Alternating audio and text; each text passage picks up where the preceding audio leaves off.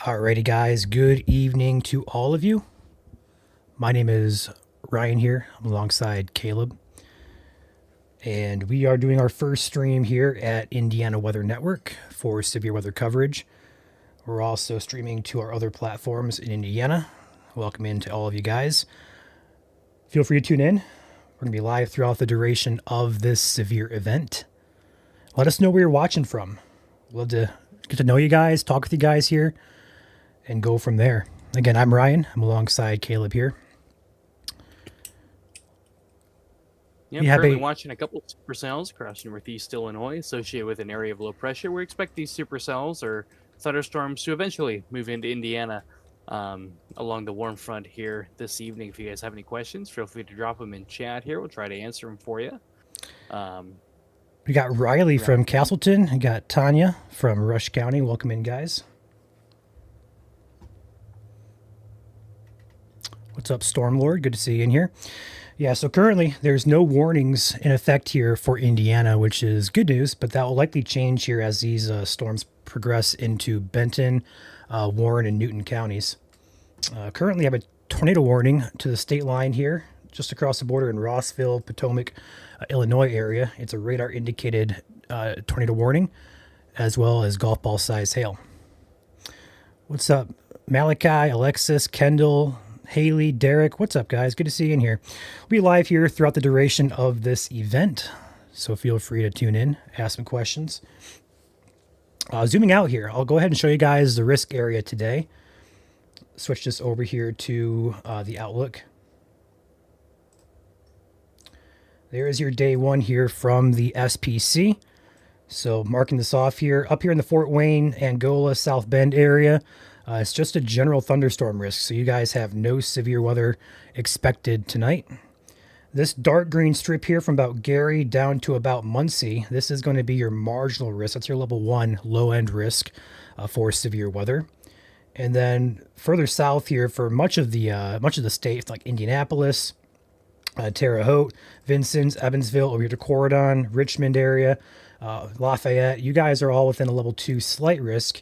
And if we zoom in way far south here down toward Louisville, we have a level 3 enhanced risk for our very bottom row of counties. So places like almost close to Corridon there, Leopold, Tell City, Rockport, Hatfield, all these areas are in the level 3. So it's most of the worst of it, should I say, is staying south of the state line. But we do have our own storms expected here. We do have ours well up here, close to the warm front in the Danville, Illinois area. These are about to cross the border into Indiana here. Malachi, today we are not live on YouTube, but we will be live in the future. There's still some back-end transfer stuff that we're waiting on that should be fixed tomorrow evening. So by Thursday, we should be all set to be live on YouTube. But yes, we'll be live over there once we get that all set up. Yep, these storms here probably over the next 30 to 40 minutes or so will be moving into Warren counties and Benton counties in northwest Indiana. Watching a couple supercells across northeast Illinois here, just to the south of Hooperston here in northeast Illinois, just to the northwest of Danville, north of I-74. These will be approaching the US 41 corridor here in northwest Indiana. I think between Fowler and Attica, that's kind of the territory or area that we're watching here. There is a chance that some storms could develop south of these for perhaps northern Vermilion County. A little bit more in question there. A lot of people asking about, will we see tornadoes today in Indiana? There is that chance. Hail and damaging winds probably the primary threat. However, there is a localized enhanced tornado risk today, especially along the northern edge of that slight risk. That is where our warm front is situated there. Sitting right about there where Ryan has highlighted there. There's a little bit more shear to work with.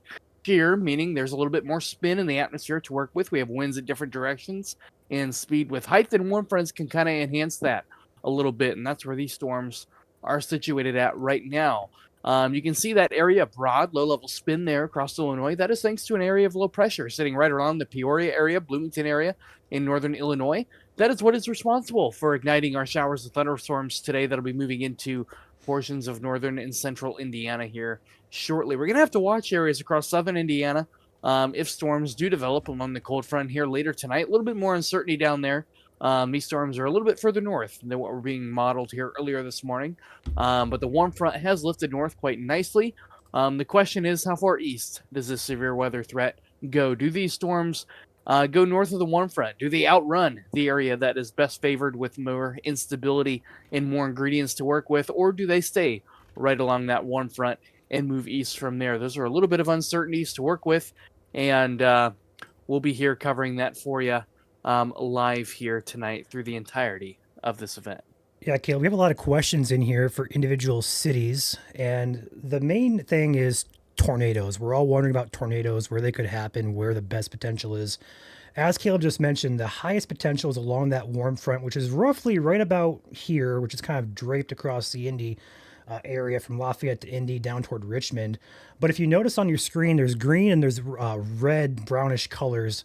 Anywhere in the green or the red area here is within a risk for a tornado tonight. That extends from about Gary down here to about the Portland area and then points southward. Now, the highest concern for tornadoes today is south of the state line in Kentucky, but we do have a 5%, what they call a 5% risk up here in that brown color, and then the lowest risk up there in green. So lowest risk tonight would be Gary, Rensselaer, Logansport, Marion, Muncie, down to about Richmond. And the highest concern, really, our focus is around Lafayette, Attica, Crawfordsville, Indianapolis, anywhere in the suburb of Indianapolis here, down here toward Connorsville, Greensburg, Shelbyville, Martinsville, Greencastle, and Terre Haute areas. And even further south has a risk as well. Also, going forward here with the future forecast model, we can kind of look to see what's going to happen later on tonight. This is a model, so don't take it as 100% going to happen. It's just an idea of what could happen. So it has those storms modeled down across the border here toward Kentucky. It's also got it modeled up here just south of Chicago there. So if we advance this into the evening hours tonight, we're expecting additional showers and storms to develop here from Terre Haute down to about Evansville here. Those are going to push across the state, and that's why we have that risk later on this evening. This at this time, according to this model, is 11 p.m. So we're going to expect more storms to develop here later this evening. It could be a little bit late night tonight, but we'll be here tracking it through the duration. So feel free to stick with us or check back with us when the storms approach your area. We'll be covering every warning in detail, calling out cities that are in the path as needed, and keeping you guys safe. So, Yep. Go ahead, Caleb. I was going to say something we're also watching here this evening. We're going to watch these cells who are right now by themselves across northern Illinois. We call them supercells. They're by themselves with a rotating updraft. What's being modeled by our models right now is that these storms are expected to grow upscale. Upscale meaning they're eventually going to grow or forecasted to grow into a line of storms as they move across central and perhaps southern Indiana. That would transition the tornado risk into more of a damaging wind risk is kind of what we're looking at here this evening and has that possibility of that. However, if these storms do remain discrete longer than forecasted or modeled by our model guidance, that we could see that tornado risk be prolonged a little bit into the evening hours here tonight before it transitions into more of a damaging wind risk. But we do expect this to eventually transition into more of a wind risk here tonight, perhaps some hail as these storms evolve here this evening. Yeah, I definitely say the main risk tonight across the entire risk area, which is much of the state, minus that further north and further east toward Fort Wayne area. Damaging wind is primary concern, 60 miles per hour. I would say large hail is a secondary concern, up to quarter size, but then also there's enough shear there tonight to warrant mention for a brief tornado or a couple of those actually across the state. So we're watching it. Hopefully we don't see any tornadoes tonight. I think we've all can agree we've had enough tornadoes for the year. Hopefully we don't see any tonight, but the risk is there. Nonetheless, there is a risk for an isolated tornado here this evening. Yep. We also got our Martinsville camera set up here facing to the west so we can watch some storms roll in. So we'll be watching that camera throughout the evening. So I have a lot of questions here in chat for specific cities, so we're not going to be able to get to all of them, but I can kind of knock most of these out within one paragraph here. I'll turn the Outlook back on. So if you are living in Fort Wayne, Huntington, Michigan City, South Bend, Angola, this area up here in the light green color, there is no risk for severe up there, none expected. anywhere else in the state, there is a risk. So if you're going to ask, hey, is such and such a city in a risk? The answer is yes, if you don't live up here in the far north and east corner of the state. Angola, South Bend, Michigan City, Plymouth, Warsaw, Napanee, Fort Wayne areas. Generally south of US 30, with better expectancy a little bit further south than that in the areas shaded in dark green and then yellow, have the best risk for severe weather. And a lot of that is because the severe weather risk is mainly going to be south of our warm front. The warm front will lift north here this evening towards the Fort Wayne area, but by that point in time, there's no instability with it by the time that warm front reaches the Fort Wayne area. So areas highlighted in yellow have the best potential to see some strong to severe wind gusts and perhaps an isolated tornado tonight as well. And this storm here is showing signs of some pretty decent rotation, Ryan. Yeah, I'm noticing that actually. We have a couple areas of rotation. The distinct area I'm noticing is right in here, about 15 to 20 miles to the state line, just to the north and west of Danville. That is some rotation we're going to keep a close eye on. The good news as of right now is Caleb and I were talking about this behind the scenes. The warm front is draped very closely to these storms. So our hope is that these will cross the warm front. And if they do cross that warm front, the risk for anything severe goes down a little bit with the wind and tornado wise, but we'll have a hail risk to continue with that. But our hope is that these storms cross over that warm front into a more stable environment so they can't fuel themselves to produce tornadoes. That's our hope.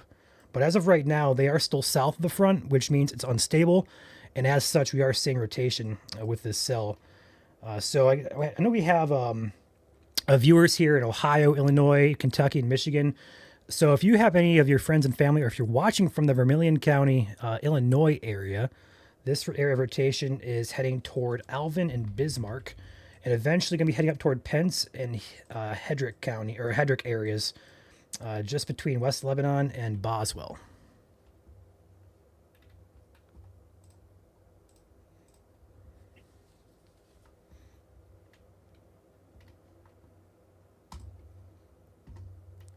And as of right now, these are the only storms in the state to be concerned about. They're not technically in the state just yet, but will be in the state very shortly. We do have some areas down here getting rain, perhaps rumble of thunder down by Hatfield and Rockport areas. These are not severe, though. We do expect more storms to develop somewhere along the line from about here, and they're going to push into Indiana later on this evening. So as of right now, though, most of you guys, 95% of the state is free and clear from any type of rain. And that's going to change here by the Lafayette, Rensselaer area very shortly as this pushes into northwest Indiana.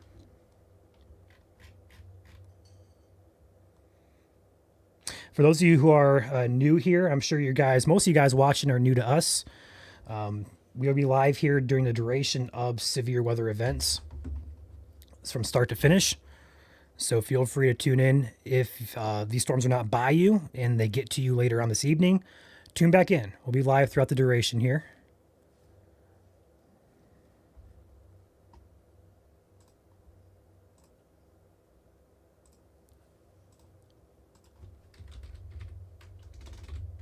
These storms here are about 15 minutes away from the Indiana state line, or at least the area of concern within these storms, especially our southern cell, which is just northwest of Danville, Illinois, south of Potomac, showing some signs of some pretty decent rotation within that storm. Tornado warned for radar-indicated rotation, as well as golf ball-size hail in our southern supercell here in northwest Illinois.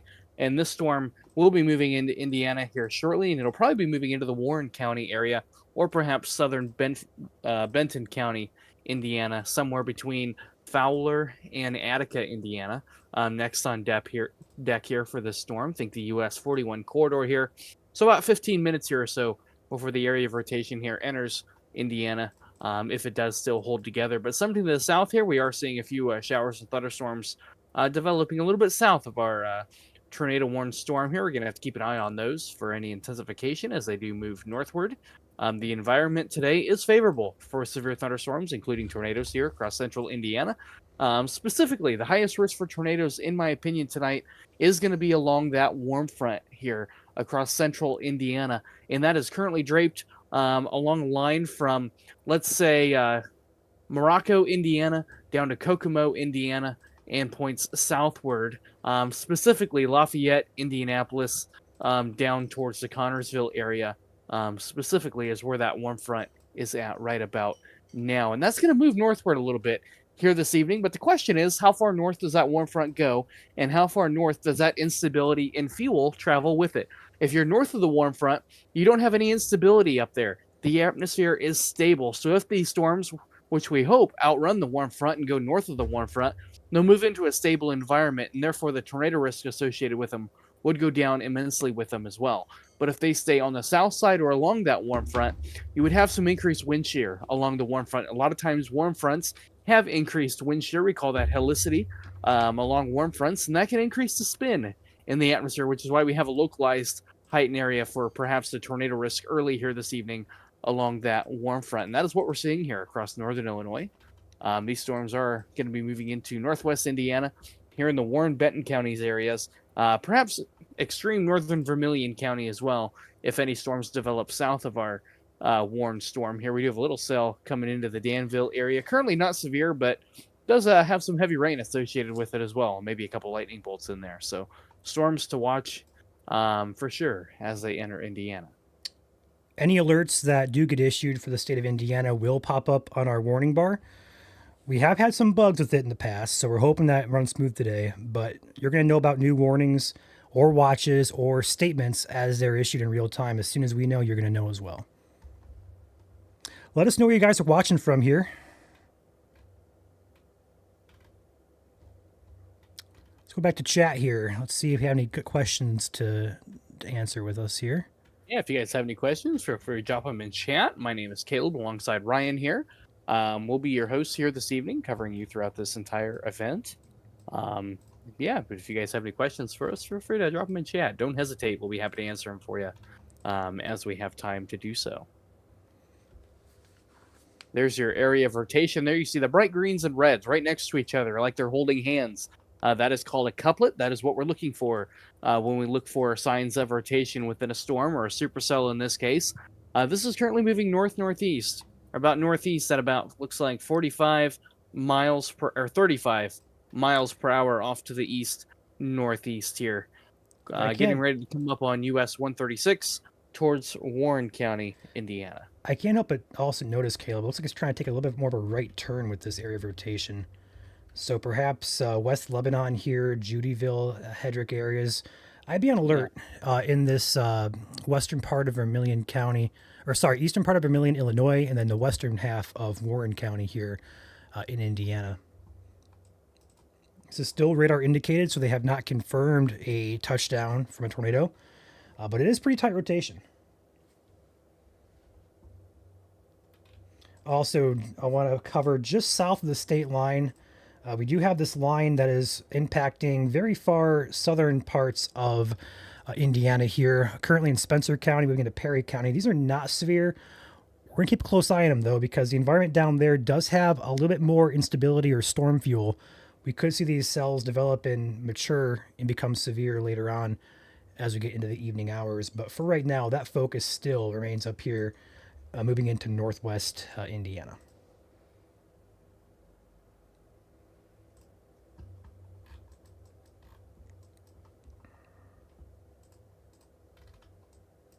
Keep a close eye on this, because this area of rotation is moving up into Indiana very, very soon. We're going to do a track on this, actually. We have a good radar software here. We can actually track this off. We're going to put it about halfway through Warren County. We're going to go 40 miles an hour just to be safe. It says 35 is a movement. We're going to do 40 just to be safe. Bismarck in 9 minutes, Alvin in 12 minutes, Hedrick in 20 minutes or so. Judyville in 29 minutes, Carbondale in 32 minutes, Rocky Ford in 36 minutes. Those are your estimated time of arrival for the area of rotation. Take note that it will be raining and perhaps hailing before that. Area of rotation is on the backside of these storms, which it usually always is. So you're going to have rain out ahead of this first, but the area of interest for anything tornadic is going to be what I just listed there for the impact times.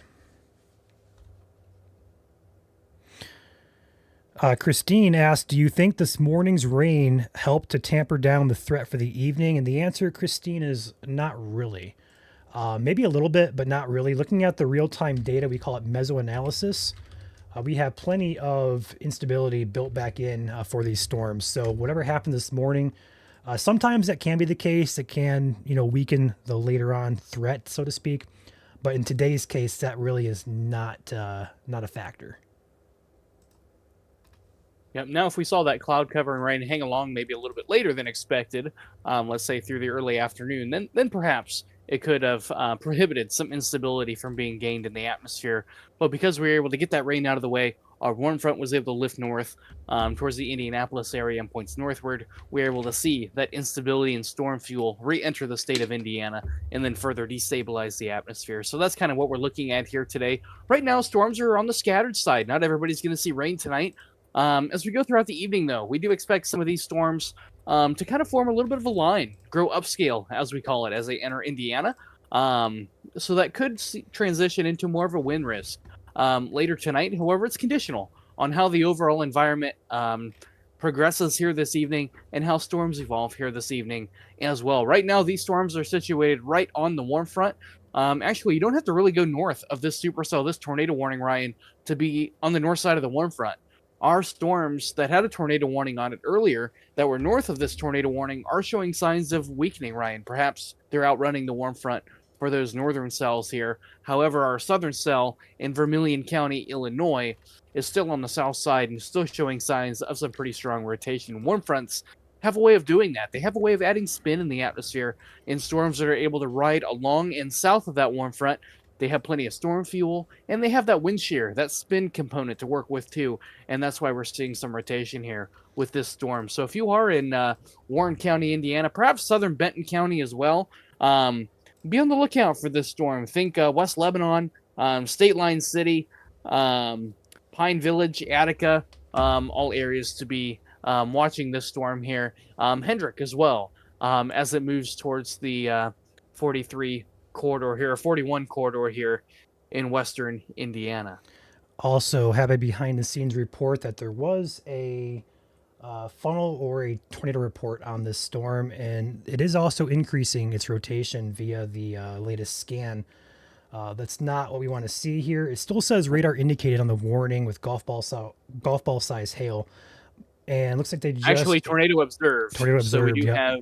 we do have an observed tag on it. So a tornado has been confirmed. There we go. With this storm, we're likely going to see this tornado warning likely extended into Indiana here shortly. But we do have an observed tornado now in Illinois, approaching the Bismarck area, State Road 119 or 139 rather, as well. So, or 136, I guess, which transitions into 28 once we get across state line here.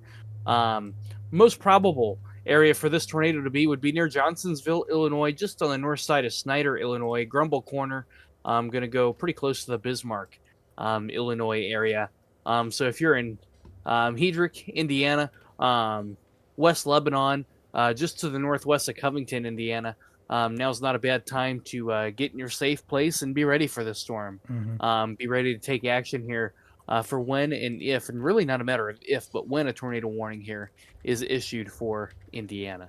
Yeah, and looking at the debris product, we can kind of track to see if it's lofting debris. It's hard to tell because it's so cluttered, but there is a lineup here of some debris being lofted. If it's very cluttered, so you can't say for sure. But spot a report of a tornado on the cell here just north of Johnsonville, which is just across the border here.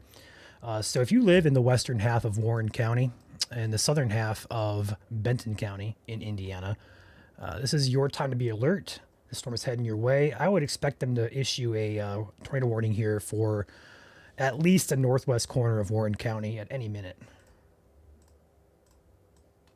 Looking back here at the velocity couplet here, yeah, that's pretty strong rotation at that. So we kind of take a measurement on that. We're looking at 80 miles per hour on that side and about 30 on that side.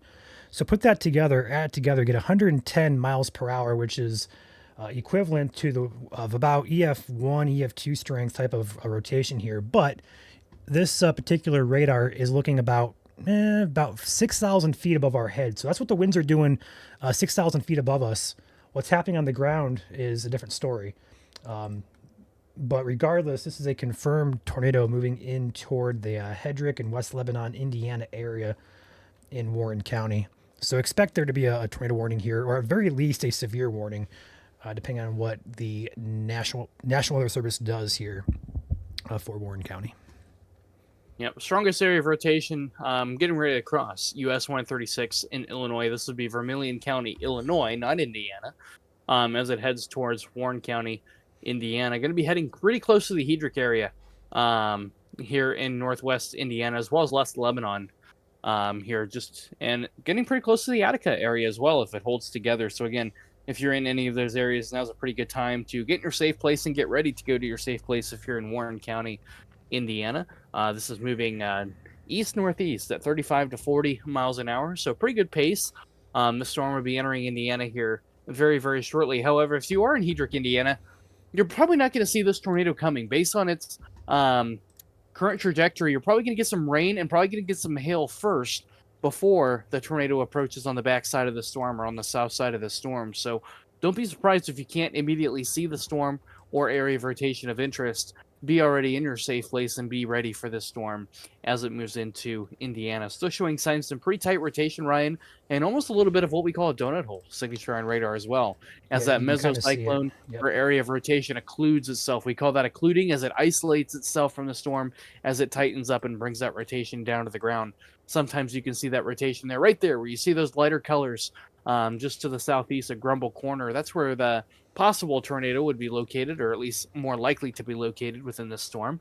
As it approaches the Bismarck area, likely going to go right over Bismarck. And actually, Ryan, if you zoom in, there actually is a pretty good hole on radar as it approaches Bismarck, Illinois. Yep, and looking at the rotation tracker off the Indianapolis radar, that's the lowest beam height we have. It's going to be basically in Bismarck and Alvin, probably going to split those areas here very shortly. This is only about, we measure this from the state line, we're only about 4 miles from the Indiana state line. So again, we're going to put you guys on alert. If you're watching from the northwestern half of Warren County, you guys need to be on alert as the storm moves your direction. I'm going to probably guess, if you do a track on this, it'll probably be close to, let's see what it says here. I need to go out a little bit further with that toward Hedrick. See if it gives me a, there we go, about 10 to 15 minutes there for the Hedrick area. So it's going to cross over in about 10 to 15 minutes. Yep, right now the possible tornado is moving near Bismarck and Alvin, Illinois. Going to be moving very close to Hedrick here, south of Pence. State Road 28 corridor here, just to the north side of Johnsonville. Marshfield, all of you guys need to be in an interior room away from windows and lowest level of your home until this storm has passed. We're likely going to see a tornado warning extended here in the Warren County here any minute. And actually, I'm kind of surprised one has not been issued yet, to be honest. Yeah, just a bit. But it's moving pretty slow. That's good news. Gives them some time to kind of analyze it and see what they want to do. We do have a new severe warning back to the west of that one. I know we're not really, our primary coverage is Indiana, but these storms are heading our way back towards Champaign, Illinois. So we're going to watch those as well. We also got cells developing down here. They're going SWS on that. Interesting. We'll cover that here in just a second. But we got some cells developing down here toward the Rockville and Clinton areas. I have to keep an eye on these, as models do show additional development of storms will happen along the Illinois-Indiana state line from about Terre Haute down to Evansville. So we're going to have to keep an eye on that. I'm kind of surprised it went SWS on this, Caleb. Yeah, I did not expect that either. It's not popped into my screen just yet, but once it is, we'll talk about the hazards involved. Now, statements for those who are not familiar are a step below severe warnings. So winds less than 58 miles per hour and hail less than quarter size, or land spouts and or funnel clouds. So that's what usually the hazards are with a statement.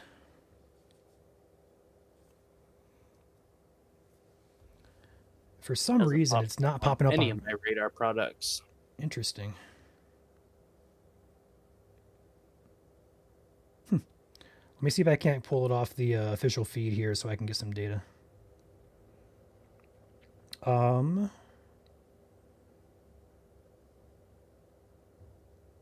They said the SWS says a severe thunderstorm producing tornadoes approaching Warren County.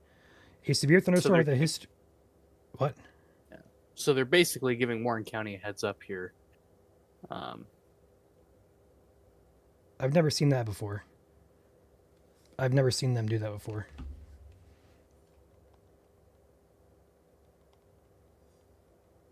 It's interesting. So they basically just put a statement out saying that there's a severe storm approaching, but they didn't issue a severe warning. That doesn't really make any sense to me. But the hail core is about to cross the state line toward Pence and Hedrick right now. We've had the big hail core here. We could be having golf balls in here, heading towards Stewart, Sycamore Corner, Judyville, and Hedrick areas in western Warren County.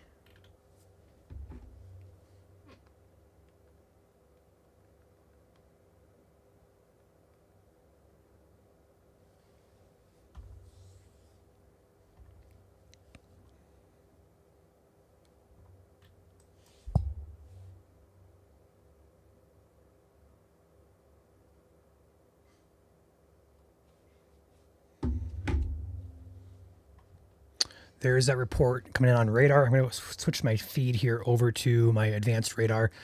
That little purple tag right there, purple tornado symbol, that is a report from broadcast media, videos and photos of a tornado on this storm. So that is your confirmation that, hey, we do have a report there. Yep, so this storm does have a history of producing tornadoes here in Illinois as it approaches the Indiana border here. Fairly close. Right now, the strongest area of rotation shows near the Bismarck area, but likely just to the east of Bismarck now that we're waiting on the next scan, waiting on that radar to come back around and give us another swipe or another look at this storm. But if you're in the Hedrick area, Marshfield area, Johnsonsville area, over towards the West Lebanon area, again, I would be prepared for a possible tornadic thunderstorm moving into your area. Lowest level of your home, away from windows until the storm has passed. The storm does have a history of producing tornadoes in Vermilion County, Illinois. And I would still expect them to issue a warning here at any minute. Let's go and take a peek back at that rotation to see what's going on with that. It looks like it's definitely still there directly over Bismarck, Illinois. And it's becoming ever closer here to the border, about 3.5 miles to the Indiana border. In fact, the couplet just got stronger. So that's not good. So again, this is only about 5 miles away from Hedrick and Johnsonville, Marshfield area. It's probably going to move close to State Route 28 here to the west of West Lebanon. So if you are between, what is this road here? West 300 north here from Carbondale to Pence down here toward West Lebanon and State Route 28. This is going to cross very close, probably between those highways. And we're going to track this as it does so. This is, or at least was, a on-the-ground tornado that is moving directly in toward the Hedrick area. And I hope I'm pronouncing that. Is it Hedrick or is it Hedrick? Somebody in chat could correct me if we're saying this wrong. That'd be great. But we're going to call it Hedrick for now. This is going to be the western part of Warren County.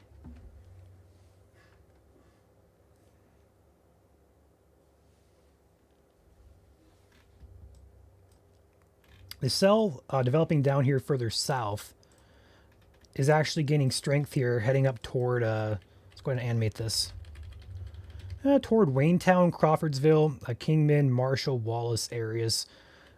It is a baby cell, but it will likely develop here. It is in a good environment, so we're likely going to see that continue to mature and push to the north and east with time. So I expect there to be other cells that pop up besides this one as well.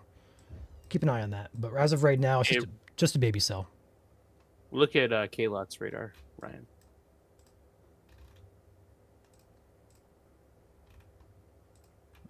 It's a pretty tight rotation. That could be a debris ball right there. That's what I was looking at. Possible TDS. What beam height is that? We're at about 6,300 with IND, Indianapolis, and we're about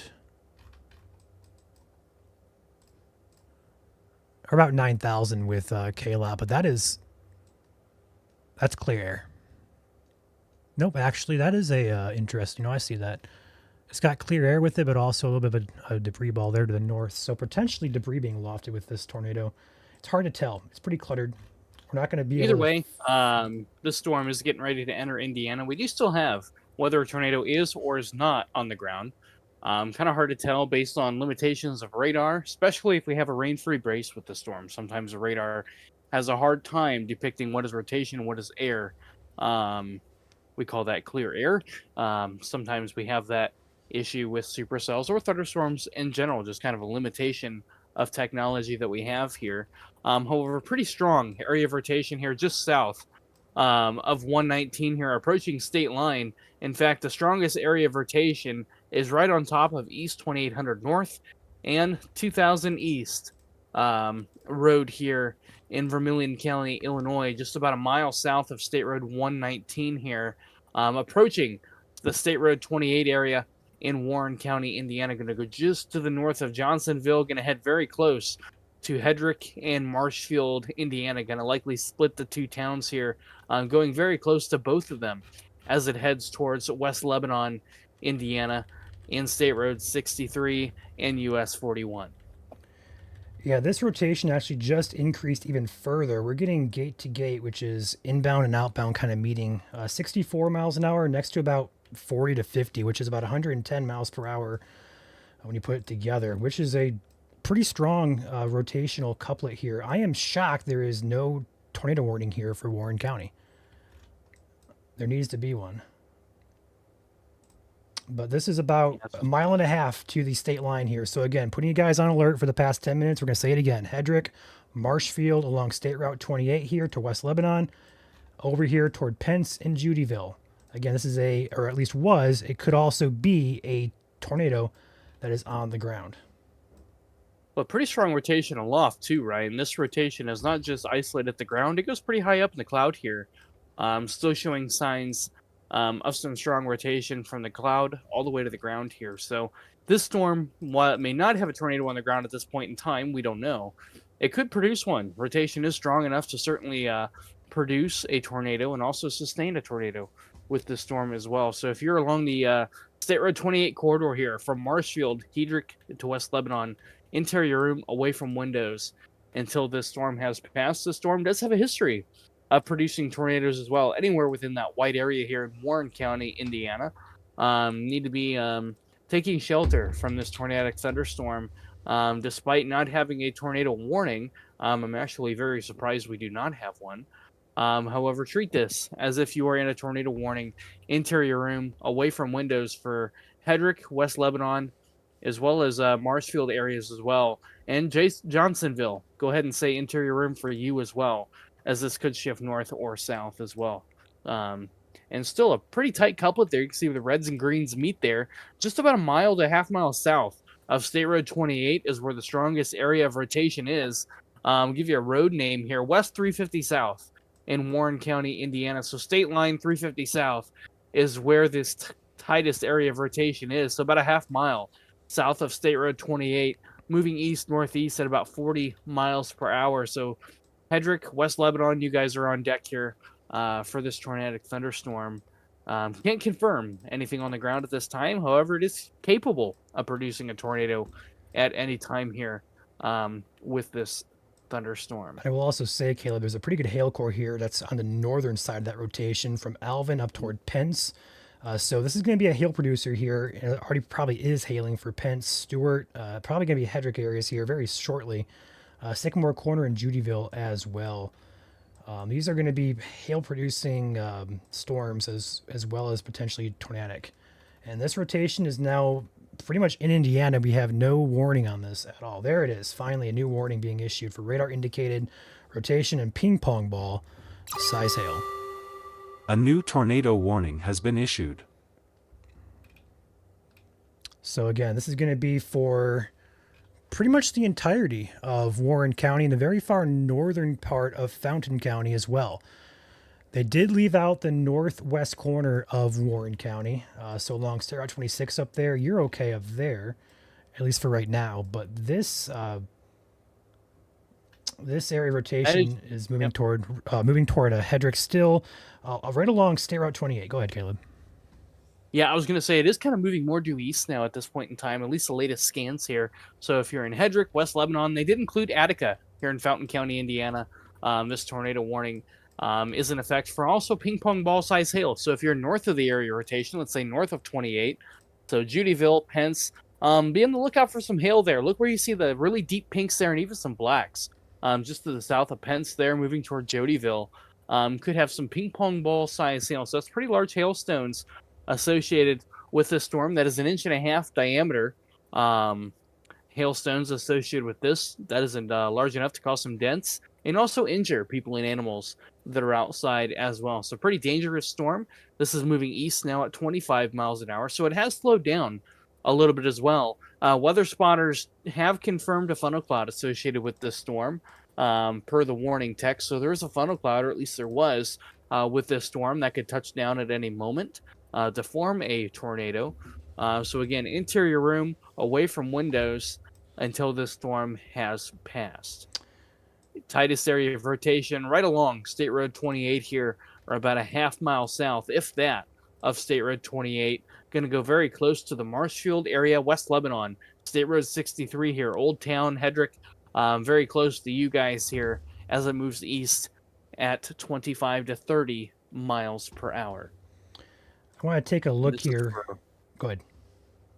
And I was just going to repeat the counties. This is for Warren County and extreme northwestern Fountain County, including the city of Attica. I want to turn on the hail In tracker. effect here for an hour. They have this warning in effect until 7:45 p.m. Eastern Daylight Time or 6:45 Central Time. I want to go ahead and do a hail tracker on this as well. I'm going to switch over here to my other radar. This is your hail core. There was a hail core here about 5 minutes ago. It's a little bit delayed. But when you see these brighter colors, the yellows, the orange, the reds, that is a bigger raindrop, aka hail size that we're tracking here in the atmosphere. And that is currently sitting just to the north and west of Hedrick. So probably some very large hail falling in there, at least quarters.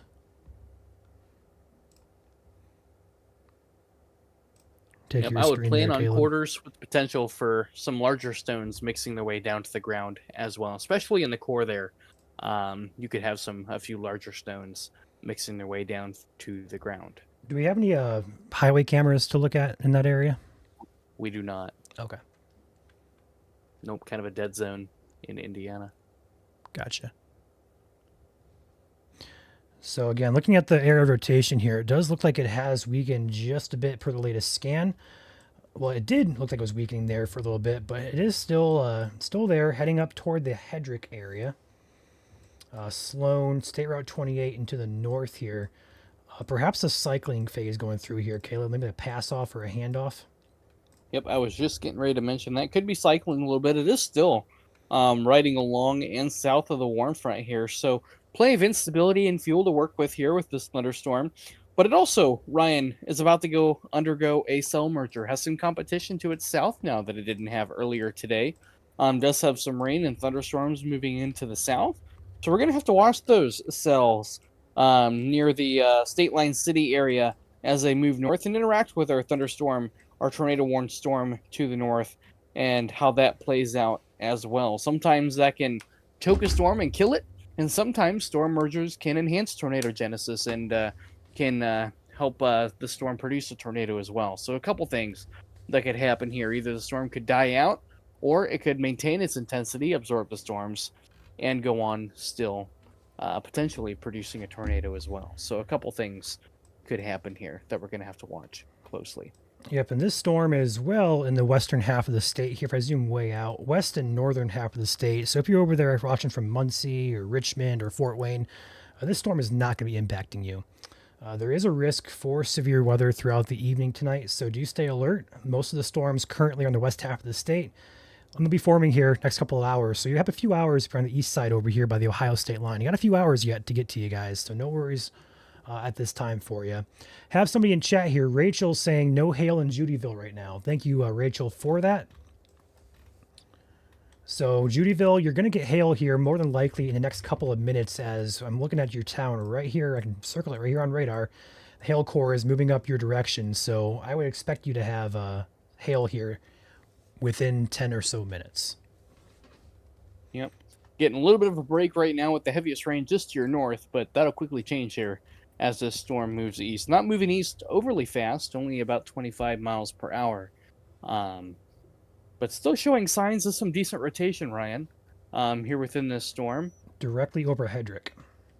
Yep, directly over Hedrick, coming near the Sloan area as well. State Road 63, and going to be approaching the West Lebanon area here pretty soon as well.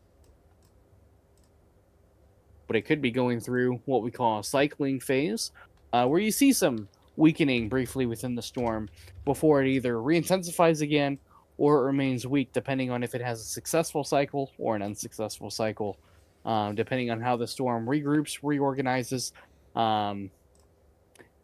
It'll either maintain its intensity or we'll see a weakening trend with it. Hopefully the latter of the two, but both are possible with this storm here. Still riding along the warm front, so we are still on the south side. The storm is still tapping into instability, fuel, and wind shear that are present in the area here.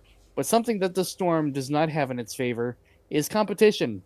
We have some storms to the south and beside it that are also tapping into wind shear, instability, and fuel. All the things that our tornado-warned supercell needs to survive. It's now competing for those ingredients that it didn't have to compete for in Illinois. So that is something we're going to have to watch here to see how this storm evolves over the next 10 minutes or so. Thoughts But on still West a pretty Lafayette? dangerous storm. Yep. I'm going to say thoughts on West Lafayette. Luke asked here in chat. It's heading your way. I can't tell you what it's going to do in the next 30 minutes to an hour, but it is heading your way. So I'd remain alert there if you're in the Lafayette area. Also got a question here for absolutely. Terre And Haute. also to the south too. Yeah, you got a just couple north cells. of Georgetown area. Gonna have to watch as well. We got a couple cells popping up here, Caleb. One by Terre Haute and one up here by the Kingman Marshall Highland area. And this was expected. We went over this when we first started the stream. We had some cells kind of popping up as evening went on, about on that Illinois-Indiana line there. So for those of you watching, even in Terre Haute, down towards Sullivan, Vincent, Evansville, there is more coming later, or should I say, there's more expected to be coming later on this evening. But as of right now, 3 cells to watch here. One blossoming here near Terre Haute, one up here heading toward the Wallace and Alamo areas. And as Caleb just mentioned, one here by the Perrysville, Covington area. So we have a couple cells here to watch. So we are going to be looking at a new severe warning now coming in for White County. This is going to be for quarter-sized hail and 60-mile-per-hour winds up here as this line approaches. It's going to be Wolcott, Monticello, Brookston, Reynolds, Round Grove, Sitka, Idaville, and Monon. Monon? I'm probably going to butcher some names, so bear with me. And bear with Caleb as well. We're probably going to butcher some of these names. Feel free to correct us in chat. We have a history of butchering town names, and hopefully we get most of these correct. But again, that's a severe warning just issued from NWS in northern Indiana. We do expect there to be probably some gusty winds as that moves in. They went ahead and issued that warning in anticipation for that cell. Going back down here to the cell we're tracking, rotation's tightening back up there just to the east of Hedrick, moving up towards State Route 63 now. Kind of animating this. It's mostly going due east now, so 5 Points, Williamsport, Kramer, put you guys on alert. It's kind of turned more so to the east, maybe slightly north, but keep a close eye on that. So if you're on State Route 63 here, north of West Lebanon, south of Carbondale, might be a good idea to hop off the highway and seek shelter at a sturdy structure as this heads your way. And do not take shelter under an overpass if you are on the highway. That is a very dangerous situation to put yourself in. Looking at the debris tracker here, Caleb, I don't see anything that suggests this tornado is on the ground, but we also didn't see that when there was one on the ground in Illinois, so we can't say that for sure, but we don't see any debris ball with this, which is good news. Yeah, doesn't mean one's not there. Our radar beams are pretty high up in the atmosphere. We are several thousand feet up here when we're sampling this storm. So if there's a weak tornado on the ground that's not lifting debris thousands of feet up in the air, we may not see it. We call that under the radar. There is a chance of that happening. We just wouldn't know it here at this point in time until a storm report comes in. But this storm is capable of producing a tornado. The rotation is definitely there, just to the east of Hedrick, approaching State Road 63 here just to the north of West Lebanon, moving towards the Attica area and Kramer areas as well.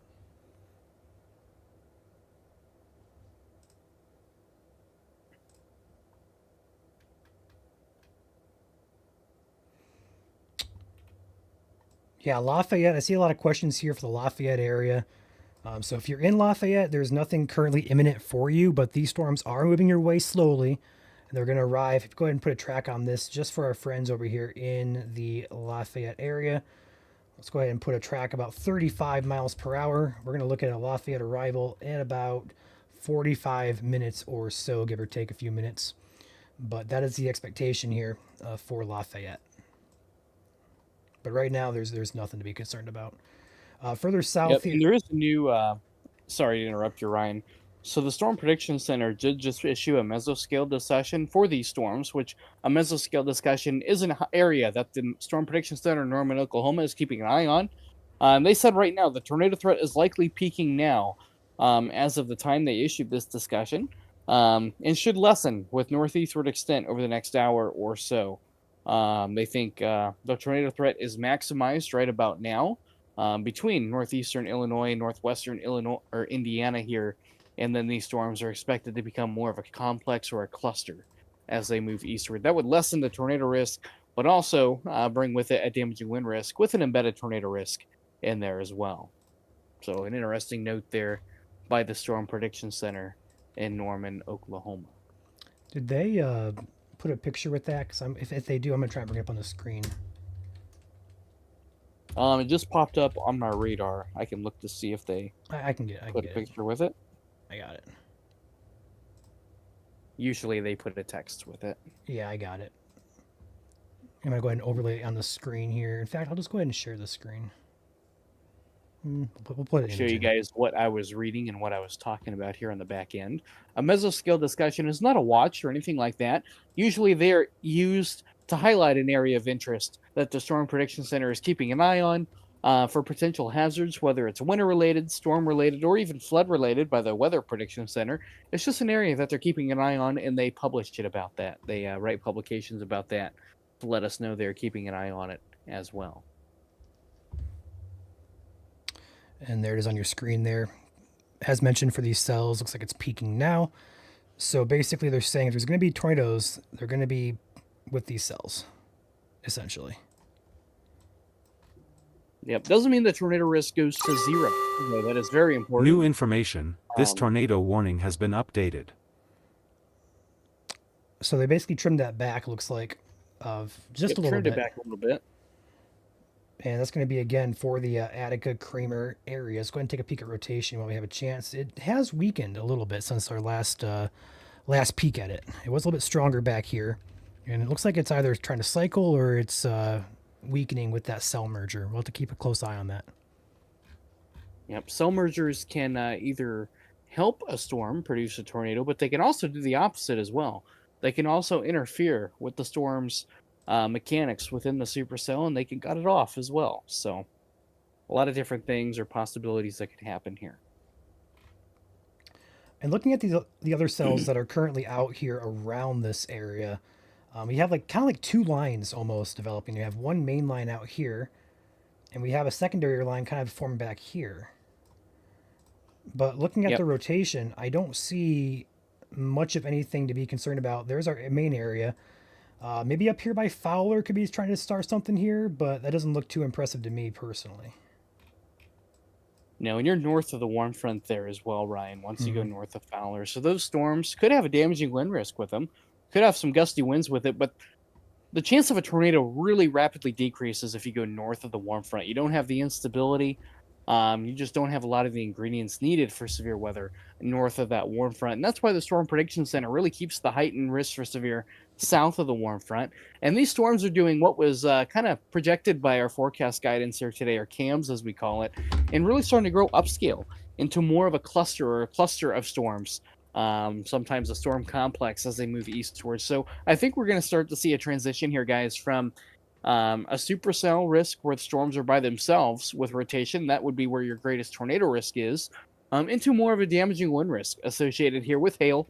But there could also be perhaps an embedded tornado within any of these storms. But I think now we're starting to see that transition, Ryan, into isolated storms, into a complex of storms as they move into western Indiana here towards the Lafayette area, Crawfordsville area. Now we're going to have to watch those isolated storms around the Terre Haute area, Vermilion County as well, for perhaps some isolated rotation and or some hail. I'm going to put a estimated track on this, Caleb. See a lot of places being asked about here out ahead of this storm. Now, this is an estimation based on storm speed, so take it with a grain of salt. But I'm going to shout some cities out here and some arrival times. So let's go ahead and go Newton, 15 minutes. Shadeland in 20 minutes. West Lafayette in about 25 minutes. Lafayette downtown about 30 minutes. Battleground, 33 minutes. Brookston in 39 minutes. Chalmers in 43 minutes. Pittsburgh, 48 minutes. Wolcott, 46 minutes. Rossville, 49 minutes. Reynolds, 50 minutes. Monticello, 55 minutes. Rockfield in about an hour. Burnettsville in about an hour and 5 minutes. Logansport in about 80 minutes, about an hour and 20 minutes for you guys in Logansport. Now, that's going to be assuming northeast track continues at about 40 to 45 miles per hour. Those are going to be the cities that are out ahead of this. So kind of put it in perspective there. So Logansport, this is heading your way in about an hour and 15 or so minutes. Monticello, about an hour and 10. Delphi, Battleground, about an hour or so. And the good news is, Ryan, looking at latest scans here, the rotation seems to be weakening as well within this storm as it approaches the Attica area and areas just to the north and west. You got US 41 there and State Road 60 or 63 here. That area of rotation that was quite strong near the Hedrick area and State Road 28 areas west of West Lebanon has now really broadened out, really weakened. And I think that's a lot of it is because of the cell merger. You have storms merging together and kind of cutting off the storm supply. It went from being isolated, having all the ingredients to itself, to now being cut off and being interfered with by those other storms nearby. But we also have that severe thunderstorm warning just to the north, Ryan. Yep. We have a warning out here for 60 mile per hour winds and quarter size hail. Monticello, Brookston, Round Grove, Wolcott, Monin or Monin, Sitka, Idaville, Burnettsville as well. This is moving northeast here, so I would assume Monticello area. If you're on the south side of this warning, I think your risk could be back here with this particular line back here. This area is going to kind of graze the northern half of the warning. So we'll have to see what happens with this, but no possible tornado tag with this warning, which is good news. And looking at the radar here, the velocity, there's really not much in the way that indicates that, hey, we have really strong winds occurring. It looks pretty dull. We can definitely see a gust front in there, but it's anyone's guess how strong that is. But they did have good reason to issue this warning. So make sure you're inside, away from windows. I don't see anything rotational wise, so there's no need to go to your basement with this storm, perhaps. But it should just be a quick passing gusty wind ordeal, as well as perhaps a large hail ordeal. But with that said, I would still go to the lowest level of your home, away from windows. Never shelter from a severe thunderstorm warning. Upstairs, always go to the lowest level of your home, away from windows. Sometimes the strongest winds are not accurately being depicted by radar, especially the further away you are from the radar. Sometimes you can have stronger winds mixing down to the ground that may be stronger than what is depicted on radar there. You can kind of see that segment there. It looks kind of bowed out near the Wolcott area, just south of Rensselaer. See how it kind of has that bowed out appearance to it. Could have some gusty winds there, moving in that general vicinity there from Brookston to Monticello.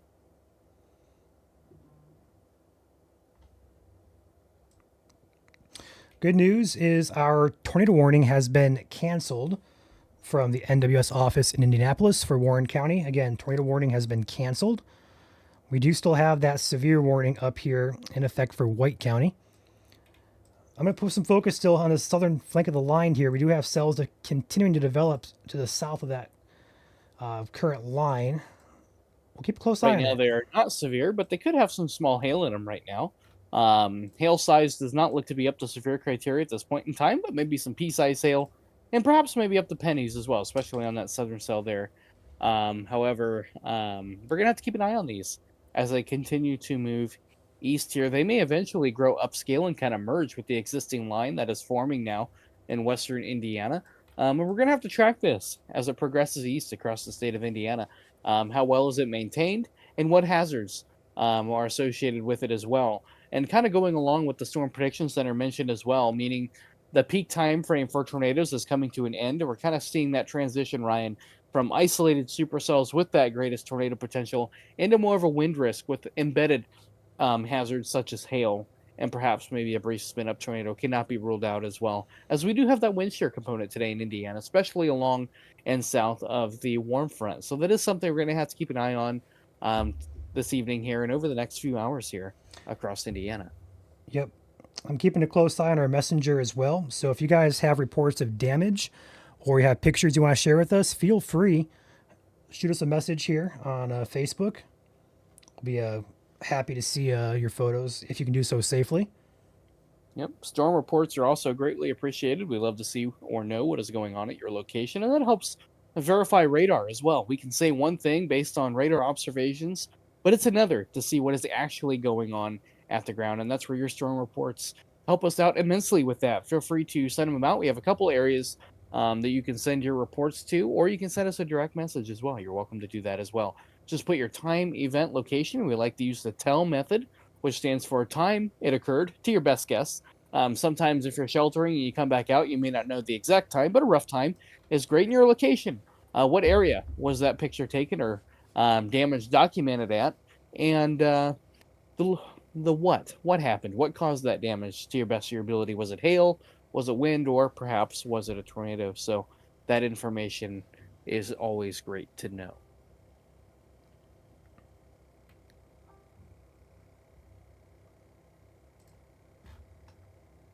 But we do still have a tornado watch in effect here for portions of west central Indiana. And this watch is in effect for another hour and 53 minutes here. So we got a little bit of time left here on this tornado watch. It's unclear whether we'll see any downstream watches or not, but there is also a tornado watch for southern Indiana. Hey, Caleb, just FYI, it looks like that watch was just canceled in southern Indiana. Spencer and Warwick County especially was just canceled from that watch. And our current watch in west central Indiana goes until 11 p.m. Eastern.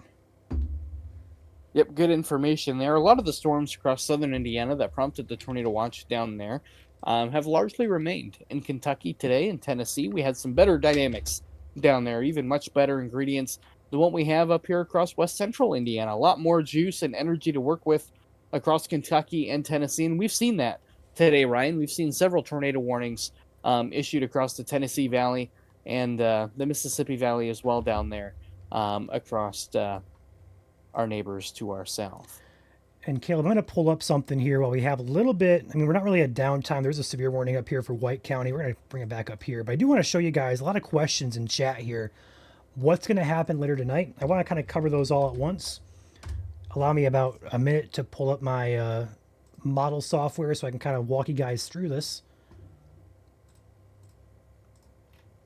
Yep, there's a couple different forecast models that we look at that help.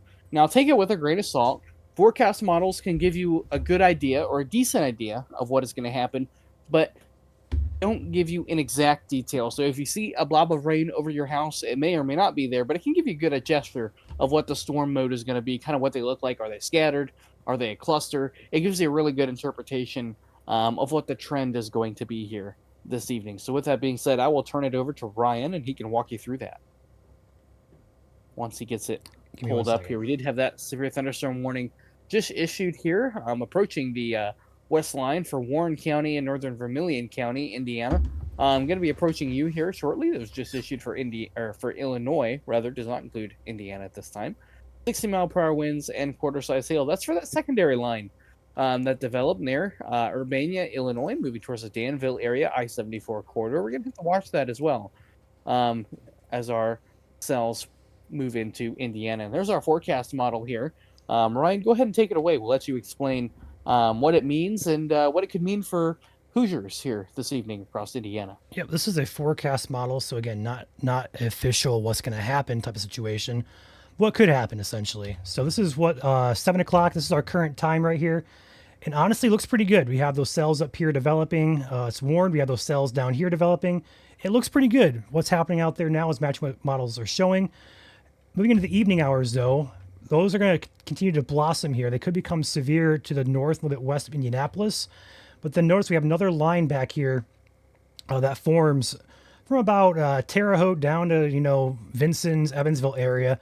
And that also may pose a brief severe risk as the instability still is hanging on down there. Let's keep an eye on that. That's going to push across the state, and these cells will carry a risk for wind, hail, and perhaps an isolated tornado with it. But I do think the wind and hail threat is definitely higher today than anything tornadic.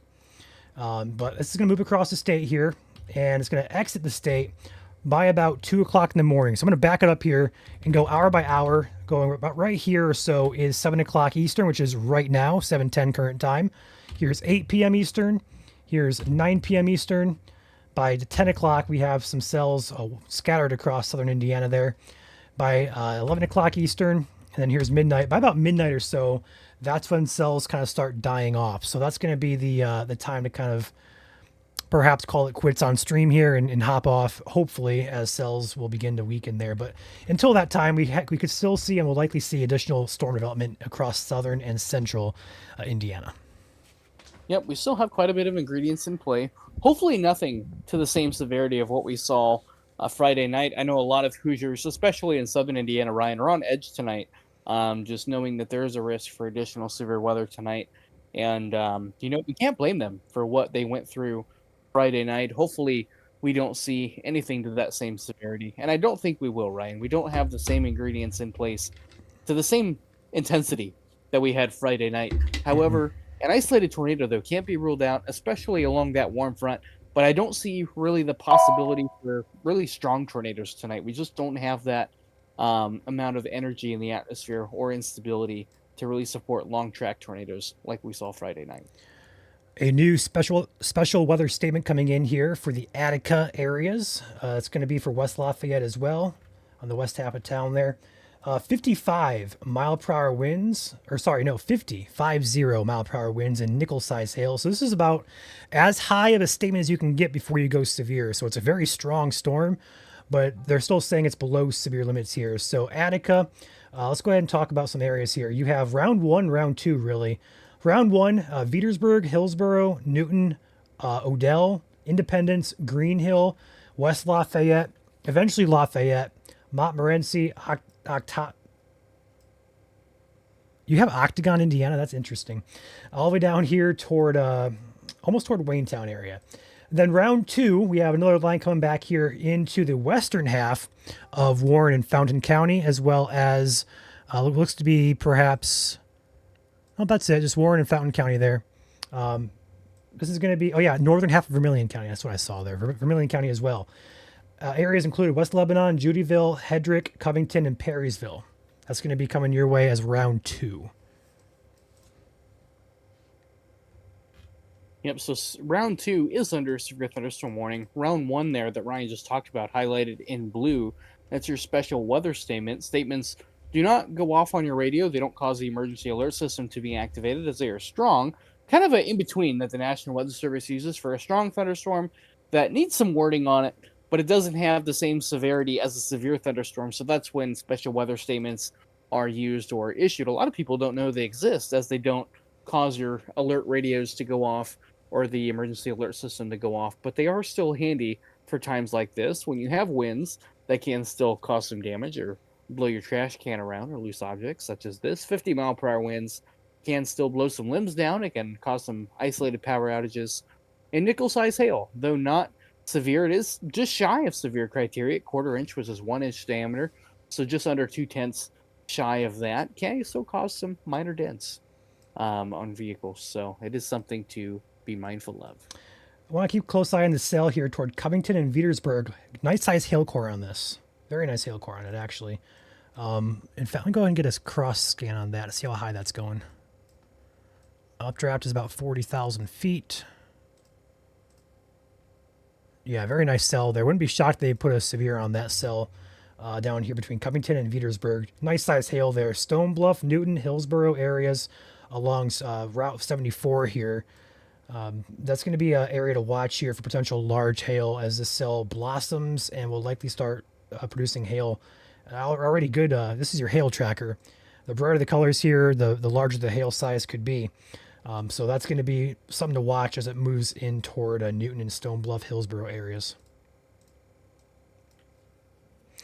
I just noticed our warning bar here is still saying tornado warning. I'm going to refresh that really quickly.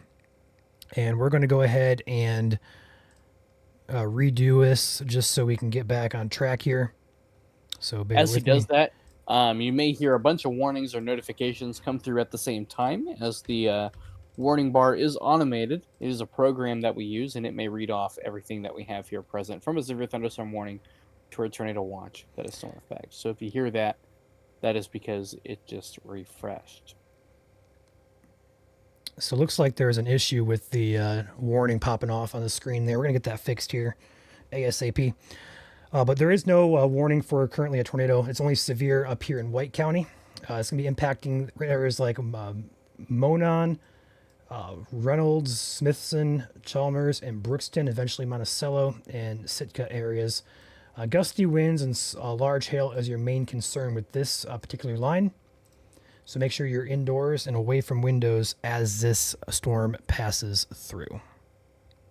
Yeah, but also a decent hail core starting to come into just north of the Brazil area, south of the Rockville area, just north of Terre Haute, Indiana.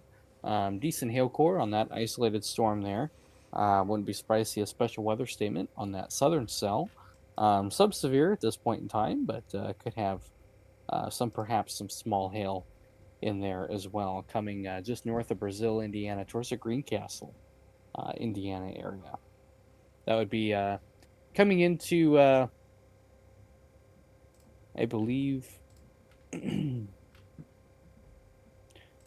just northwest of Clay County, kind of right on the Park County line there. Park Vigo County line is kind of where that little cell is.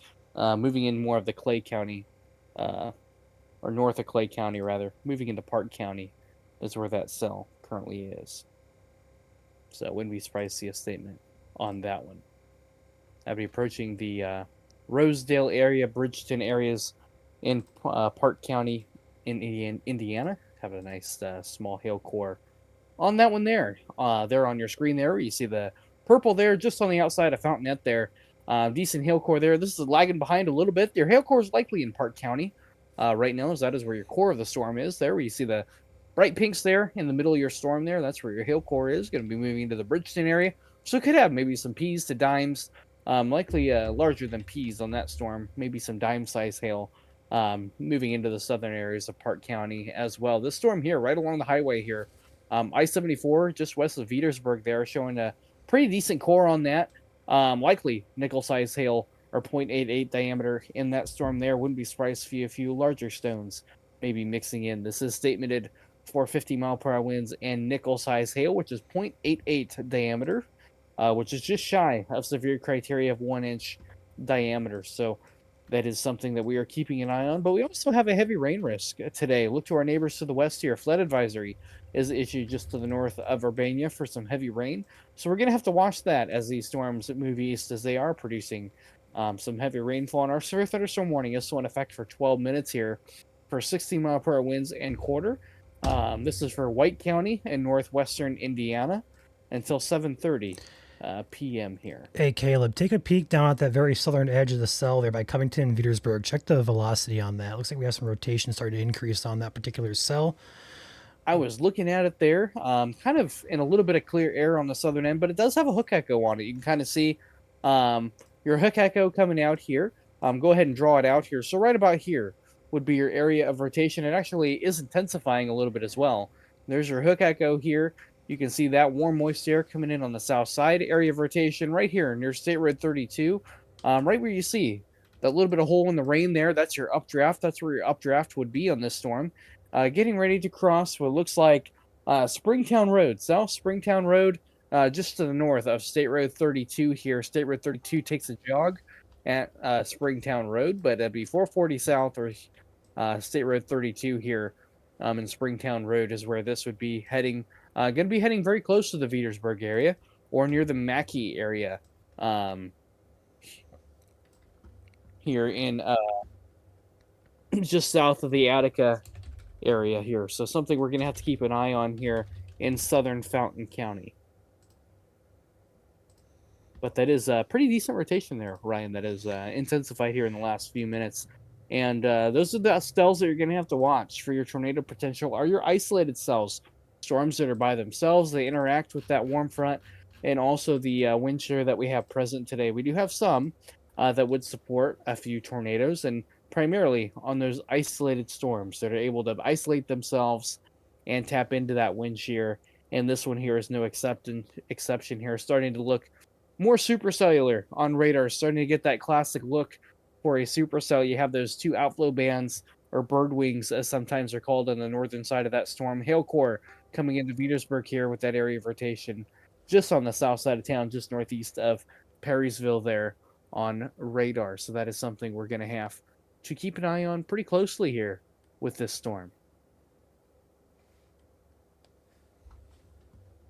As it moves towards Veedersburg, Indiana. If it continues to intensify, wouldn't be surprised to see a tornado warning on that, radar indicated, but it is something we're going to have to keep an eye on as the storm continues to move east towards the Hillsborough area and Veedersburg area here in Indiana. And we're going to get a post up on the page here for a radar update, just FYI, for those of you who are not tuned in. We got about 400 of you guys watching right now, so appreciate all of you. Yeah, but again, if you're in Veedersburg, go ahead and pull the trigger on lowest level of your room, interior room, away from windows until the storm has passed. Basement preferred storm shelter if you don't have any of those. Get to the lowest level of your home, away from windows, hallway, bathroom, closet, all great ideas. Don't take shelter near a window or an exterior wall if you can help it. If you have an interior room away from windows, put as many layers between you and the outside as possible, as many walls between you and the outside as possible until the storm has passed. This is in Fountain County, southern Fountain County, Indiana, just south of I-74, near the Veedersburg area. Nice supercell here showing signs of some intensifying rotation here, really, in the last 5 to 10 minutes here. This rotation has begun to work its way down to the ground a little bit. No tornado warning on it yet, but however, the rotation is close to meeting that criteria for a tornado warning. So wouldn't be surprised to see one here if this storm continues to show signs of intensification as it reaches near the Veedersburg area. I'm going to check one thing out here, another product that we use here. Once I pull that up here, we're going to look at a couple different products here. Don't really see any signs of debris at this point in time, which is good news. Just looking at a couple different things here to give me a better idea about what this storm is doing, but still an area of some rotation here. Right where you see the reds and greens meet here, those are your inbounds and outbounds. We're using the Indianapolis radar, which is west or east of this location. So greens are winds going eastbound, and reds are winds going westbound, and where those two meet are your counterclockwise area of spin. That's your rotation here within this storm. Right where you see the break in rain here, or that blue line there, that is your rain-free base. That's your updraft. And right where those colors meets is also your updraft here. So Veedersburg likely getting into some small hail here within this storm, but a area of rotation is approaching you from the west. So again, interior room away from windows until this storm has passed. No tornado warning on it, but it is going to be something we're going to have to watch, though. Yeah, Caleb. For signs of intensification, and it is getting very close to that VROT for a tornado warning, right? Yeah, I've already said exact same thing. Very, very nice looking couplet there in Fountain County. Surprised it's not warned again, but we'll see what they do. Nice hook on it, nice rotation there. And again, that's going to be heading up in toward the Veedersburg and Stone Bluff areas.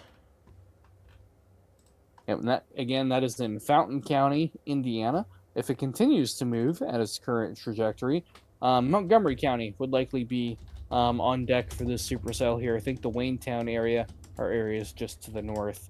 If it holds its current intensity. Still a little ways to go yet. Isn't traveling very fast, only about 25 to 30 miles an hour.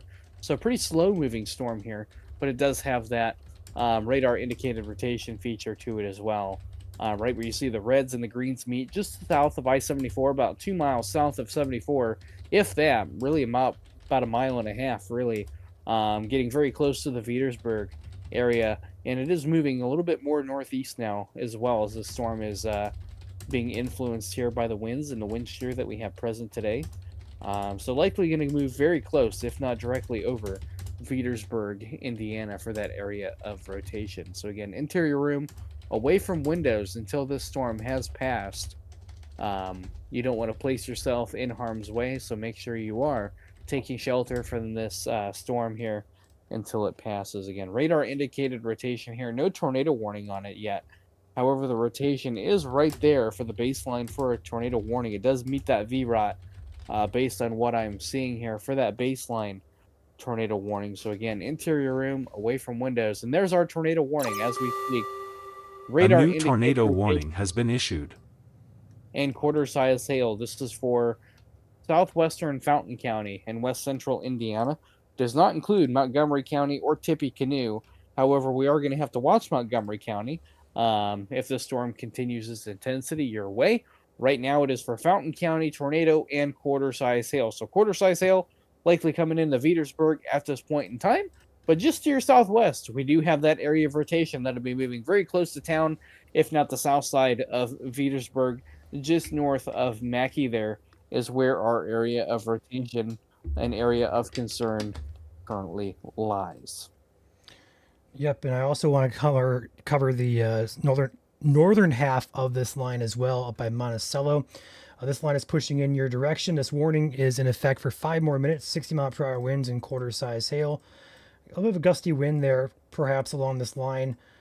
Nothing that screams severe, but again, it's not a guarantee. Their radar does have limitations that may be limiting us on seeing gusty winds and even some hail there. But Brookston, Monticello, Sitka, Idaville, Buffalo, Bell Center, Headley, Guernsey, Reynolds, Smithson, Chalmers areas up on deck for this severe storm. Not seeing rotation, but could get gusty there, and also perhaps some hail as well. So be indoors and away from windows. Yeah, but that severe thunderstorm warning is in effect here for another 4 minutes up there, or until 7:30 p.m. Eastern Daylight Time. Back down south to our tornado warning that we have here in the state. We also have a confirmed hail report by a train spotter in Petersburg of penny-sized hail, which is 0.75. So just below severe criteria there in hail, but there could be a few quarters mixing in as well. That severe weather report was submitted before the actual core came over based on radar. So there could be a few larger stones on the way or just edge on the core of where that report was taken. But still a pretty decent area of rotation here. Approaching the Petersburg area. You can see those reds and greens touching there. Ryan, if you want to take my radar back. Yeah, stop. Great. Yeah, sorry. There we go. Just switch scenes there. There we go. I'll go ahead and highlight it for you. Here's your area of rotation. Right in here. That's where you see those reds and greens touching. This is what it would look like on radar. Right where that gap is, or that X I made there, is where the area of rotation is. If we zoom in here, we'll give you a road crossroad here. Area of rotation right in here at this intersection. This would be West 200 South and South Lawton Station Road here, just outside Petersburg, and likely just south of that road. Right in here where you see those colors meeting there. Pretty tight rotation here on radar. In fact, we're going to use a product called CC, or correlation coefficient. This looks for objects of a different size and different velocities in the atmosphere. So anything that's not raindrops, it'll get picked up here. A little bit of clutter here. I can't confirm if this is tornadic debris or not. It could be, but right now I'm going to say that is clear air or clutter. Anything that is pink or purple or has a consistent shape or size in the rain, or usually raindrops, that'll get picked up as pink here. A little bit of a hail core showing up on the north side, but very tight rotation now, Ryan. Coming just on the south side of Petersburg. If we zoom in here, it's going to be running just along and south of 200 South here as it approaches US 41 here. So area of tight rotation on the south side of Petersburg, just north of Mackay, approaching US 136 and also US 41, getting very close to you. Very tight rotation here on radar here. Wouldn't be surprised to see a tornado here on this storm, as we do have the rotation to support it, unfortunately. So again, interior room, away from windows until this storm has passed. We are seeing very strong rotation now on radar in the low levels of the atmosphere of this storm. So we're going to have to watch this very closely. This storm is going to be moving towards the Hillsborough area. So again, if you're in Hillsborough, Indiana, I would be making your safe preparations right now. Interior room, away from windows, basement if you have it, until this storm has passed. Again, this is a very dangerous storm and showing signs of some pretty strong rotation as well. Can't necessarily confirm if there is a tornado on the ground, just kind of a messy signature, Ryan. But the rotation, though, is definitely intensifying, unfortunately, as it moves to the south side of Petersburg. Yeah, I'm also looking at the tracker on this. Take my screen if you don't mind, Caleb. Go ahead. I'm going to be looking at the Petersburg area. Put a track on this to the north and a little to the east. Go ahead and turn my tracker on. Again, this is tracking the area of rotation. It's going to likely rain and hail before this part of the storm gets to you. But tracking this, we have Petersburg in about 5 or less minutes, Hillsborough in about 15 minutes, Millet in about 17 minutes, and Wingate in about 24 minutes. Again, that's moving at 35 miles per hour to the northeast. The text of the warning says moving east at 15, but we're going to track it at 35 just to be safe, to give you a little bit more heads up on those times. So take shelter if you live out ahead of this. Petersburg especially, you have very little time as this storm is moving into town right now along Highway 74 and 41 and 136 toward Hillsborough. Stevens Crossing, Millet, Wingate, stay route 25 here, stay route 341. Very interesting signature there on velocity. Yeah. It's very tight rotation. We're going to call it tight at this point. 50 miles per hour, next about 60. That's a pretty tight rotation. And looking at the debris tracker, again, very hard to tell. It's very cluttered in there, but would not be shocked if there's something down as of this current moment. But again, we can't confirm that. It just wouldn't shock me based on the radar presentation that I see. Yeah, it is kind of messy there. Have some clear air is what we call it, which is essentially what it is. It's clear air. It's air without rain. And that can kind of trick the radar and doesn't really give us a full interpretation or measurement of what is actually going on there. But again, very tight rotation near Petersburg, and this is going to be crossing US 41 here in the next 3 or 4 minutes here. Going to be moving along and south of US 136, getting very close to the highway there, as well as the Hillsborough area. Going to be coming very close to you and along and south the I-74 corridor here as it continues to move east there. And again, possible tornado on the ground.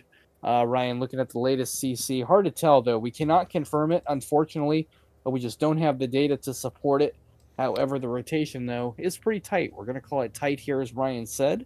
The area of rotation is on the south side of Petersburg, with the tightest area of rotation just south of East State Street, or just south of State Street here, moving towards US 41 here, and going to move right over US 136 and travel along US 136 as it moves towards the Hillsborough area there.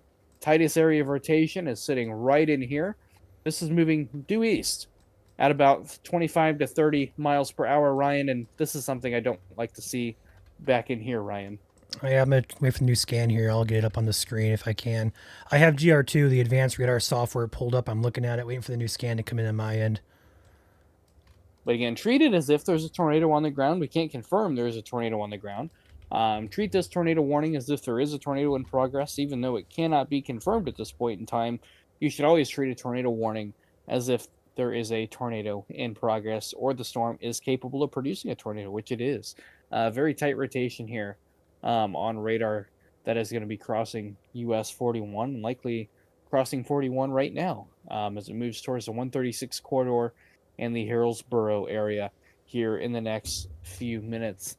This is Fountain County, Indiana. Areas to the north, our severe thunderstorm warning that was for the Monticello area has been allowed to expire. They did not reissue that, as storms have fell below severe criteria up there. Looking to the south, we do have a few storms popping up here along the Greencastle area. We got Park County here seeing some storms.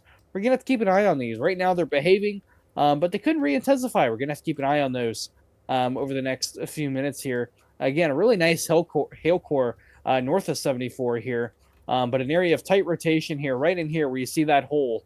This is a donut hole signature on radar where the rotation has occluded itself, which means isolated itself. Go ahead and turn CC back on as we have a latest scan here. They did trim that warning back, it looks like.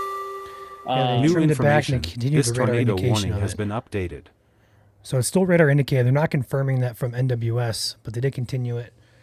So again, that's going to be for quarter size hail and radar indicated rotation. Again, that dot did move though, so that is a little suspicious there.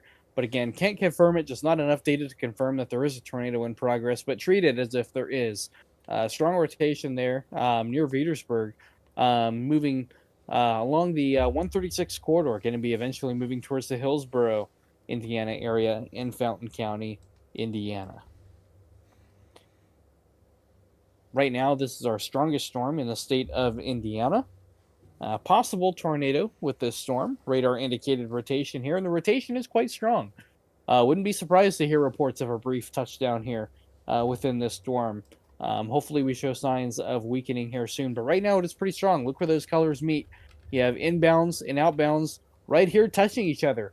Just on the west side of Petersburg near West Main Street and County Road 100 East here, just on the south side of 74. So along and south of 74, between 74 and 136 here, is the area of strongest rotation right now.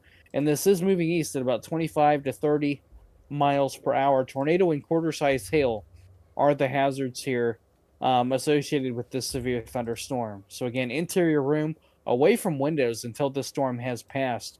Could possibly have a tornado with it. We just unfortunately cannot confirm it yet. But the rotation is quite strong. It is capable of producing a tornado for sure. It needs to be treated as such. Again, interior room, away from windows, and the latest scan continues that tight area of rotation just to the south and east of Petersburg. Hey, Caleb, Right. also just want to go to the north. I'll take my radar here.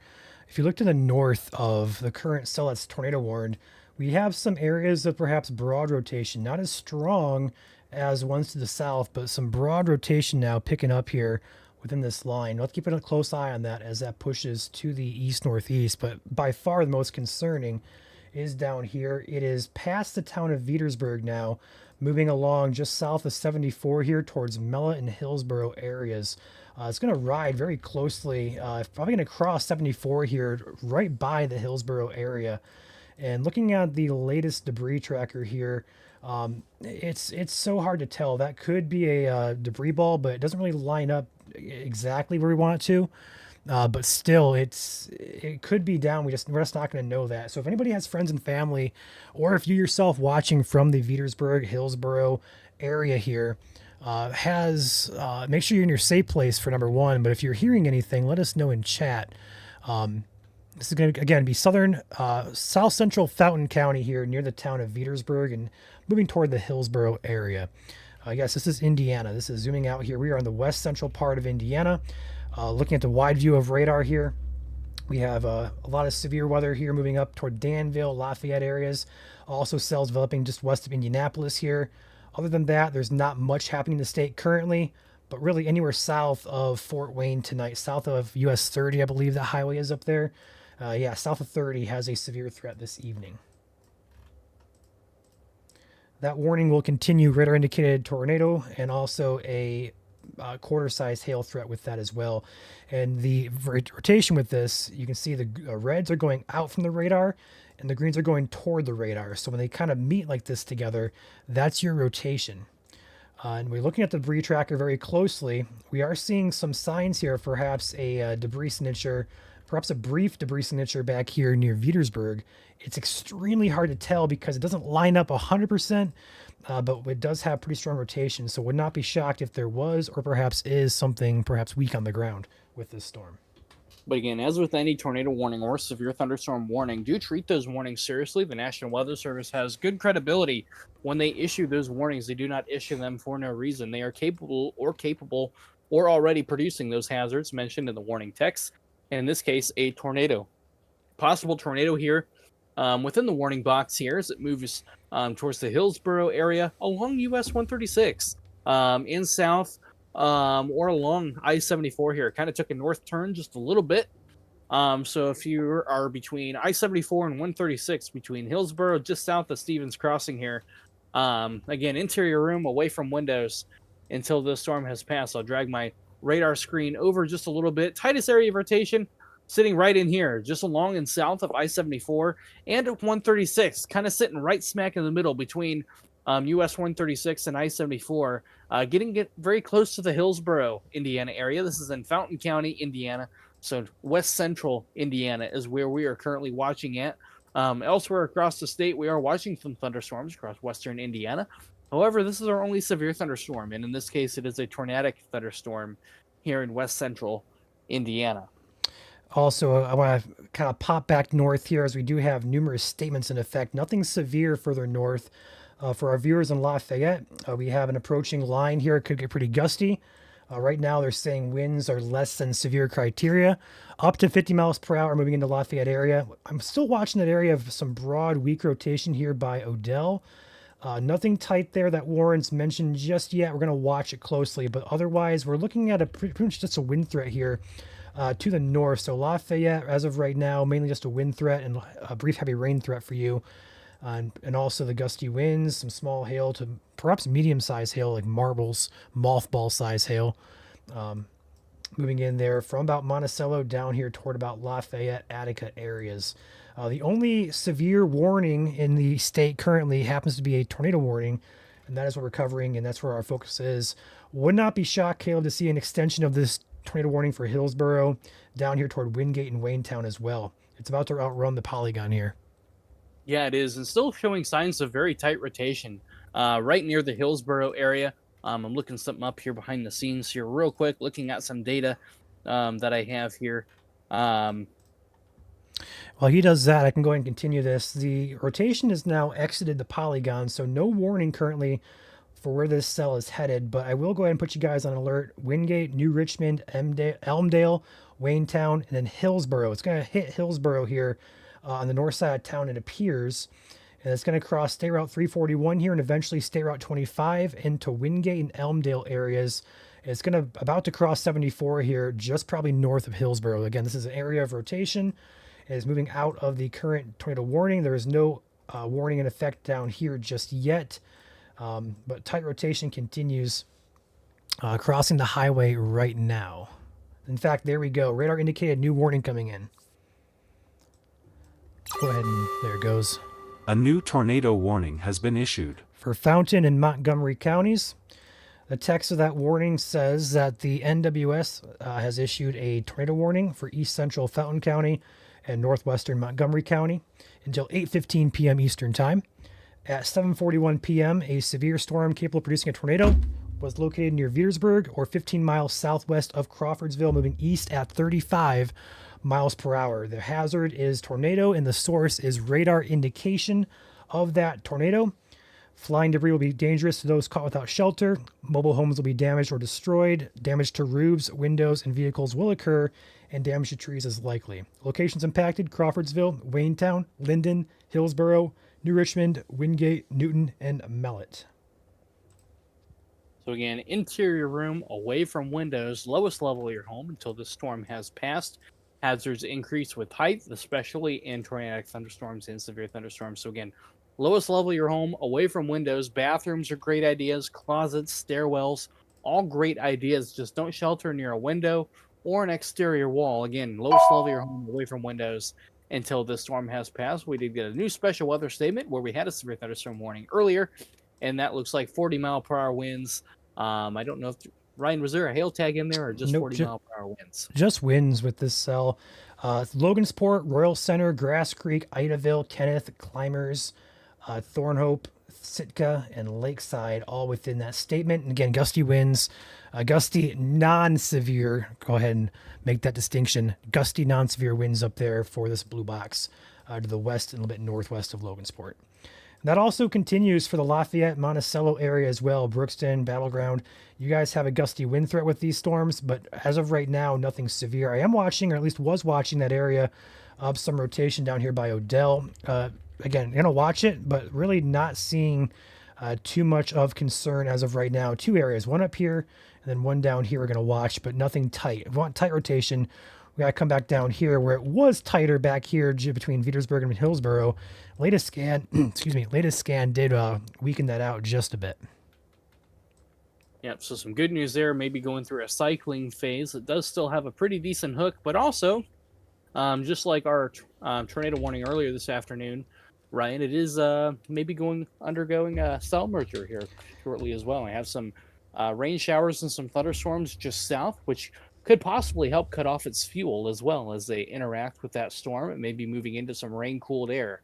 Hopefully, that is the case, and hopefully we see a weakening trend here. But either way, there is still rotation within this storm, so this storm should be taken seriously. Again, interior room away from windows until this storm has passed. Looking to the south here, have some thunderstorms near the Cloverdale area, Greencastle, Indiana. These storms are behaving themselves right now. Could have maybe some small hail in it, especially where you see those yellow blips there. They correlate pretty well with the pink centers there in our storms here. Could have some small hail, maybe peas to dime-size hail, but again, below severe criteria for that, thankfully. But we also have a really nice hail core on our supercell here just to the north of Petersburg, now northeast of Petersburg. This product is a little bit behind here. It's actually closer to the county line here on our storm here. Back to rotation here on our radar here. Still a decent area of rotation. It has shifted north, Ryan. It did cycle north a little bit. Yep, I see it. Not as tight as it was, but it could be trying to regroup a little bit here. Yeah, Caleb, I'd say it's regrouping south of there the just a Mellick little area. bit. Yeah, I'd say it's regrouping their latest scan on GR2 here. We'll see if that continues. Yep, but it did shift north just a little bit. I'm going to be going kind of close to the Wingate area. Our area is just south, State Road 25, just to the northwest of Waynetown. So it did cycle. Cycle is kind of a regrouping phase that a supercell thunderstorm undergoes, where we see weakening and then we perhaps see re-intensification once again if it has what we call a successful cycle, part of the storm scale process of tornado genesis. But right now, no tornado on the ground, or at least nothing that can be confirmed on the ground. Thankfully, however, that could change. Tornadoes can form quickly from rotating thunderstorms and should be treated seriously because of that. This tornado warning is in effect for another 29 minutes here, and actually rotation, Ryan, is starting to tighten up again. Yep, I see that Latest too. scan here, showing some tightening rotation here just to the east of State Road 341. Right in here, you can see that new hook formed just to the south of Malott here, right near the intersection. Looks like of Short Road and 670 East here. So Short Road's right here. Area of rotation is just within that half mile there. I'm going to be running right along Short Road here towards State Road 25, just to the south of Wingate, or towards Wingate as well. This storm did shift north. So again, if you're in Wingate, Elmdale, interior room, away from windows until this storm has passed. It is showing signs of re-intensification once again. Hey, Do Caleb, not see it. go ahead.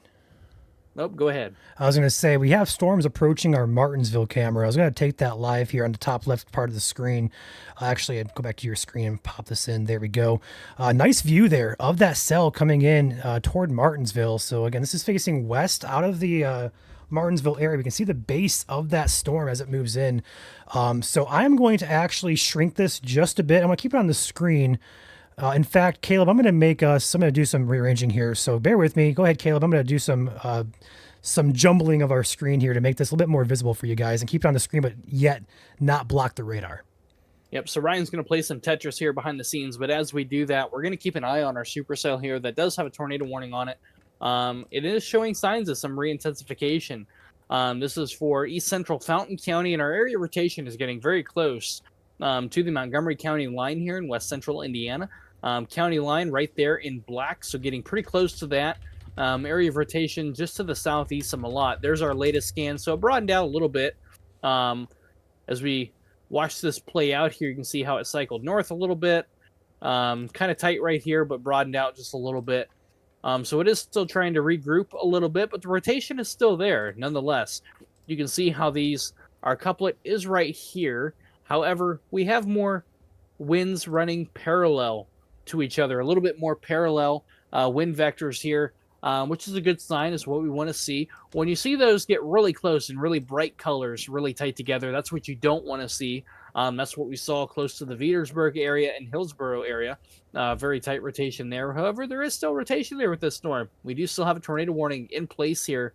So again, interior room away from windows until this storm has passed here. And outside the tornado warning, gusty winds. We have a special weather statement for winds up to 50 miles per hour. Although 8 miles per hour shy of a severe thunderstorm warning, 50-mile-per-hour winds are strong.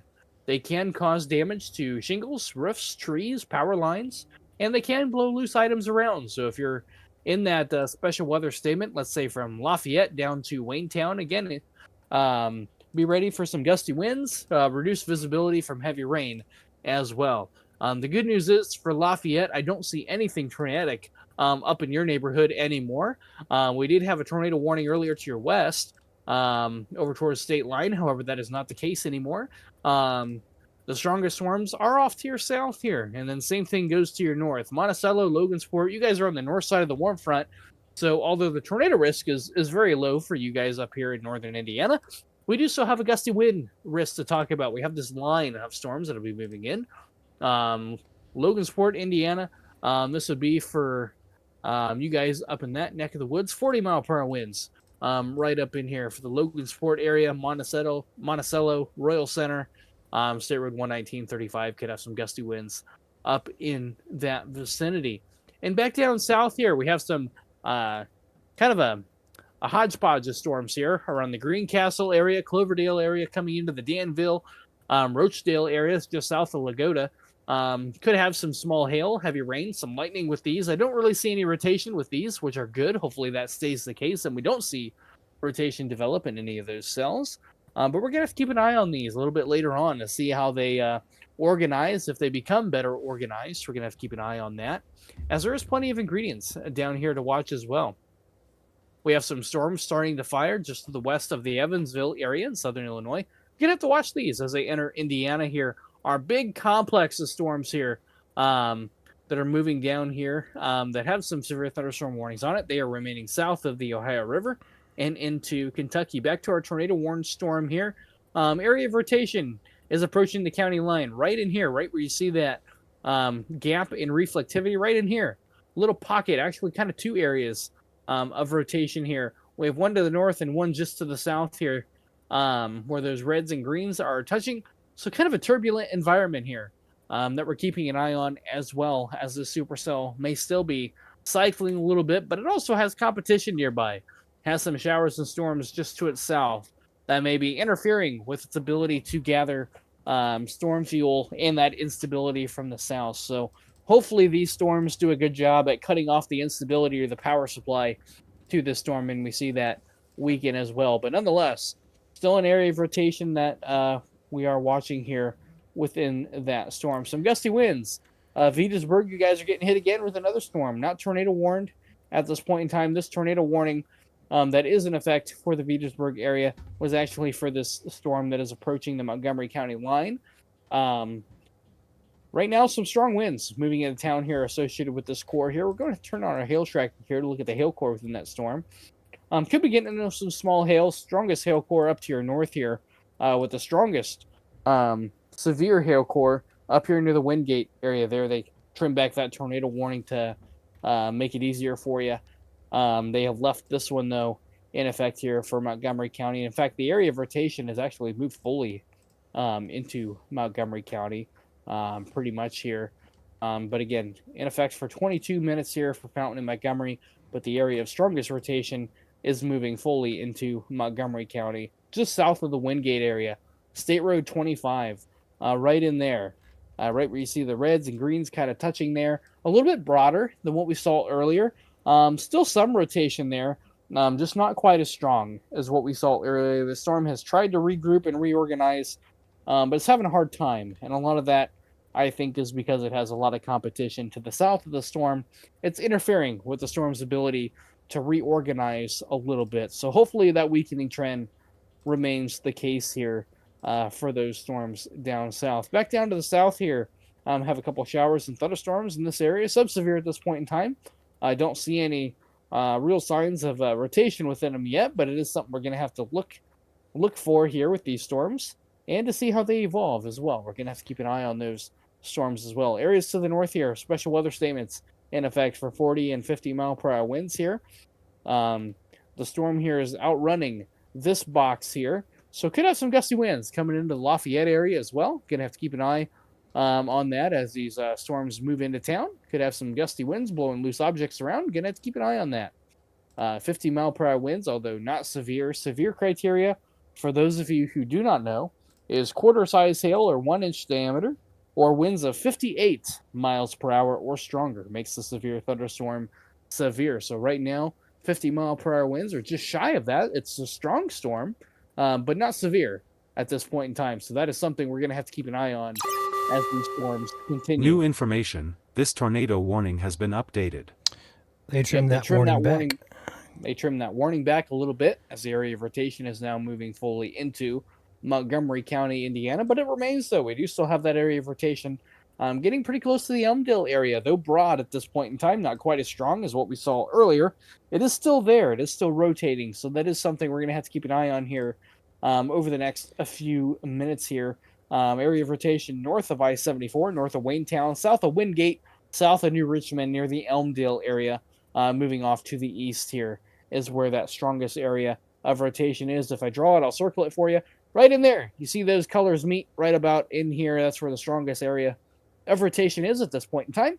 Getting ready to cross, looks like North Old Highway 55 is kind of where we're talking about here. So we got Old 55 here that it's getting ready to cross and running parallel with 750 North here in Montgomery County is where the area of rotation is right now. So getting pretty close to the Elmdale area, moving towards Cherry Grove and Linden, Indiana.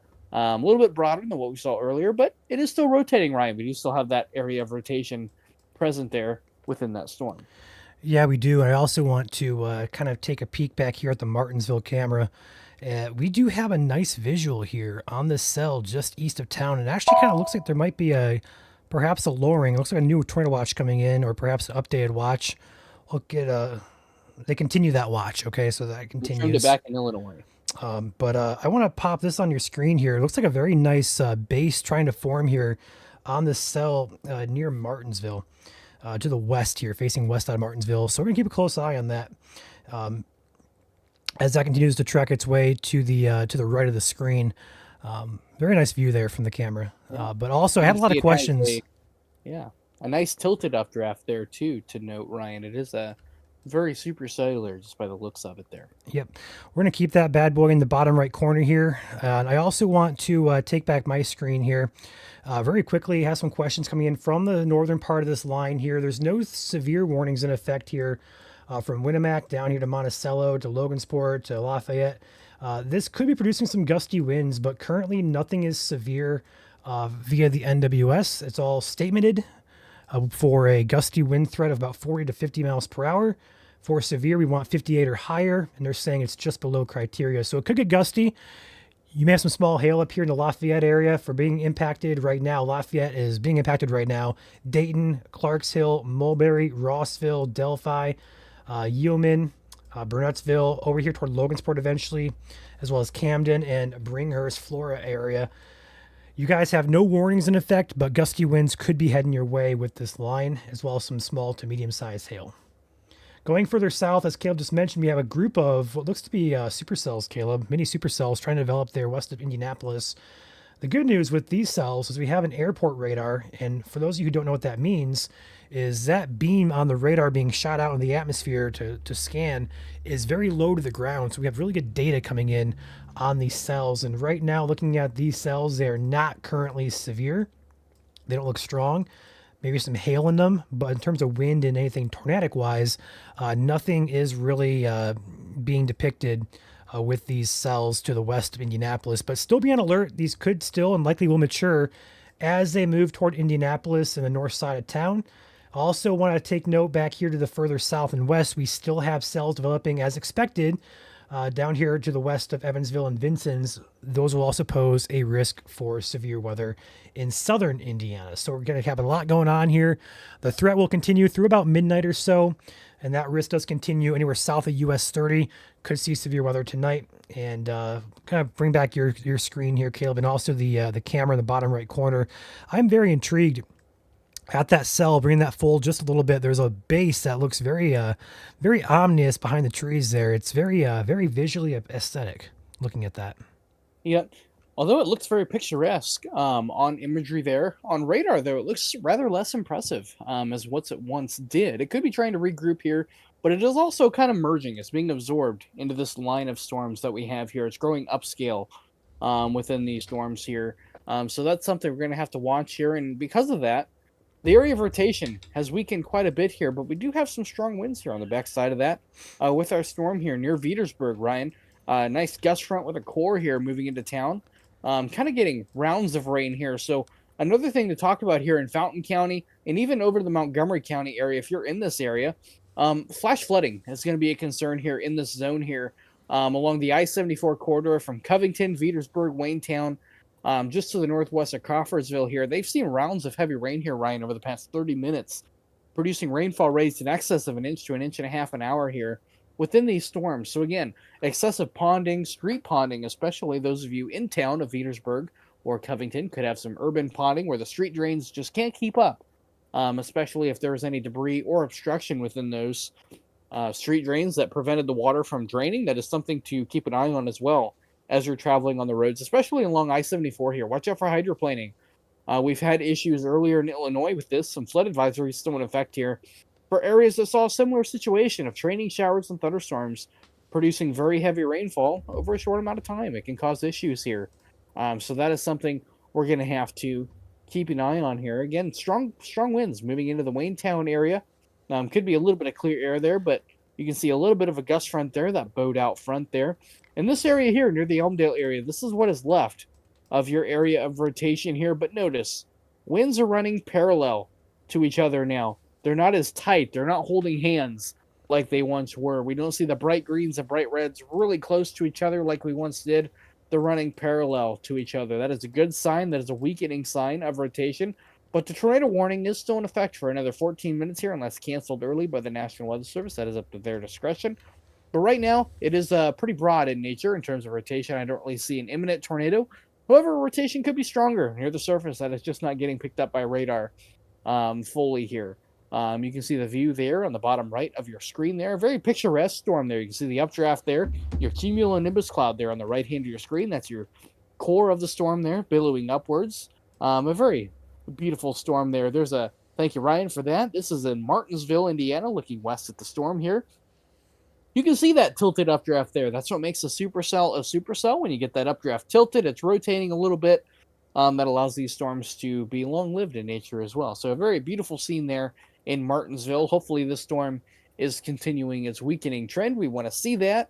We don't want to see any more tornadoes here. Something else to note, though, Ryan, is what appears to be an outflow boundary on the leading edge of these storms here getting depicted here by radar. That is also a good sign that can help minimize the tornado risk a little bit when these storms start gusting out. You have some rain-cooled air where the temperature drops, humidity drops right before the storm, and you get in on some heavy rain as well. You feel that rain-cooled air kind of rush out ahead of the storm. That might be what we're starting to see here a little bit. But that can also spark off new storms. Those outflow boundaries can act as surface cold fronts and can help ignite other storms as well that we're going to have to keep an eye on. New information. This tornado warning has been updated. They trimmed that back even further. They trimmed it back. Yep, they're keeping it there, but they trimmed it back. So some good news there. But we're also going to have to watch these cells to the south here. They are by themselves, though not really seeing any rotation within them. They are producing very heavy rain, some isolated hail cores, but we're going to have to watch them in case they do show signs of any rotation as well. And that goes for any of these cells that are by themselves out ahead of the main line here. We're going to have to keep an eye on them in case they do ever get an attitude in the future. Take back my screen here, and I'm going to take a look way south here. I hope we answer some of these questions. So as of right now, I see a lot of questions for Terre Haute and Vincennes area along the Illinois state border. Currently, there's nothing imminent for you guys, but if we take a look at the radar down here, let's go ahead and animate this and kind of track these. So they're going more so easterly here. So Princeton, Vincennes, all the way down here toward Mark Carmel. New Harmony, Armstrong, Evansville, Mount Vernon areas. These cells, while they're not severe currently, they are projected to start to increase their intensity as they move to the east here. So be on alert down here. Further north, Vincent's to Sullivan, there's nothing really happening up here. We'll have to see if this fills in, as there could be some more storms. Like, example, right here, this looks like a cell trying to pop up right about there. We'll watch that, but right now, currently nothing heading towards Sullivan, Jasonville, Linton, and we'll say probably Vincent's even, although this could kind of drift northward, but Vincent's is kind of close. We'll have to watch that closely. Further to the east, though, we have a pocket of rain heading up toward Louisville. Over on the southeast side of the state, nothing really happening up there. And then obviously up here, we have these clusters of cells. Currently, looking at the radar, see if anything looks concerning here. Caleb could have a little bit of areas there to watch now as velocity increases. Again, not rotation, but velocity is increasing here, which could indicate some strengthening of these storms.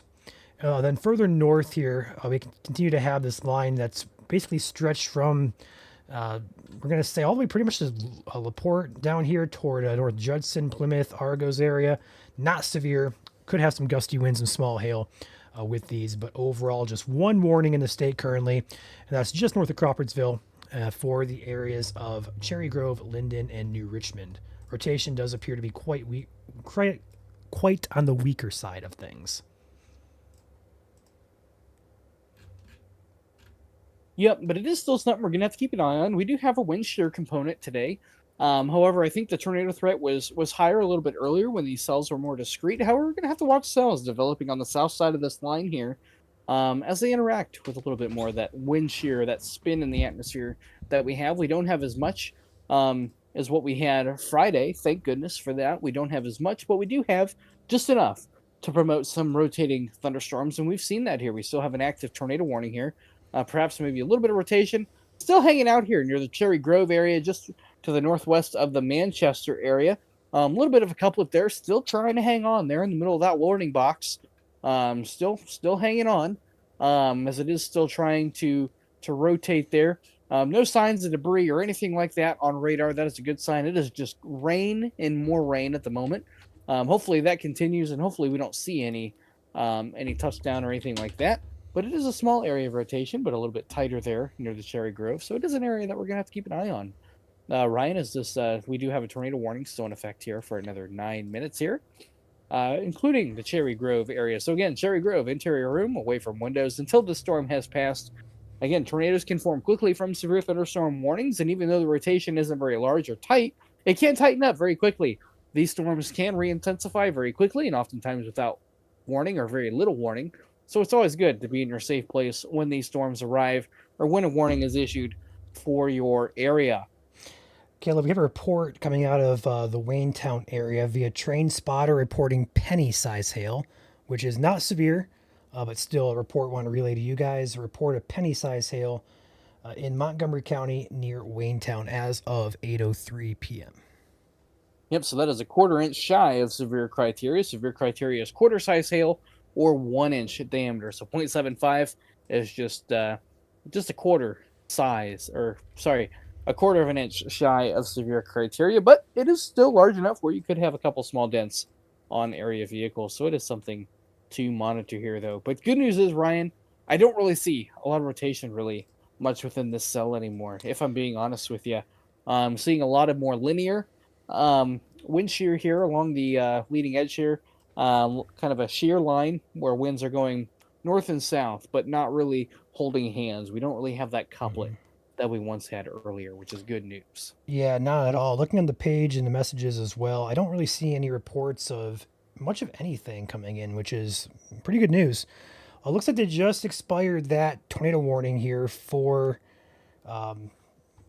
this storm we were just talking about here in the Montgomery Fountain County area. That's good news. Yeah, and right now the strongest storm, again, is that southern storm near Waynetown. Starting to get that look to it, Ryan, although not really any rotation in it. Does have a pretty nice core within that storm there. I'm going to have to watch it for perhaps some hail maybe developing there, and watch it for any rotation that does or could develop within it as well. Yeah, this is Kinda going to be has that heading toward a look the to it. Yeah, it does have that look to it, but luckily it doesn't really have much in the way of anything concerning. In fact, that's where that report for penny size hail just came in from. So it looks like a train spotter. One of these guys out here, these green dots are all the spotters that are currently active across the state. Probably reporting penny size hail within this. So I wouldn't be shocked if it actually gets severe tag on it for hail here. Looks like the warning bar is refreshed. So we're going to refresh ours. Need to actually refresh this feed. There we go. And we're going to mute this so you guys don't get blasted out by the warnings here. So bear with me. But we should be able to run this warning bar now. And then also, if a new one gets issued in the future, it'll automatically pop up on your screen as soon as the National Weather Service has to enter key on their computer and issues that tornado warning, or severe warning of any kind, it'll pop up. New information. This tornado warning has been updated. Okay. It is still not updated. Working with our guy who does our warning bar behind the scenes, he wanted me to refresh it, so that's what I did. Currently, though, there is no tornado warning in the state of Indiana. We do have a tornado watch still in effect. But currently, the area of rotation has allowed to broaden out quite a bit, and thus allowing the warning to be canceled. So that is some good news. Hopefully, we don't see any re-intensification there of that storm or storms surrounding it. Hopefully, they all kind of behave themselves a little bit. That'd be great news. But we are going to have to keep an eye on them, though. Although we actually don't have any severe warnings anywhere in the state of Indiana at this present time. We do have special weather statements in effect here for storms that are strong but are just below severe criteria. And in fact, both of these, Ryan, expire in 5 minutes.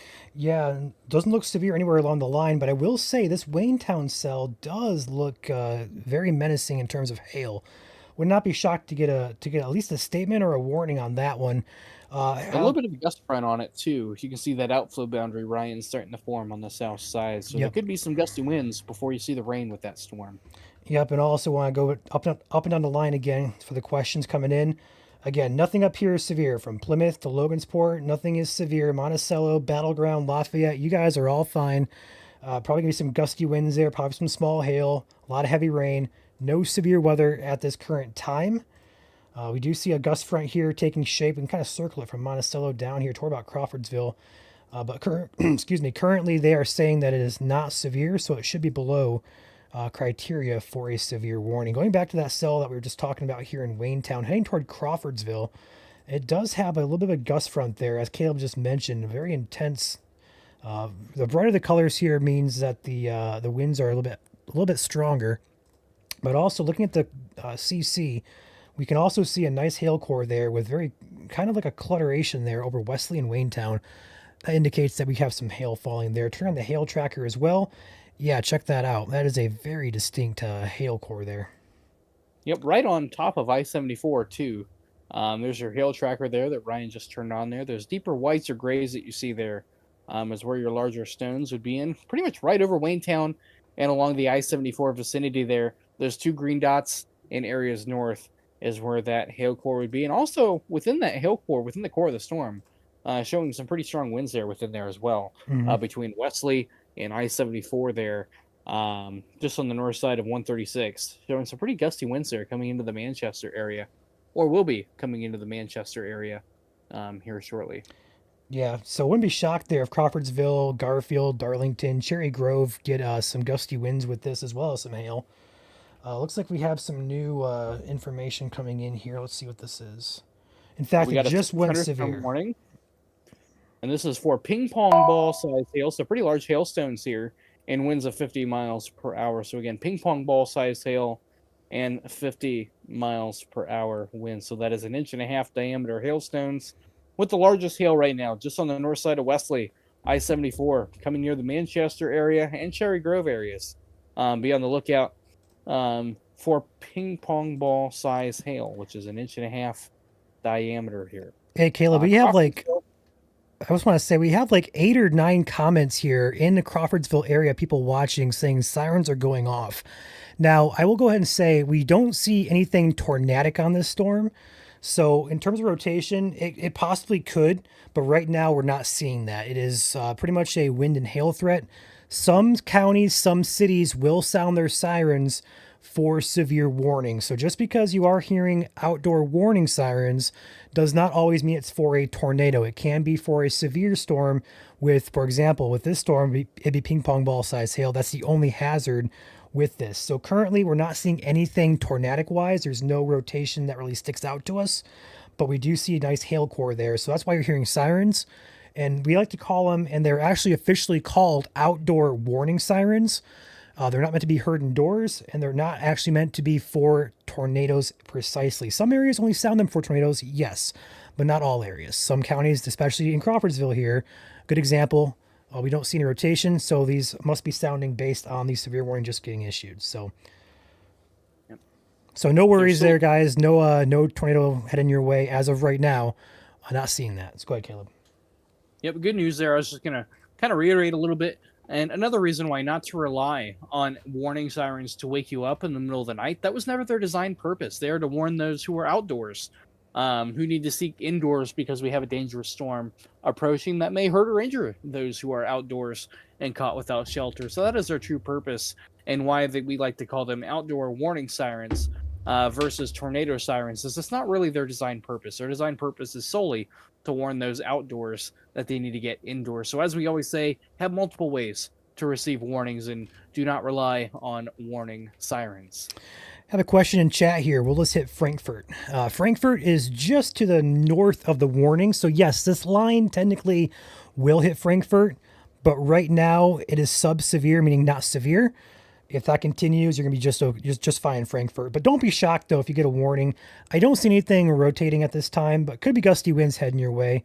This particular storm down by Crawfordsville is not heading toward Frankfurt, but the line that extends further north is.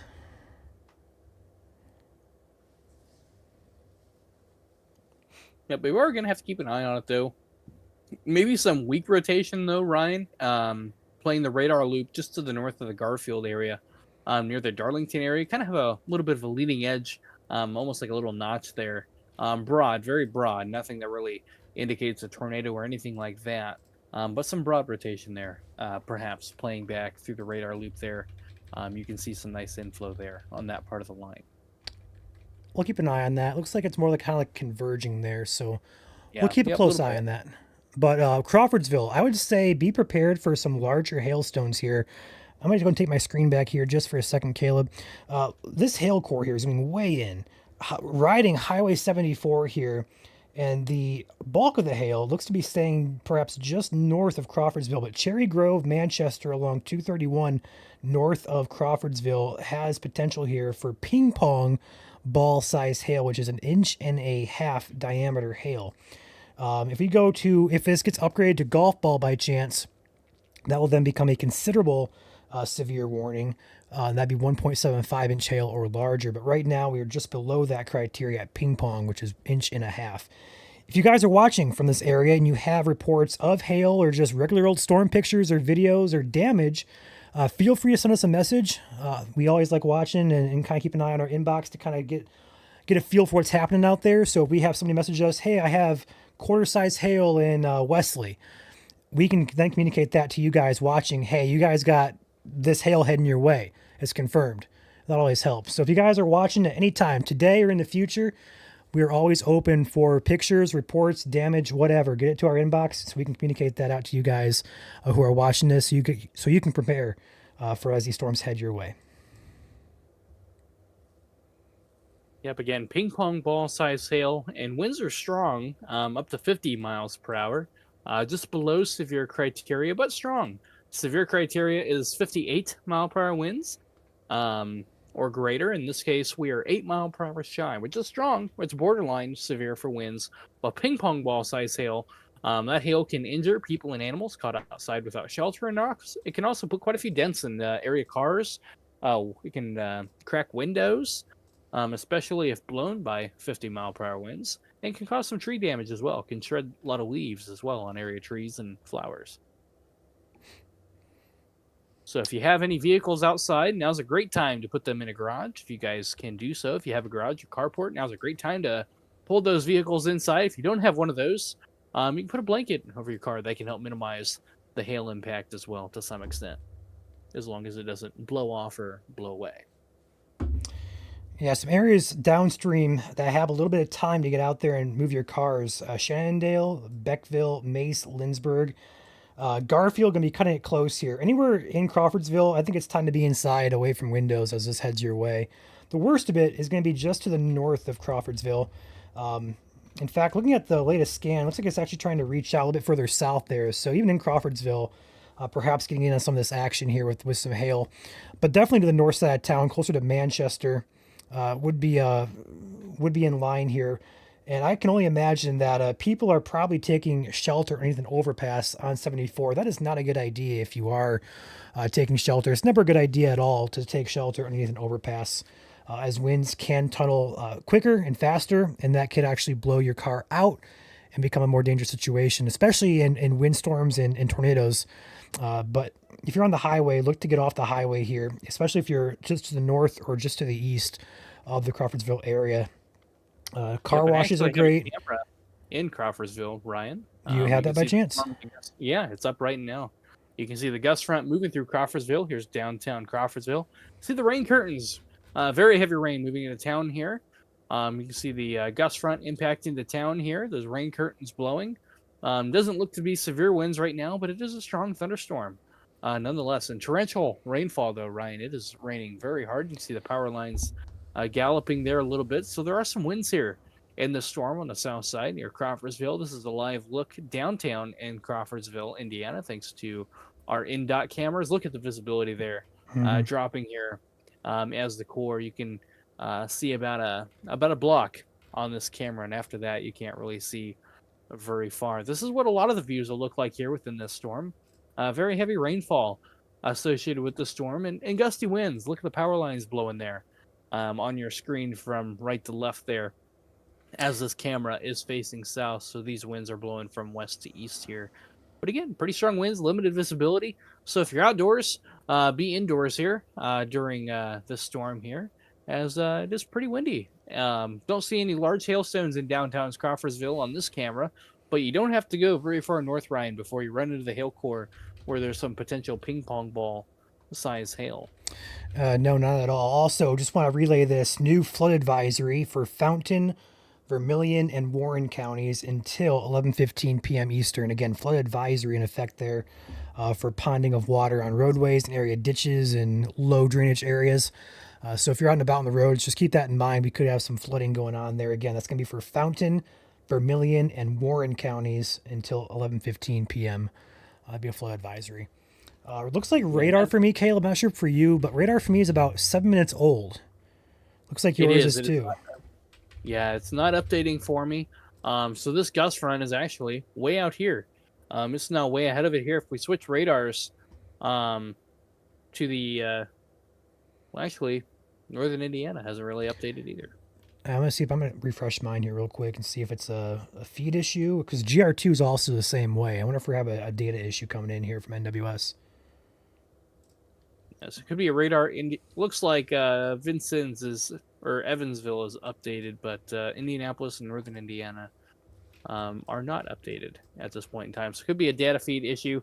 So if you're looking at this radar image, do keep in mind that the rain and the hail core is a little bit further east than what is being depicted here. It is actually coming into Garfield right now and in Crawfordsville right now. So with that being said, Garfield, you're probably getting some gusty winds and some hail right now, up to ping pong ball size hail as well, getting pretty close to the Darlington area as well for this hail core. If we switch products here, we'll see if it's updated on our hail tracker here, and that is definitely not updated yet.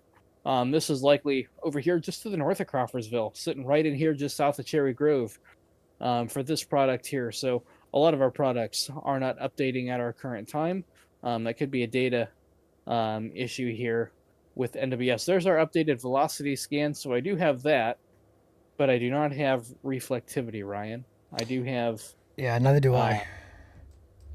I do have updated velocity, though. That appears to be updated. It's a little bit further ahead. Yeah, I have a 2-minute scan to a 817. That's the latest scan I have, though. I don't have anything else, which is weird. Yeah, here's a live look in Crawfordsville here. Still pouring very heavily in town. I don't see any large hailstones here bouncing on the road. Your hail core is likely just north of downtown here. So not too far away do you have to travel to be running into ping pong ball size hail, an inch and a half diameter here. But again, gusty winds, reduced visibility, and torrential rainfall here. Look at the puddles that cars just drove through as they crossed the road there. So again, urban street ponding going to be an area of concern here as we have very heavy rainfall here. And this whole green box here, just to the west here, Fountain County, flood advisory for 2 hours and 51 minutes here, between a half and 2 3/4. Depending on where you're at, you could have close to 3 inches of rain that has fallen in a very short time that has led to flooding and hydrologic concerns. And we pointed that out a little bit earlier. Not really surprised to see that there. Anytime you have slow-moving training showers and thunderstorms producing rainfall rates over an inch an hour, you have a really nice recipe and setup for isolated flooding concerns for those of you in the zone of heavy showers and thunderstorms. So, Yeah, looking at good the latest call scan there. here, Caleb, actually on my end of things, I'll go ahead and take it. I actually got 2 scans now. Looks like it's all trying to fill back in. Might have been a feed issue there for some reason. Looks like my camera is off, but give me 1 second. I'll get that back on. So Ryan's going to get that pulled up here. Something else to note here before Ryan takes the screen back.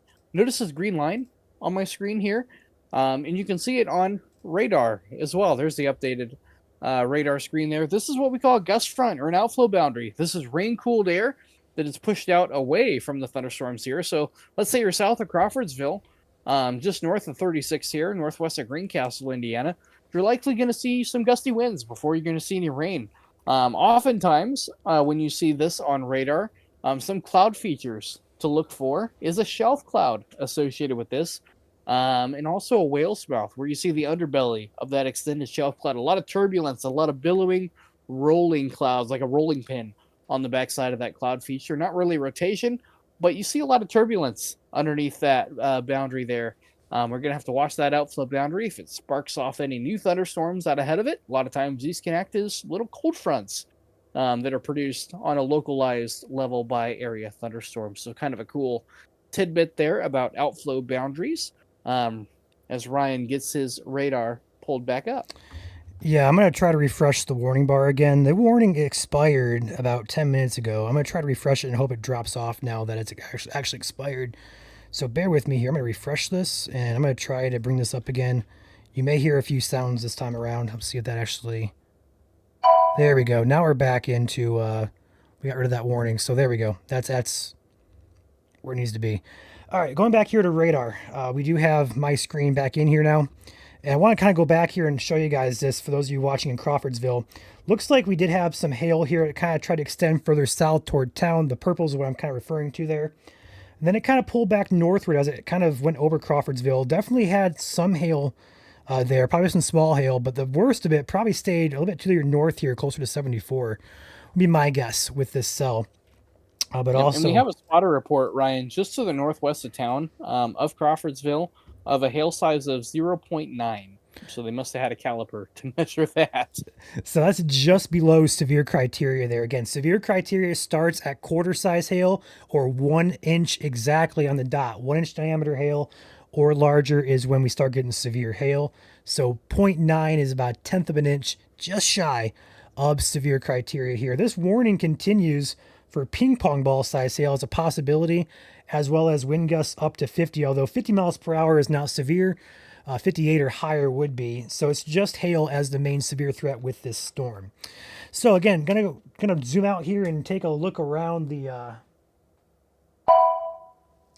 They just updated this warning, actually. They brought the hail size from ping pong ball down to quarters now. So they went and dropped that as well. I want to zoom out, though, and take a look around the state. I know we have a lot of viewers in here across. I want to keep you guys updated as well. We tend to focus in on the most important areas. So if we're not focusing in on your exact area within like a 5 or 10 minute span, usually that means you're okay. But I'll go ahead and go further north here, toward Plymouth. This line of rain, perhaps some gusty showers, extends from Plymouth down here about Logansport. Again, not currently severe. Wouldn't be shocked if we have some gusty winds here along the leading edge of this, as well as some moderate to heavy rain, some small hail possible as well. But no severe threat. So if you're up here by Plymouth, Warsaw, Peru, Logansport, any place in between there, Currently not severe. We go further south, though, the line does intensify. So Flora, Rossville, Russiaville, Forest, Walton, even Logansport, I would say some heavier rain, some smaller hail, better chance of gusty winds as well, but currently not severe there. Going further south here to the southern flank of this line, some heavier cells definitely from about Flora to Rossville to Frankfurt to Thorntown, Lebanon, and just passing the Crawfordsville area. This is your heaviest storm currently we have out there on radar. I wouldn't be shocked if we get a warning up here on the north end of this for this area up here. That looks to be intensifying just a bit, but still looks to be pretty gusty either way. Small hail is possible anywhere within the darker red areas. Back west here as well, we have training and building storms from Waynetown back here toward Georgetown, Illinois. Those are going to move to the east-northeast here. So this could pose a risk for some small hail, some gusty winds. And if you're living out here in the Greencastle area where there's nothing happening, as Caleb mentioned a few minutes ago, I wouldn't be shocked there's a nice looking shelf cloud on this particular feature here. This is an outflow boundary. Winds are rushing out of the storm and is moving very quickly off to the south and east there. So you may have some photogenic shelf cloud opportunities here across the Greencastle, Rockville area where no storm is happening. But if you look to your north here from Greencastle, you may see a nice looking shelf cloud pushing your way in the next about half hour or so. Yep, and we also have some storms around the Indianapolis area. Just to the southwest of town, have a couple of storms that have popped up. Not severe at this point in time, but we do have two of them there. I'm going to have to keep an eye on them for hail, gusty winds, and if they do develop any rotation, we'll have to keep an eye on that as well. Right now, don't really see any rotation with it, but we are going to have to keep an eye on that. Also, Caleb, I want to note there looks like to be outflow boundaries on these storms as well. So we're likely going to have additional cells pop up because what outflow boundaries do is when they interact with an unstable environment, those boundaries provide a source of lift to get updrafts up and going again. So I would not be shocked in about 20 or so minutes or less that we have other storms, other storms developing on the southern edge of these cells in the Martinsville area. In fact, let's go ahead and pop open the Martinsville camera again. Looks like we're clear there for right now, but we'll have to keep an eye on that. Go ahead and take your screen back, Caleb. Right after I do this. I'm actually going to pull an in-dot camera up. This is on I-69, looking at the cell that is just to the east of Cloverdale, Ryan. Actually may have a little bit of a mesocyclone on it. I was looking at velocity on radar. Didn't really see a lot of low-level rotation, Ryan, but it did have a little bit of broad upper-level rotation associated with this cell. And you can kind of see that there. This is looking north at that cell from I-69. Kind of a nice base associated with it. You have to look kind of closely there at the top of your screen there above the trees. You can kind of see that lowering there. That would be perhaps your mesocyclone associated with that rain-free base there. Something kind of cool to look at. Nothing that screams tornadic with these storms. And something else to notice too, look how stratiform that mesocyclone is. Look how it has kind of layers, like a sheet cake. That also means it's kind of in a stable environment, or maybe an inversion there near the surface. That is keeping that from that rotation from coming closer to the ground. That kind of speaks stability a little bit when you see that stratiform layer within that mesocyclone there a little bit as well. So maybe some good news based on the storm visually on radar. It doesn't really show anything tornadic imminent or anything like that, but it is something we're going to have to keep an eye on. These storms were producing an outflow boundary. And you can see those little lines, little curly cues sticking out from the bottom of these storms here. That we're going to have to keep an eye on it here. Our in-dot camera was right down in here and looking off to the north at this storm here, and it does have a little bit of a hook on it. But as we zoom in, though, a little bit of a gust front, but we don't really see any reds and greens holding hands that we really need to see for areas of low-level rotation. So the good news is no rotation associated with that, though it did have a really nice structure to it. Nothing too severe or worrisome with those yet, but we are going to have to keep an eye on them. For hail, gusty winds, but we do have heavy rain occurring with these as well. So those of you along the I-70 corridor, I-69 corridor as well, getting pretty close to you, going to be maybe moving over the highway just to the east of the Mooresville area here in a little bit. Going to have to keep an eye on that for ponding on the roadways, so on and so forth here. Back to our severe thunderstorm warning. Our storm is actually about ready to leave the warning box, though, but we do have a nice little gust front just south of the Darlington area. We did have some reports from behind the scenes of a really nice shelf cloud associated on that storm near the Darlington area being sent into us by some chasers who are in the area showing a very nice shelf cloud on that. So not surprised to see a shelf cloud on that, as we do have a very healthy gust front associated with that storm as well, with an outflow boundary. See that little pigtail coming out the bottom? And it stretches about like this is where our gust front is. You can kind of see it stick out there a little bit. So we could have some gusty winds before we get onto the rain side and the wet side of these thunderstorms. So don't be surprised if you hear the winds pick up, but don't hear any winds on your or raindrops on your windows. That is thanks to this outflow boundary. Pushing rain-cooled air out ahead of the leading edge of the storm here can promote some gusty winds, can blow some branches down before we get in on the wet stuff and see that small hail with some embedded stronger winds within the core of that storm. Some nice winds here just outside the Shenandoah area, just south of the Darlington area. Darlington's right up in here, south of the Thorntown area as well, getting in on some perhaps some quarter-size hail. And actually, they canceled this severe thunderstorm warning, so that means the hail has fallen below severe criteria. We were seeing mixed reports of hail that were strong but below severe criteria.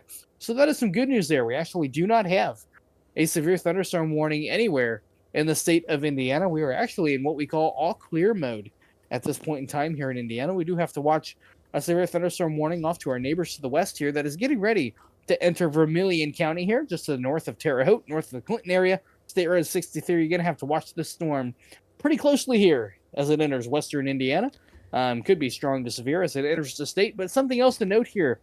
We have this large pigtail, this outflow boundary that is draped across the Lagoda area, all the way to the Rockville area to Vermilion County here, that these storms are on the north side.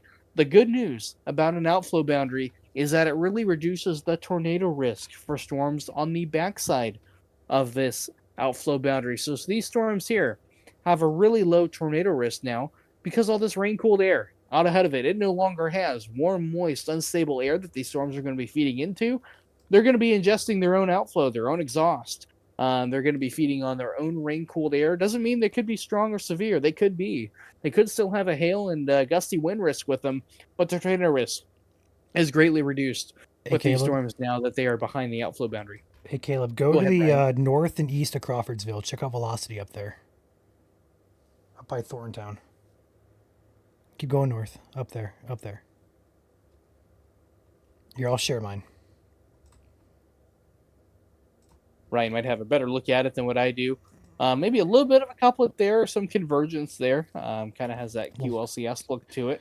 Yeah, like a little bit of a rotation within the line type of feature. Now, kind of lining it up, it is on the leading edge of that. It's very typical of these QLCS, quasi-linear convective systems, basically just a fancy term for a squall line.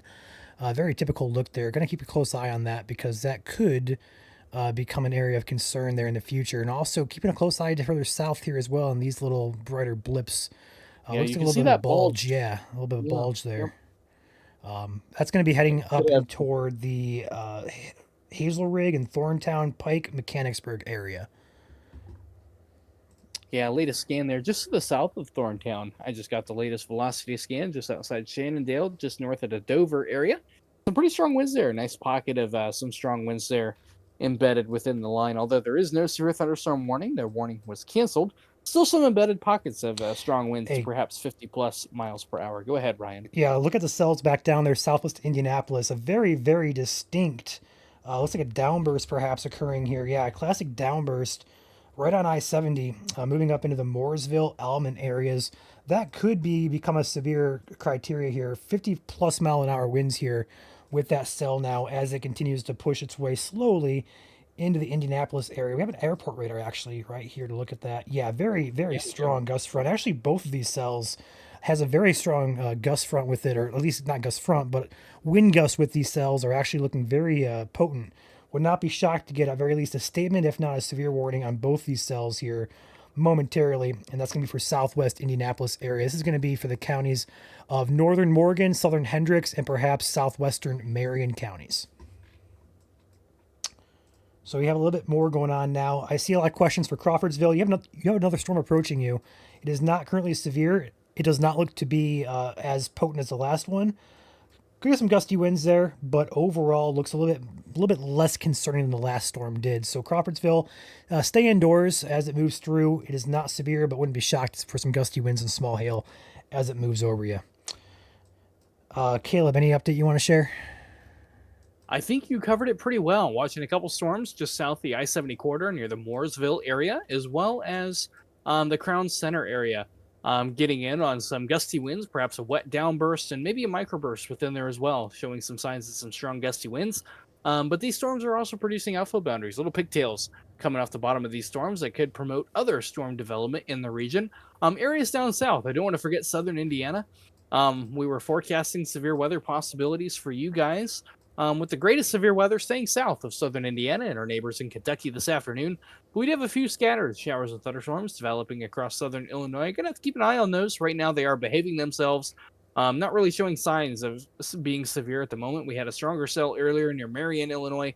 The special weather statement about to expire. But we're going to have to keep an eye on those as they move into southern Indiana. Moving back up north here. Going to move back to our storms moving into Indiana. A large outflow boundary draped across from Vermilion County all the way to the Crawfordsville area, the Lagoda area. But back up here to our QLCS of interest here. Almost a little bit of a hook here, Ryan, on our leading edge here of our bulge, so to speak. Not surprised to see that. A lot of times on the leading edge, you can get differences in air velocity, both outward and along the leading edge. You have some eddies, some vorticity that influences these storms on the leading edge. We call those shear lines. Sometimes they can produce spin-up tornadoes on our QLCS setups. QLCS, again, it's just a fancy weather term for a squall line. Special weather statement just came in, so they are not going to put a warning on this, but it is a very large severe weather statement all the way from Kokomo, Indiana to the Noblesville. This is in effect for an hour and 20 minutes, 40-mile-per-hour winds and pea-size hail. So again, strong thunderstorm, but below severe criteria. But we are watching an area of perhaps some embedded rotation here, just north of the Dover area, that we're going to have to keep an eye on along this line. A lot of times when you have these storm complexes, you can get little spin-up areas of rotation along the leading edge. Usually they are brief and short-lived compared to our supercell cousins that have long-lived rotating updrafts. These are typically short-lived, but can produce spin-up tornadoes quickly and without warning as well. So something to be mindful of and keep an eye on if you're ahead of this line here. Moving towards the Lebanon area, just south of the Thorntown area, you can see that hook on radar here. I'll go ahead and highlight it for you guys to make it easier to see. Right in there, you can see that little bit of a notch there and that hook on radar. Have some inflow feeding in on this line here next to some really strong winds on the south side of that. We call that an RIJ, or a rear inflow jet, associated with this storm. A lot of times when you have winds going really fast next to winds that are going not so fast, you can get some eddies on the south and typically the north side of those RIJs, where you have some difference in wind speeds. Faster winds going next to slower winds. You have friction there that can create an eddy, and that's a lot of times how we get our QLCS spin-ups to form. The term for those eddies are mesovortices. That's a fancy weather term for an area rotation on the leading edge of our thunderstorms and our line of thunderstorms here, and that's one of them that we have here. Nothing that screams tornadic at this point in time. We have no tornado warning issued, but it is an area of interest that we're going to have to keep an eye on, Ryan, as it continues to move towards the I-65 corridor. Yeah, I got a video coming in. We can get up on the page here. Thank you to for Charlie sending it in to us. It looks like a funnel cloud, actually, in northwest Morgan County. I'm not sure how long ago. We're going to confirm that, but it looks like a little mini funnel cloud here. You guys will see on the pages here very shortly. I'm working on getting that up. I would actually agree with that. You have a timestamp on that? I'm working on getting that. But thank you to Charlie for sending that in to us. We're going to get that on the pages ASAP, so stand by. I'm working on it right now. But perhaps a very thin funnel cloud there in a northwest part of Morgan County. Yeah, definitely has that smooth appearance to it, has that cone look to it. You guys will see it on the page here shortly, but yeah, definitely a funnel cloud there. Go ahead and turn on CC just to look at this little area of interest here that I want to take a look at here. If I circle that area, not really seeing anything that really screams debris or anything like that. Nothing that really that I see. This really doesn't match up with this right here. This is further north, so nothing that really screams a tornado or anything like that. But it is an area of rotation, though, that we're gonna have to keep an eye on here. And it's an area of rotation, Ryan, that has strengthened a little bit, unfortunately, here. Yeah, in the last couple of scans on the leading edge. That divot on the left side there does not look good to me. A little indentation, like a backwards C there. Yep. Kind of the dynamics of what is going on here. You can see this backwards bow here, right on radar on the left side of your screen with this yellow line shooting down the middle. This is what we call a rear inflow jet. This is strong winds aloft, right under the clouds. This is propagating forward. You have some really strong winds next to winds that are not going as fast. That frictional force between fast winds and slow winds creates little spins, little areas of rotation. We call those mesovortices. Right on the leading edge here, and we are seeing that here. Wait to the next scan on velocity to come in to see what this looks like here, just on the north side of Hazel Rig here. Take a look at that here shortly, but it is an area of rotation that we're keeping an eye on. No tornado warning on it. A lot of times, these spin-up areas of rotation are pretty short-lived compared to our supercell cousins that are isolated storms. Keyword isolated. They have the sky all to themselves and all the ingredients to themselves as well.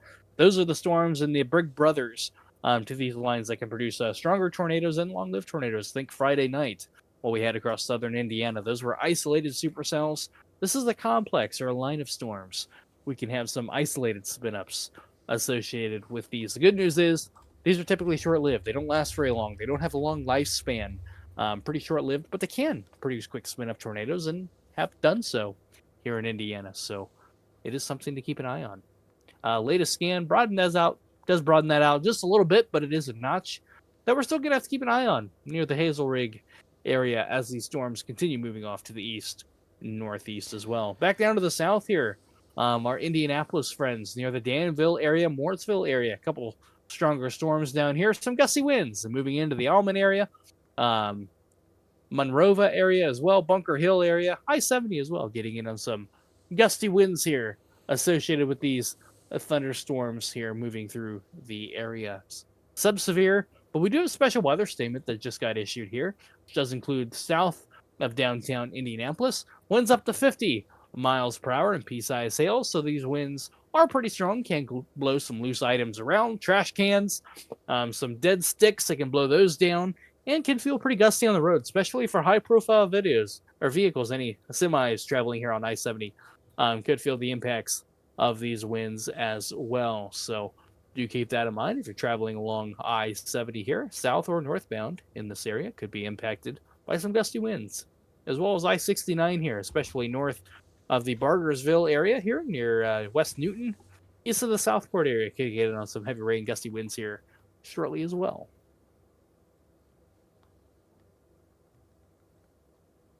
Back up to the north here to our area of interest. Broadened out a little bit, but we still have a hook on radar, so we are still seeing some signs and some rotation here.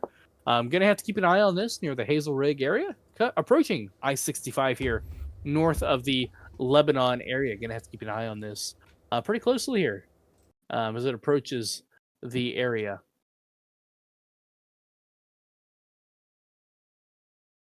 Nope, that's fine. Ryan's going to take off here for a second. He'll be right back.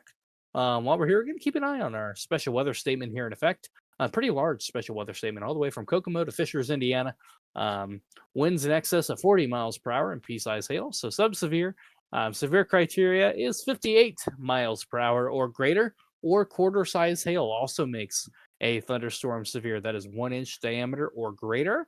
Heavy rain and lightning, though a lot of people think that makes a thunderstorm severe, it actually does not make a thunderstorm severe. Lightning is a hazard within itself. Again, thunder roars, go indoors.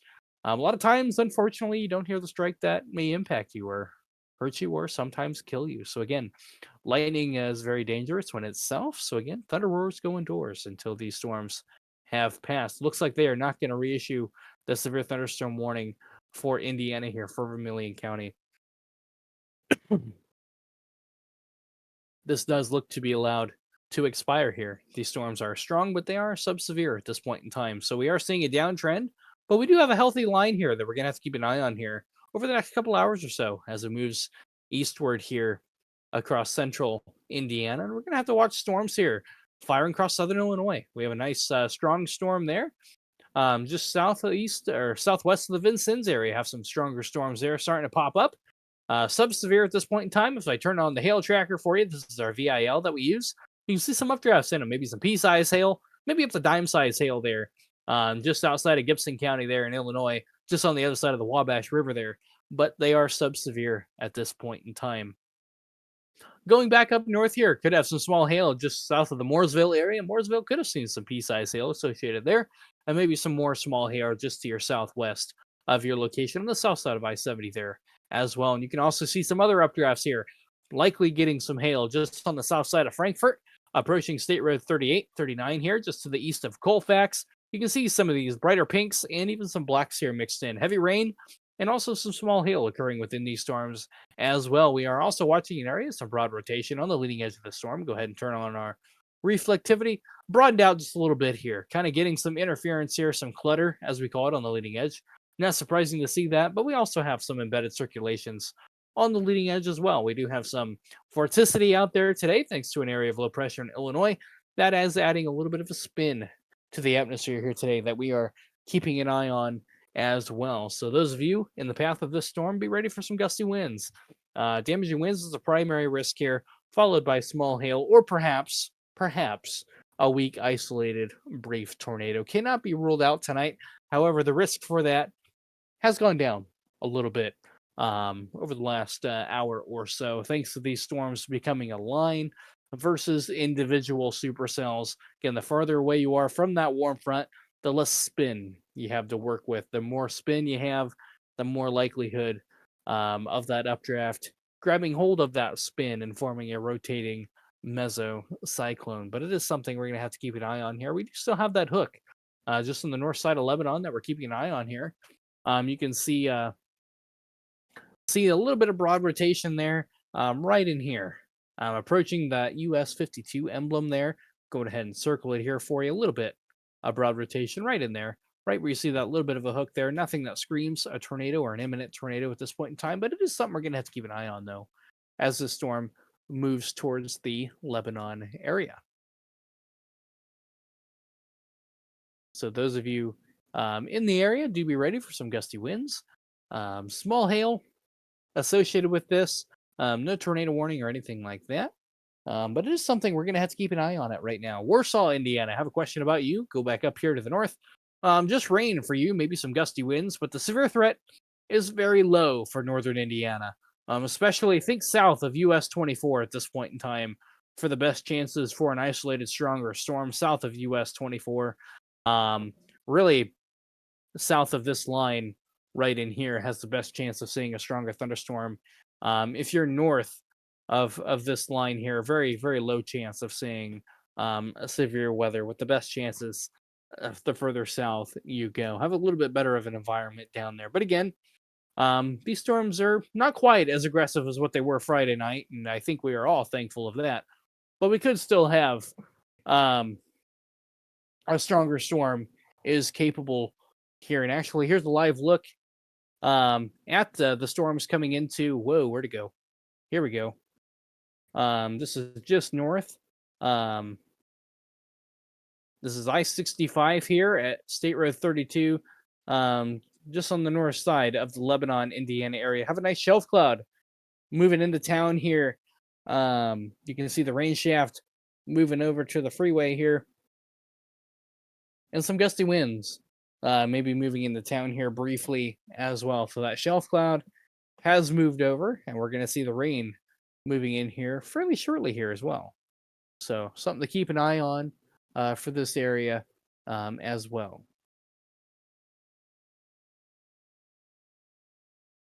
So let us know what's going on where your location is, where you guys are watching from. Go ahead and let us know what you're seeing, especially if you're in any of these blue boxes here. Let us know what hazards you're seeing. If you guys see any hail, gusty winds, or any damage, let us know if you guys have had any damage today. We love to document that. Love to know that what is going on. We can see what the radar has as a potential hazard. But your damage reports really confirm or deny what the radar is showing us. So again, those are very important to us.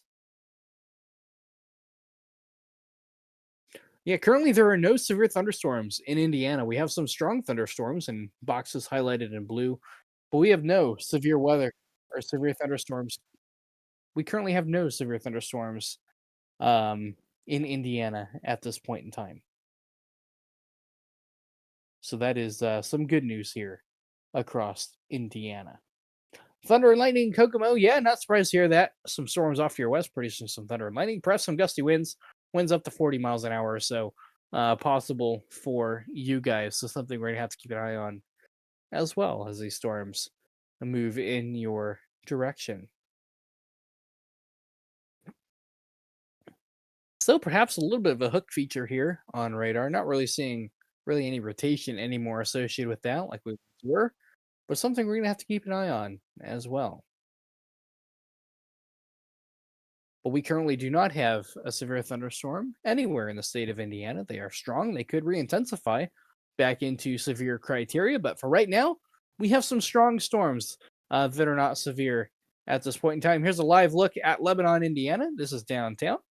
See the shelf cloud moving across. Look above your downtown building here. You can see some billowing clouds here. That's kind of a whale's mouth feature where your shelf cloud is extended away from the storm a little bit. You get a kind of a unique view behind a shelf cloud. A lot of times, what is often obscured by rain, a lot of times we can't see directly behind a shelf cloud. But when they're extended ahead of the main line, you can get a pretty unique view of what a shelf cloud looks like from behind.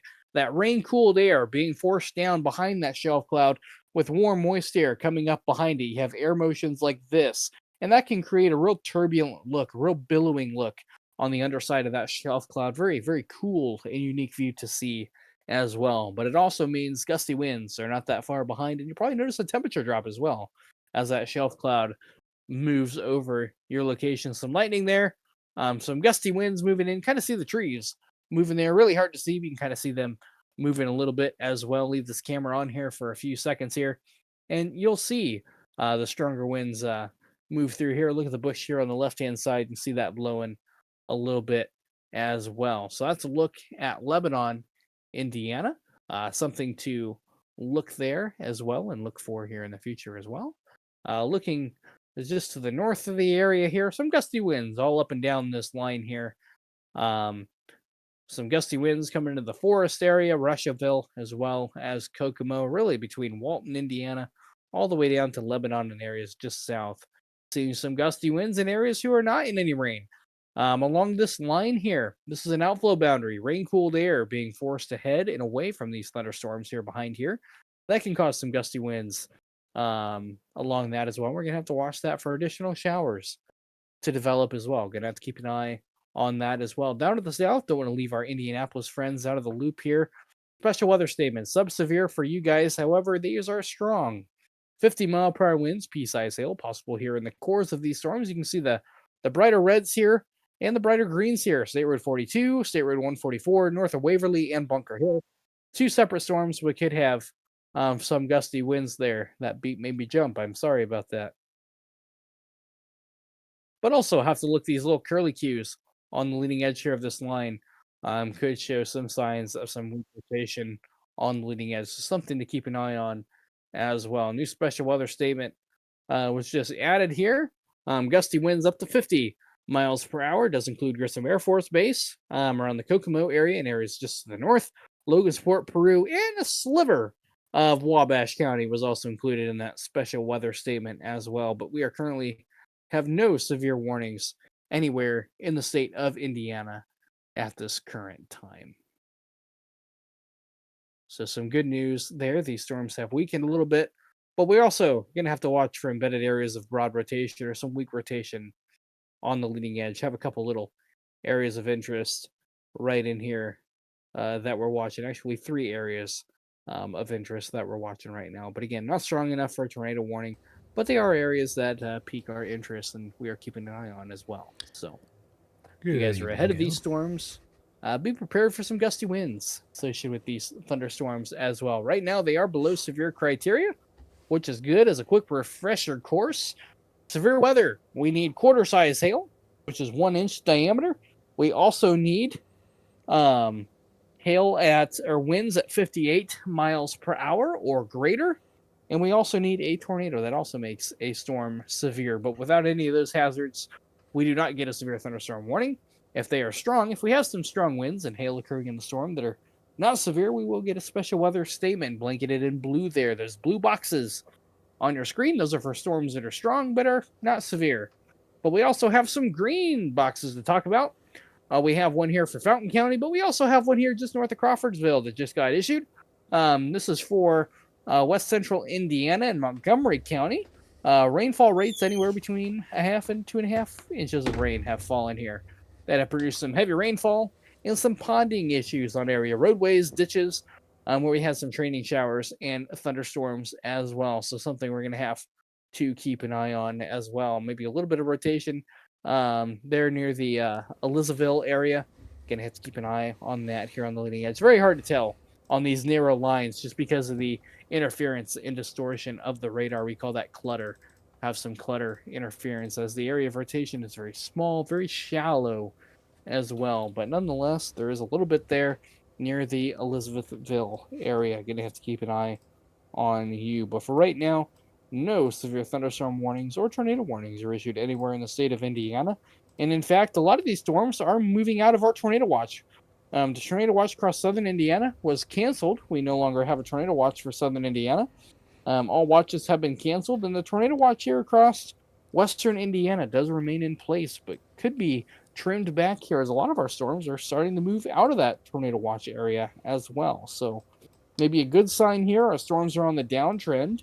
Gonna have to keep an eye on that as well. These storms are kind of looking to be more of a gusty wind risk versus a damaging wind or severe risk. Our severe weather risk seems to be on the downtrend a little bit here across the state of Indiana, which is good news. We don't really need anything as big or as significant as what we saw on Friday night. So that is some good news. Hopefully, gonna have to watch these storms to the south. Some pop-up showers and thunderstorms have developed across southern Illinois from Sullivan County all the way down to Knox County, Gibson County, in our neighbors in Illinois. We also have a new flood advisory just got issued for motorists along I-74 here, just southwest of Indianapolis.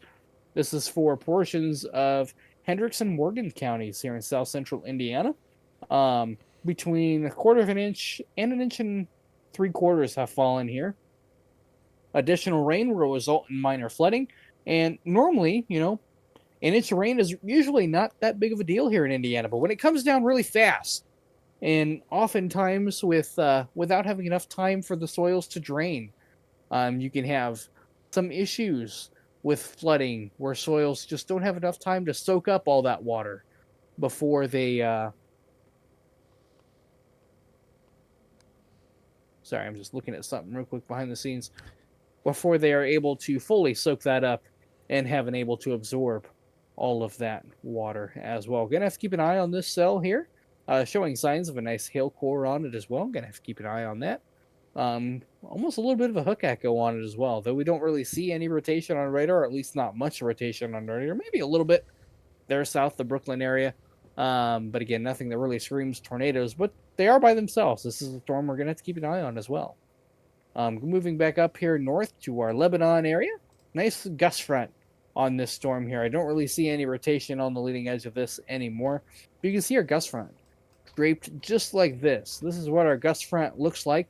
And look how far it extends away from the rain here. All the rain back in here. Sorry, my line kind of glitched there. Kind of drew kind of bad there a little bit. But could have some gusty winds in the Greencastle area. And the temperature may drop well before you see any rain or hear any thunder or anything like that. So do keep that in mind. Could have some gusty winds well ahead of any rain associated with this as well. Maybe a little bit of broad rotation south the Kirkland area. See that hook there. But again, nothing that really screams tornadoes at this point in time, which is good news. Don't really see anything tornadic at this point in time on radar. Hopefully that stays the trend and we don't see any, but we are going to have to keep an eye on these cells here. This cell here is starting to get that supercell look to it. Has that bird wing to it. Could be a hail maker, but we're also going to have to watch the southern end too for any rotation that does develop within it. This is on the south side of Indianapolis. Going to have to keep an eye on this area as well. Got some traffic cameras down there, Caleb, I believe, on 69, close to these cells. Looks like some pretty gusty For winds any here. storms that do develop. Just trying to get a camera view on 69 here, looking north on this storm, just to get a view of the base on it. Right, I was just telling people we had a new flood advisory issued here for heavy rain, and this storm's starting to get a better core on it here near the Brooklyn area. Seeing some hail associated with the storm as well, and starting to get that supercell look to it. Don't really see any signs of rotation at this point in time, Ryan, but could develop a hail core within that southern cell as well. Looking back north, Ryan, we have a large gust front extending all the way just north of Brazil, Indiana, all the way up to the Kokomo area. Not really seeing too many signs of rotation in it anymore, but could have some gusty winds to 40 miles per hour, perhaps. Yep. and also watching some of these cameras on 69 there just south of Indy. Pretty gusty, but nothing that screams severe wind, which is great news so far. And on radar Our too. tornado watch was just canceled. Really? We are no longer in a watch anywhere in Indiana. Our tornado watch was canceled. I don't see that yet. Where'd you get that from? It popped off on radar scope. We have no watches.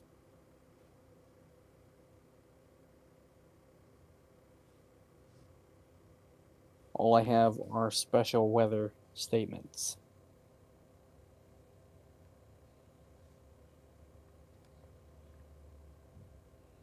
Yeah, it no longer shows up on Omega either, Ryan.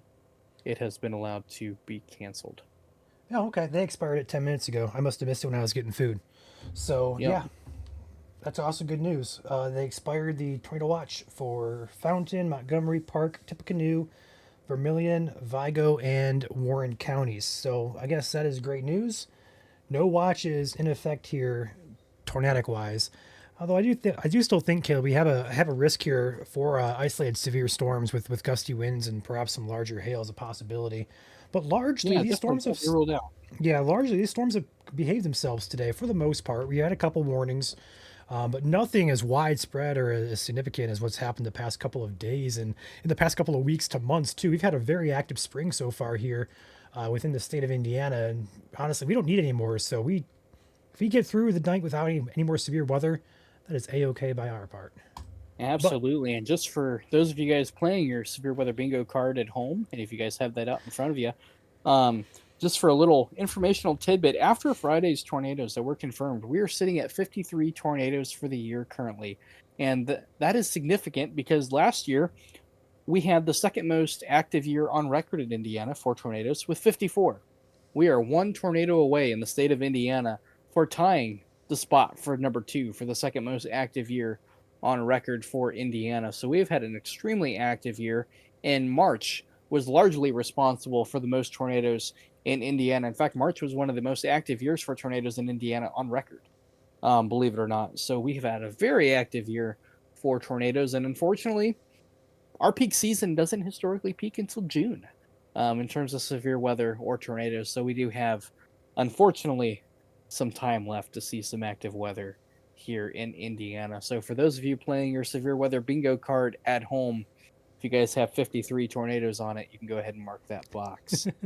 That is where we are currently at. 6 tornadoes were so far confirmed from Friday night's severe weather across southern Indiana, from Sullivan County, Greene County, Montgomery County, Brown County, and Putnam County as well. Had a brief EF 0 there as well. So strongest tornadoes from that night were both rated EF2. One on the ground, Ryan, was 35 miles. Went through Brown, Montgomery County, and Greene County, I believe, too. Very dangerous night. Thankfully, nothing like that tonight, right? That I see right now. Yeah, no, watching one area up there in Boone County that has a little bit of rotation on it, a little bit of a notch there. And yeah, we do look at chat, guys, but when we're watching storms on radar, our focus is communicating for those risks. So we're not always going to look at chat. We do have some moderators in here as well. We're going to grow our moderation team too. So we'll have a lot more activity in chat here in the coming days to weeks. But when we're tracking these storms live, we are tracking storms, and in downtime like now, you can answer questions. But when we're focused on radar, it takes a lot of focus and attention to that. So we're not always going to look at chat. So yes and no. Yep, now's a good time. If you have any questions, feel free to put them in. We'll try to answer them for you here while we're in a little bit of quiet time. We are watching an area of rotation, though, near the Sheridan area, kind of developing a little bit of a notch on, a little bit of broad rotation there near the Sheridan area there. That'll be moving northwest of Noblesville, Indiana, towards State Road 38, kind of showing a little bit of a couplet there, so to speak, Ryan, on the leading edge. But nothing that's really screams super strong. There's a better look at it there, Ryan. A really nice, a little bit of a hook echo. Yeah, that on doesn't. the leading edge of that. So that does scream rotation and perhaps tornadic. So that is something we're going to have to keep an eye on. Go ahead and take that back to my screen here. I'll zoom in on that just to get a better look. So Sheridan, Atlanta. Is this called Cicero? I believe that's pronounced Cicero. Yes. Yep. Aroma, Tipton, Kenton. This is, or should I say Kempton, not Kenton, Kempton. This is heading your direction, east, a little bit north, heading towards Sheridan. This little notch that sticks out is some rotation here. So again, Boxley, US 31. You call them US routes here in Indiana? Yes, we do. Okay, US 31 here from Westfield up toward East Union. It's heading your direction here. Would not be shocked to get a tornado warning on this in the future here on the next scan. Although the rotation on velocity doesn't look too impressive, that indentation here does. So that's what concerns us. It's very, very classic look for this. This is moving into the north and west Hamilton County. It should stay in the northern half of Hamilton County. Zooming out here, just besides that particular area, let's go north to south here. If you're back here on the northwest side and Gary, Merrillville, Rensselaer, Fowler, Attica, Lafayette, all clear, go to bed. No worries there anymore for severe weather. If you are north of US 30 and especially, or sorry, north of US 24 here, but especially north of US 30, there is a very, very, very, very low severe threat up there. It's not very concerning at all. If there would be something up there, brief gusty wind or something like that, but so far right now it's stayed sub-severe. So up there north of US 30, north of US 24, you guys are okay. That line will just move through with a lot of heavy rain, some lightning. Further south here in these blue boxes, Kokomo, Peru, Noblesville, out ahead of this line. You guys have this storm pushing your way. Gusty winds is your main hazard as well as pea-sized hail. The statement says 40 mile per hour winds, 40 mile per hour winds, and pea-sized hail. That's going to move toward Marion, Alexandria, Muncie, and Anderson here next couple hours. So pay attention there. Further south here toward Indianapolis, areas here, wouldn't be shocked to see some small hail occurring with these cells, perhaps some gusty winds there in the Southport, Greenwood area. But those are not severe at this current time. Again, hail could be occurring though, so stay indoors. Back here to the south and west, Vincennes, Evansville, Terre Haute area, cells are still developing and likely will continue to develop into the evening hours. Isolated to scattered severe weather is still a possibility, although there are no tornado watches in effect as the ingredients for tornadoes seems to be kind of weakening here as the evening goes on. So great news there. Our focus goes back up here to that one little notch here by the Sheridan area, and velocity still does not look overly concerning with this. You can see just a little bit of rotation there, but it's not very strong or not very tight. But this indentation here is very interesting because you have winds going in and winds going out. So it kind of is spinning there, at least very broadly. So we're going to watch that closely. Yes, gusty winds for Muncie, Hannah. Nothing in the state currently is severe, but there is a chance that one of these storms could produce some severe wind gusts as well as some large hail. The risk for a tornado seems quite low, although we're not going to call it zero just yet, but so far it's on the lower end across the state. We're going to be live here for probably an hour or two more, Caleb, I have to assume, as these storms progress eastward here. We're not going to go off air until we're confident that either A, there's no more severe weather, or if there's going to be severe weather, it's going to be very baseline and not going to be very significant in nature. So we'll be on here for a few more hours. So feel free to hop back on and check back with us in an hour, half hour, whatever it is that storms approach you. We're going to be here all night tracking these. And again, if you're asking about specific areas, we're going to be focusing in on the most concerning areas first. So if you tuned in for 5 or 10 minutes and we're just not really covering your area, that usually most of the time means that there's not much in the way concerning heading your way outside, perhaps some brief gusty winds or small hail or something like that. If we're talking about your area, pay attention because that's not usually a good sign. Fort Wayne question here by Eric. You are pretty much okay. Again, gusty winds up here could be heading your way, but severe weather for you is quite unlikely, especially north of US 30, north of US 24 up there. And if you're on the backside of this by Lafayette, Portage, anywhere over here, Valparaiso, Rensselaer, Fowler, Attica, you guys are all clear. There's no more storms expected as soon as this line passes you. So once it does pass you, you're A-okay. Go to bed. Yep, and right now we currently do not have a severe thunderstorm warning in the state of Indiana. None of these storms are severe at the moment, and another encouraging sign, though, Ryan, was the fact that they were able to cancel the tornado watch early. Across both parts of Indiana, southern Indiana and western Indiana, we were able to see that cancellation early with no downstream watch. That is an encouraging sign to see here. But nonetheless, we could still have some stronger storms. So Ryan was gusty winds, small hail, and perhaps a brief tornado can't be entirely ruled out. Yeah, not gonna rule that out just yet, just because there is a lot of wind shear in the mid to upper levels today. There's a lot of that to help these storms organize, but there's not much in the way of low level wind shear. We had a lot of that along the warm front, which is why at the start of the stream, we kind of focused in on an area more so like from about Richmond, I think it was, over here to about Lafayette area. This particular area was close to the warm front, which the warm front provides extra wind shear at the lower levels. So that's why we had a little bit more concern for that general area. But south of that warm front, we have a lot of shear in the mid to upper levels, but not really much on the low levels to kind of get these storms to spin. So we'll have to keep an eye on it. It's not a zero threat tonight, but it is on the lower side, especially seeing what's out there currently and how storms have behaved today. We continue to advertise that low risk for a spin up tornado.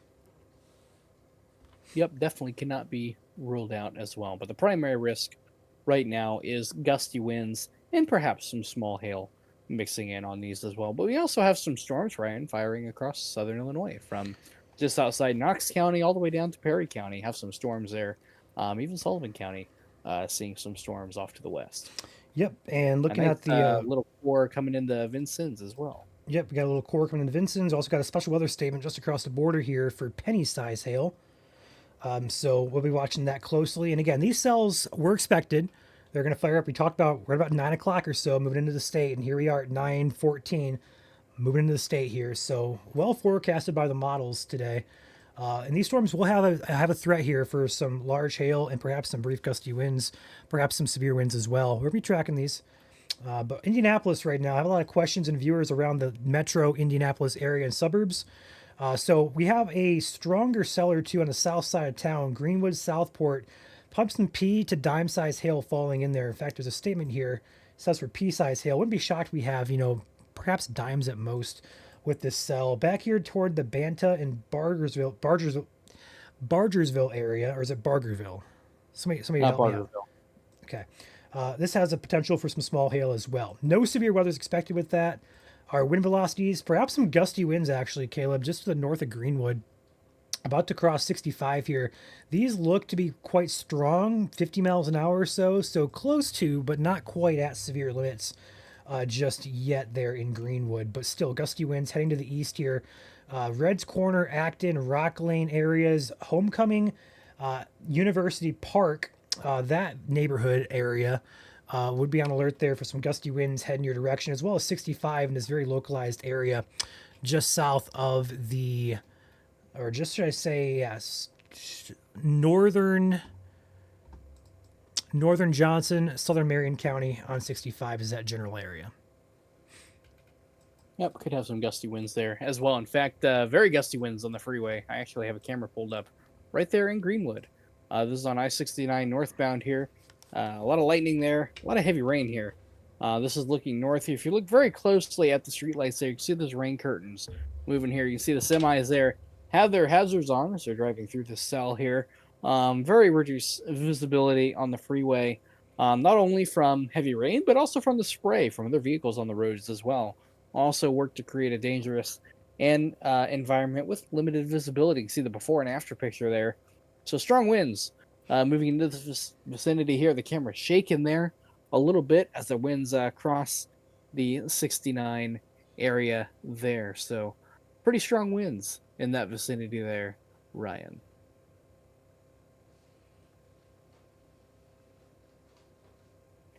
Areas to the north here, we're watching this squall line moving along the US 31 corridor here. Strongest winds from Russiaville south. Seeing some gusty winds there as well. Not really seeing any really areas of rotation along this line that we were perhaps seeing earlier, which is some good news. These storms are strong, but not severe at this point in time, but we're going to have to keep an eye on it. The strongest portion of the line stretches from Kokomo just to the northwest of the Noblesville area. Going to have to keep an eye on that for any intensification that may occur with it. Areas to the north. You guys are not too shabby here tonight. Just some rain, maybe some embedded thunder, but no real severe risk north of 24 here tonight.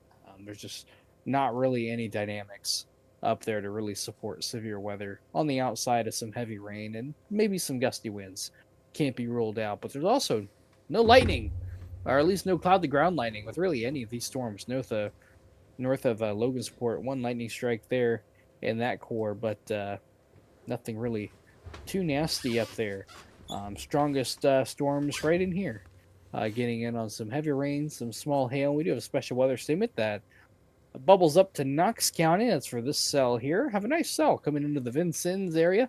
Go ahead and turn on our hail tracker for this guy down in here. Nice hail core coming into the Vincennes area. Perhaps some small hail there. Maybe up to Peas. Maybe some dime-sized hail. Can't be ruled out in the Vincennes area for that storm there. Can't be completely ruled out there. Hey, Caleb, not going to be surprised if we get a severe warning on that cell just south of the Indianapolis Metro, southeast of town. Hail core on that is 60 dBz at 22,000 feet, meaning the hail core on that is stretching very tall into the atmosphere. So likely some larger hail. We can't confirm that, obviously, but probably a good chance of some larger hail right on the Marion and Johnson County line directly over the highway. Anything on your camera showing up there? The cameras are having a hard time loading right now. They're kind of in the middle of the core, so their loading capabilities are not there. Okay. Understandable there. So I wouldn't be shocked if we get an, Yeah, here's one that just popped up and loaded here. You can see a lot of the cars. There's some cars stopped on the side of the highway, just choosing not to drive. Actually, this is what you don't do on the highway. If you're going to pull over or stop, pull to the right. Do not pull or park on the left shoulder. You can see they're getting passed on the right. That is actually a very dangerous situation to park on the left. Every time you pull over, whether that's for a traffic stop, for a speeding ticket or whatever, or just pulling over until it's safe to drive, we always pull to the right. We never pull to the left there. Don't do what that car did, as you can actually cause an accident doing that from somebody not paying attention or not being able to see you. Make sure you get all the way off to the road on the right-hand side of the road as well. But many vehicles stopped here, including a few semis here, down camera here. They're actually stopped on the shoulder here completely until this storm has passed. Likely getting some hail here, although we're a little high up. Ryan can't exactly see any hailstones bouncing on the roadway here from this view. But you can see how slow traffic is moving here from people stopped over. And pretty much everyone has their hazards on here so they can be seen, Ryan. Yeah, and also new statement coming in for that storm. They're continuing it over here towards Shelbyville. Winds in excess of 40 miles per hour, as well as penny-sized hail for Sugar Creek, Morristown. Go ahead and take my screen back, actually. Here we go. This blue box. Shelbyville, Morristown, New Palestine, Sugar Creek here from 74. Marion, looks like Needham as well. Worst of it, though, heading towards Sugar Creek, London area, and eventually Marion, Morristown, any place between these areas. That's where the worst of it is headed. But again, that is a statement below severe criteria. And again, penny-sized hail and winds in excess of 40 miles per hour. Taking a zoomed out look here. Let's pop open our Martinsville camera again. Looks like we have another storm, or perhaps a boundary. Looks like a boundary trying to take shape there. We'll keep it on the screen again. Our warning bar is currently being worked on. Like I said at the start of the stream, we have some bugs with it. We're just trying to work it all out. We'll get it eventually figured out. But until we do, we'll have to run it manually here. But currently no warnings in effect, just a lot of statements here for winds in excess of, and actually we can go ahead and reset this now because we're out of any severe storms. Let's go ahead and reset the warning bar just so we can get the statements on the screen scrolling. You're going to hear a ding here in just a second. There we go. That's going to go ahead and communicate all of the current statements in effect. The issue we're having with that bar is the expired warnings, severe and tornado warnings. If they get canceled or they expire at a certain time, for some reason our software is not recognizing that. It's staying on the screen too long. So working on getting that fixed. We'll get it fixed here by next stream. But for right now, bear with us with a little bit of a difficulty with our warning bar. Some questions here. No warnings in effect. So again, no severe, no tornado warnings in effect at all in Indiana. We have numerous statements though, which is a step below severe warnings. We're going to see a large area here from Kokomo Atlanta, Noblesville, Fishers, you guys do have some heavier rain, some gustier winds heading your way, maybe some small hail there, right on the county line by Atlanta. It's going to be the Tipton and Hamilton County lines there. So be alert there as these storms push through. Back here to the south, looks like we have a flood. Flood advisory in effect there. I thought there was a flood warning, but it's actually for our friends to the south in Kentucky. So no flood warning at this time. But we do have multiple flood advisories. I'll toggle those on. I don't have them on my screen currently, but I will toggle those on for you guys. There we go. Those green boxes, we have one down here on the southwest side of Indy by Mooresville, Brooklyn areas. This is going to be a flood advisory. Minor flooding of low-lying and drainage areas. And further to the west over here by Crawfordsville, Attica, Vetersburg, 2 advisories for flooding until 11:15 for this one. Minor flooding is expected. And then also here just north of Crawfordsville, same exact wording there. Minor flooding for low-lying areas is expected. I'll leave those on as well because flood advisories can be serious, especially for those out and about on the roadways. If you're out in your car, you come across flooded roadways, obviously the old saying, turn around, don't drown. Yes, you'll hear it from us too. It is it rhymes, but it's also good advice. I've seen way too many vehicles try to drive through flooded roads or driveways, and they end up getting stranded and ruins their car. It's just don't be stupid. Not a good situation for anyone either. Yeah, and also you're not only putting yourself at risk, but you're also putting first responders at risk that have to come in that water and pull you out. Yeah. And so that's another reason why it's just best not to do that. Little fun fact for you. It only takes 6 inches of moving water to swipe an adult person off their feet and can carry you away. 18 inches of moving water to fully move your car off the roadway as well. But despite from that, it doesn't take very much water, Ryan, to allow you to hydroplane on the roadways. If you're traveling on these roads, asphalt, concrete, doesn't matter. If you have a lot of road and your tires are unable to carry that water away and allow you to have contact with that roadway, you're going to hydroplane. And that's another issue we have here. So again, slow down when you're in periods of heavy rain to allow your tires to function properly and fully displace that water away from the tire to allow you to have traction with the roadway as well. So if you ever find yourself hydroplaning on the roadway, what do you do, Ryan? What do you do and what don't you do when you find yourself hydroplaning on the roadway? I've always been taught to pump your brakes. Don't immediately slam your brakes on, but just kind of pump them. And I believe the old saying is steer in the direction you want to go. Yep, kind of let off the accelerator a little bit, kind of ride your brakes. Don't slam on your brakes. That can cause your tires to lock and you can continue sliding.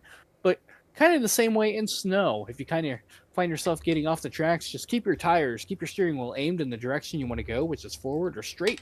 Keep that aim there. Lift your foot off the accelerator and the brakes a little bit too, and just allow your car to navigate past that if you can. So again, another reason to slow down and just monitor your speed during times of heavy rain as well.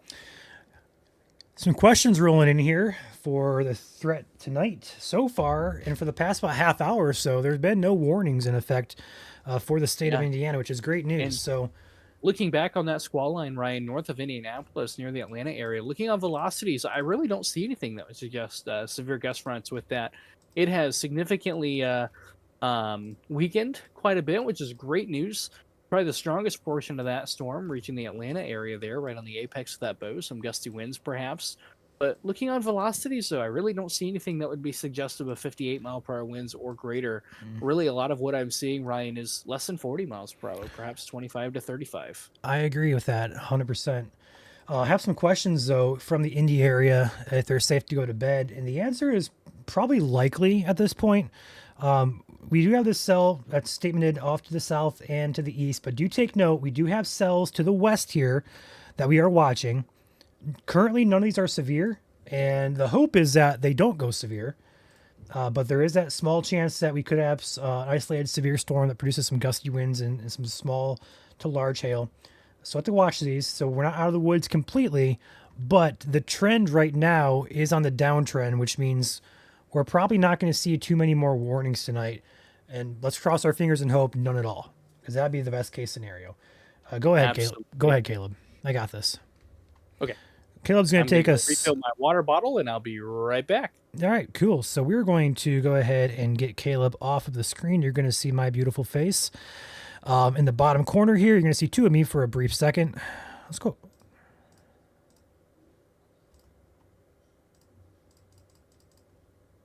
They can't hear you, Caleb. I can hear you. Yeah, currently there's not much happening out there. So if you guys got questions, feel free to drop those in chat. My name is Ryan here with the Indiana Weather Network. Doing live coverage tonight. You'll be seeing a lot more of Caleb and I, as well as our other team. We have Joel. We have other people as well who hop on. We have Drew. So you're gonna see a couple people hop on and cover severe weather, but main two are gonna be me and Caleb here as we tag team this. We'll be live a lot more often here at IWN, as well as our other accounts in Indiana. So, questions here, guys. Go ahead and give a brief overview. So if you're north of US 24 or US 30, pretty much no severe threat up there. So if you're in Fort Wayne, Angola, Kendallville, Warsaw, gusty winds, heavy rain for 5 or 10 minutes. That's about it. Maybe some lightning if you're lucky, or unlucky if you don't like lightning. Nothing up there is concerning. As Caleb just mentioned, though, this is a decently strong bow echo, but not really severe looking. Some small hail, some gusty winds moving into Tipton, Atlanta areas, but generally speaking, doesn't look severe at this current time. Further south, storms develop across Greencastle, Terre Haute, back down toward Robinson, Illinois. Those do have small potential for severe weather. Also down here by Vincennes and Evansville, some pop-up storms to watch as well. Nothing is currently severe. Then, of course, we have these two cells out ahead in the Greenwood area, producing some penny-sized hail and wind gusts around 40 miles per hour. Questions, guys? Raining hard in Vincennes, says Jeanette. Yep, Vincennes is dead center of this cell.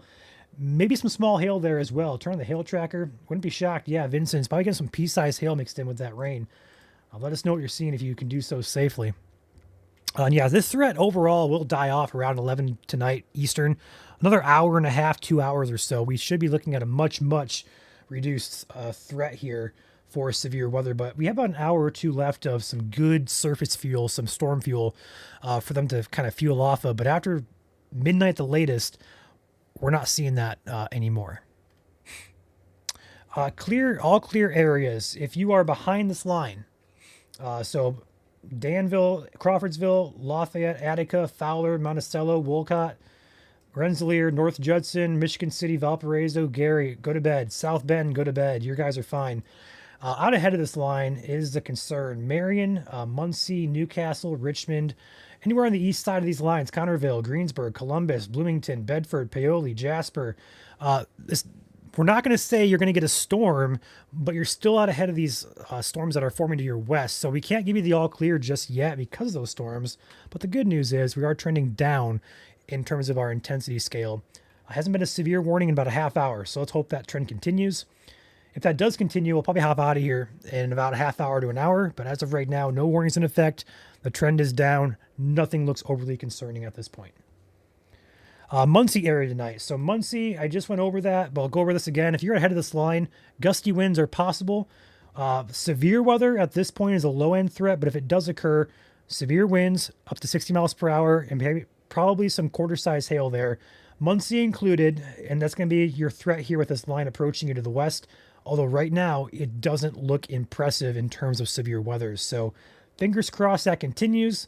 You should be fine if that is the case. But if not, we're going to be here tracking it. So you can always count on us to be here live covering it. If we're not talking about your area, probably a good sign. If we are talking about your area, probably a bad sign. Have there been any tornadoes tonight? Not to my knowledge. We do have a funnel cloud report. It's actually, the video of that is on our page, so feel free to check that out. But as far as I know, to the knowledge that I have, there have been no tornadoes tonight.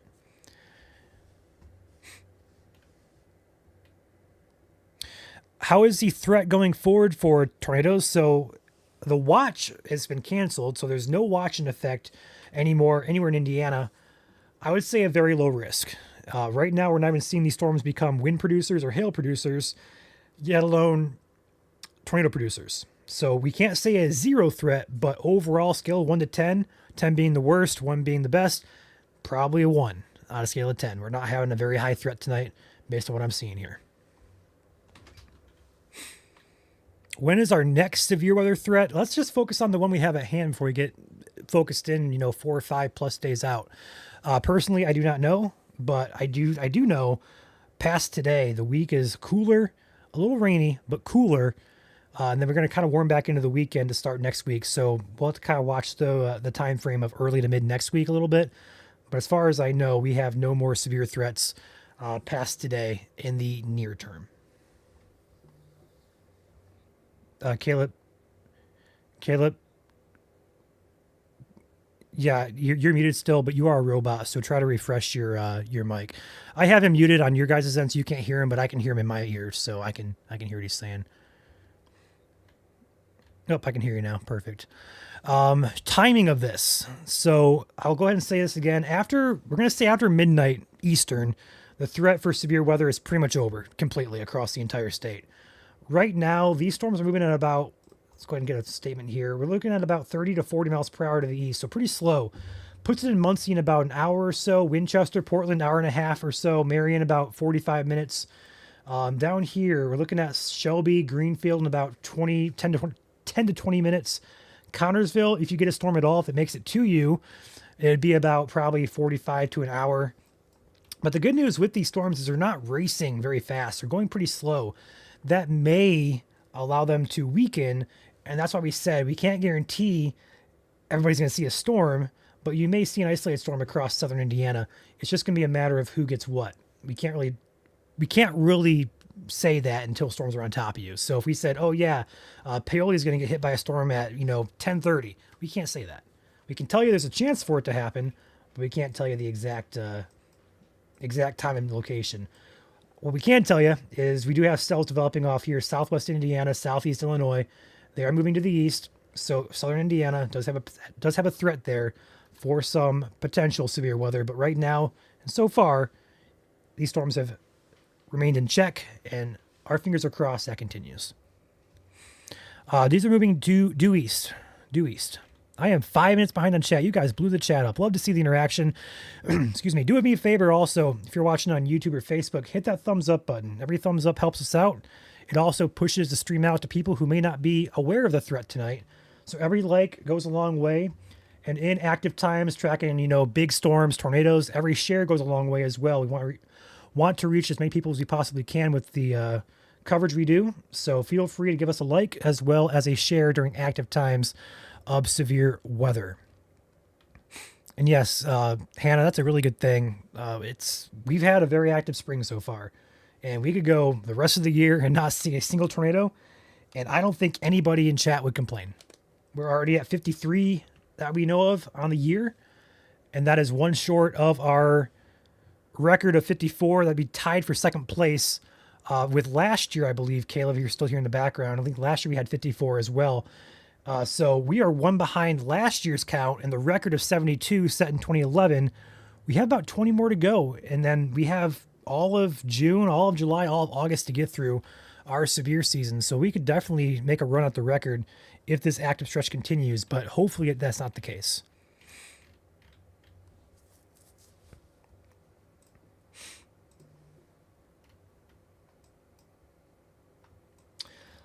Let's take a look at these cells again as we're kind of answering some questions there. Look, the gust front on this cell by Shelbyville, Greenwood area, not impressive. Less than 20, 30 miles an hour there at most. Hail tracker on that. Probably some pea-size hail in there. I wouldn't say, maybe some pennies. Doesn't look too impressive to me. Up here in the Kokomo, Atlanta areas, they're currently over you, and still not seeing anything that suggests severe is occurring. So good news there. Further north, Fort Wayne, Angola area, Marion, Bluffton, Huntington, you guys have some showers and a rumble of thunder perhaps heading your way. No severes expected up there. I'd be very shocked to see a yellow box up here tonight. So you guys should be good. Just got to get past you guys here. Fort Wayne, about probably an hour to impact for you guys. And again, just rain, maybe some brief non-severe gusty winds, and then rumble of thunder possible. Further south here, secondary line moving into Indianapolis currently. Let's check out the velocity on this. Probably some, perhaps some gustier winds here. Let's take a look at the airport radar. Yeah, perhaps some gustier winds here. Moving in toward the Danville area. This is going to be on the, it looks to be the Hendricks County area, central Hendricks County, moving in toward eastern Putnam, and then central Hendricks would be the area of interest I'm monitoring with this. The brighter greens there indicate some gustier winds are possible, but they don't look severe per se. But we'll have to watch those a little closely as they move toward the radar.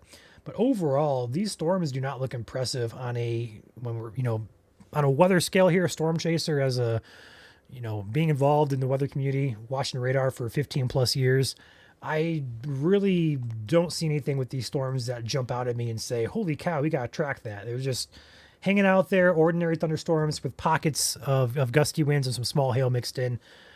Let's hope that continues. Caleb, when you're ready to hop it, you're still muted on my end, but when you're ready to hop in, let me know.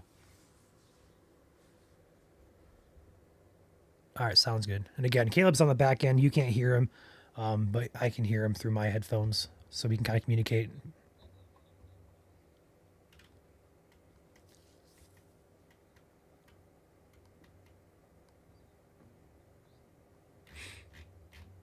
Yep.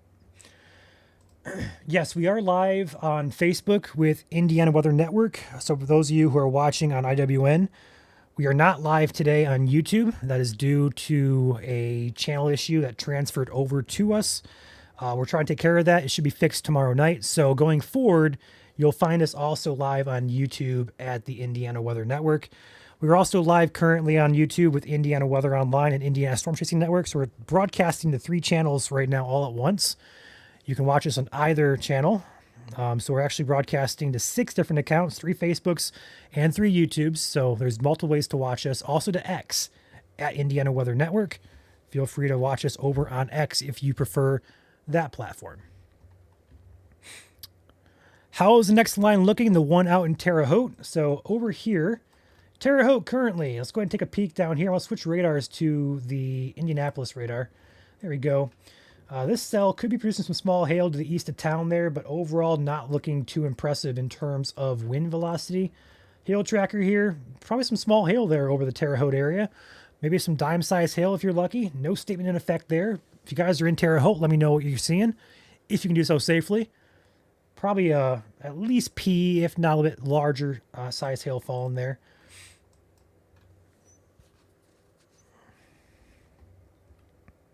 Okay. Caleb is back with us. We're going to unmute him and bring him back into the chat. He's going to show up below me here in just a second if I can get this to work. It does. Cool. There's Caleb. Actually, we're going to switch Caleb to the top left here because a Martinsville camera is below me. I want to keep that there. So we'll go ahead and go back to the layout we had. I'll put myself up there as well. So bear with me. Get me off the screen here. You guys should still be able to hear me, but we're going to pop that over there. And there we go. We're good to roll. Caleb, just kind of going around the state here. Not much happening. Yeah. Not a lot, from a storm chaser perspective and also from a meteorological perspective as well. These storms are running out of gas. That was a possibility tonight. Again, today's severe weather risk was more on the conditional side compared to what we had on Friday. Friday, we were forecasting a widespread severe weather event. We had a lot going for it. We had a lot of energy, instability. We had all the ingredients there needed for severe weather. Tonight, we have some limiting factors. And some of those limiting factors are starting to perform a little bit better now, especially that we've lost the daytime heating component. And that was a big one, too. We had a limited duration on how long we were allowed to destabilize today, especially the further east you go, the less time you had to destabilize after this morning's storms and rain that moved through southern Indiana. And we're starting to move into a little bit more of a stable environment as well. But also, some of these storms are starting to move east of the warm front, Ryan. Our warm front is draped diagonally across the state right about this here. So some of the storms on the northern side are starting to outrun that warm front, and that's going to lower the severe risk even more, especially for areas north of our strongest cell there. And we're starting to see that, Ryan.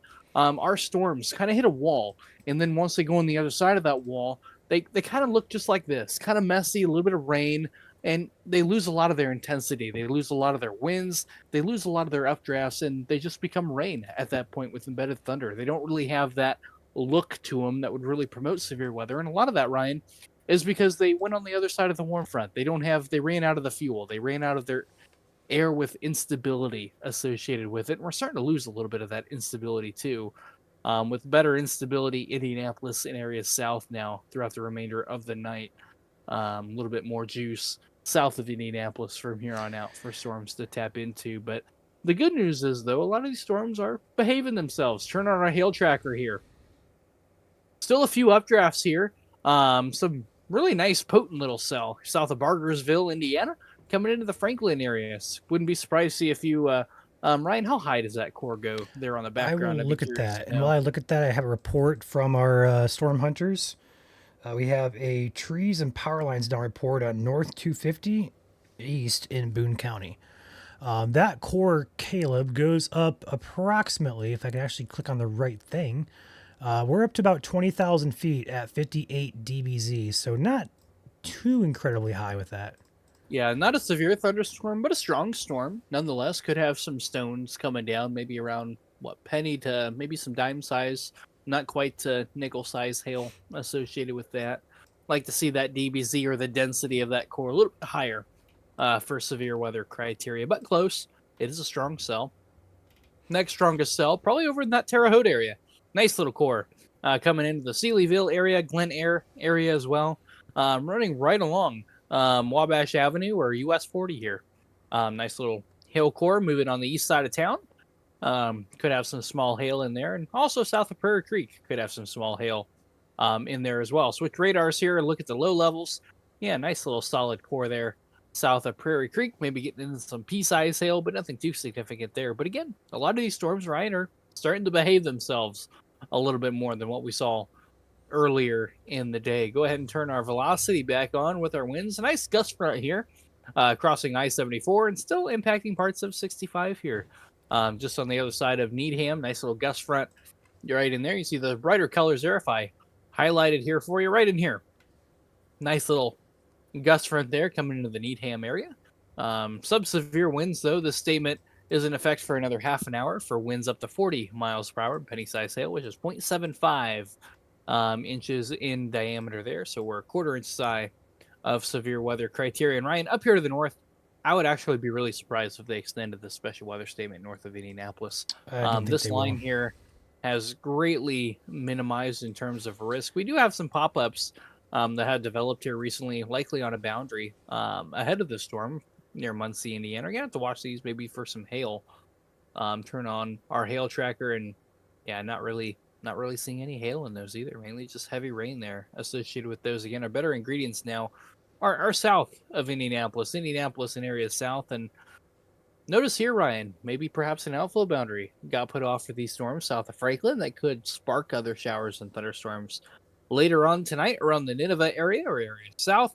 And same thing with these storms here. See a large outflow boundary still hanging on right along I-70 here. Nice outflow boundary that sparked this shower off. And this outflow boundary sparked this shower off. So these outflow boundaries are rain-cooled air that gets pushed out, propagated out away from our thunderstorm or shower. And they act as mini cold fronts on a localized scale. And that can help promote the development of other showers and thunderstorms in the area. So that is something we're going to have to keep an eye on throughout the night for some development here. Turn back on our velocity here to look at our winds here. And again, I don't really see any winds in any of these storms, mainly just heavy rain and perhaps some small hail associated with them as well. That is really all I see in these pop-up showers and thunderstorms here, mainly a hail and heavy rain risk associated with them. Some of those are strong, but they are all sub-severe at this point in time, Ryan. I don't see a single storm above it all that has more potential over another of becoming severe at this point in time. Probably the two strongest storms are the one near the Greenwood area and the Terre Haute storm. Probably have the two better cores in it. But again, we're talking penny-size hail and winds maybe 30, 40 miles per hour. Yeah, so I have a lot of questions here for all clears and stuff. I would say, really, if you're up in the Fort Wayne area, Marion, Huntington, Kendallville, Angola, I see a lot of questions. Can I go to bed up there? I'd say yes at this point. I don't see anything becoming severe up there at all. So I'd say, yeah, go to bed up there. Muncie, probably the same way, honestly, down here by Winchester, Portland, Muncie. We have these storms still moving in, so we can't obviously guarantee it for 100%, but like the threat here is quite low in nature, where these storms are just Just not Yeah, doing don't be anything. surprised to hear a rumble of thunder, maybe some gusty winds to 30 to 40 miles an hour. But to see anything greater than 58, I think north of Indianapolis right now is pretty low in nature. We can't really give Um, the all clear overall, officially, but really what not a Caleb just said there, North Indianapolis, you're pretty much good to go to bed at this point. I wouldn't expect anything more severe up there. If you're still in the Indianapolis area, I see a couple questions, a couple people watching from Greenwood.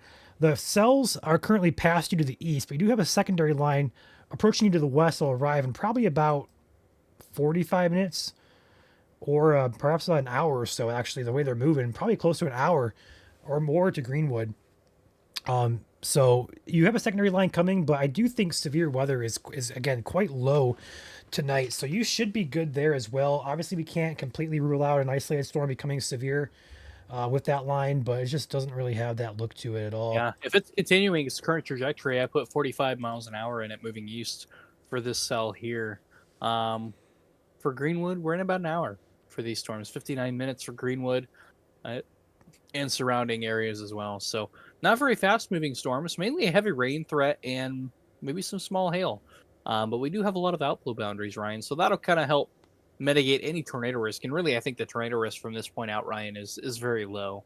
Non-zero, but very low and not expected for the rest of the night. Yeah, I would agree with that 100%. There is some gusty winds, though, back in Shelby County. Looking at that, Jack Johnson and Shelby County line, again, not severe looking, but just a little pocket of perhaps some gustier winds. It's moving in toward Bogstown, Needham area, eventually toward Marion and Shelby. Yeah, a couple different pockets of stronger winds down here, kind of associated with the cores of the storm, where your downdraft is, where your heaviest precipitation is. That can sometimes bring those stronger winds down to the ground in the form of downburst. We have some of that going on here, but again, they look sub-severe at this point in time. They don't look severe in nature, especially with an outflow boundary out here too. That really kind of shows where these storms are at in their life cycle. Every storm has a life cycle, and you start to see signs of aging within these storms, and that's kind of what we see here when they start putting off outflow boundaries. They're not really in their peak or their prime anymore. They're kind of outflow dominant, but they can still have some gusty winds in the cores. Not out of the question, but when they produce outflow boundaries, Ryan, they really kind of choke themselves off a little bit. They're pushing their own rain-cooled air out ahead of them in the direction that they're going to be moving into.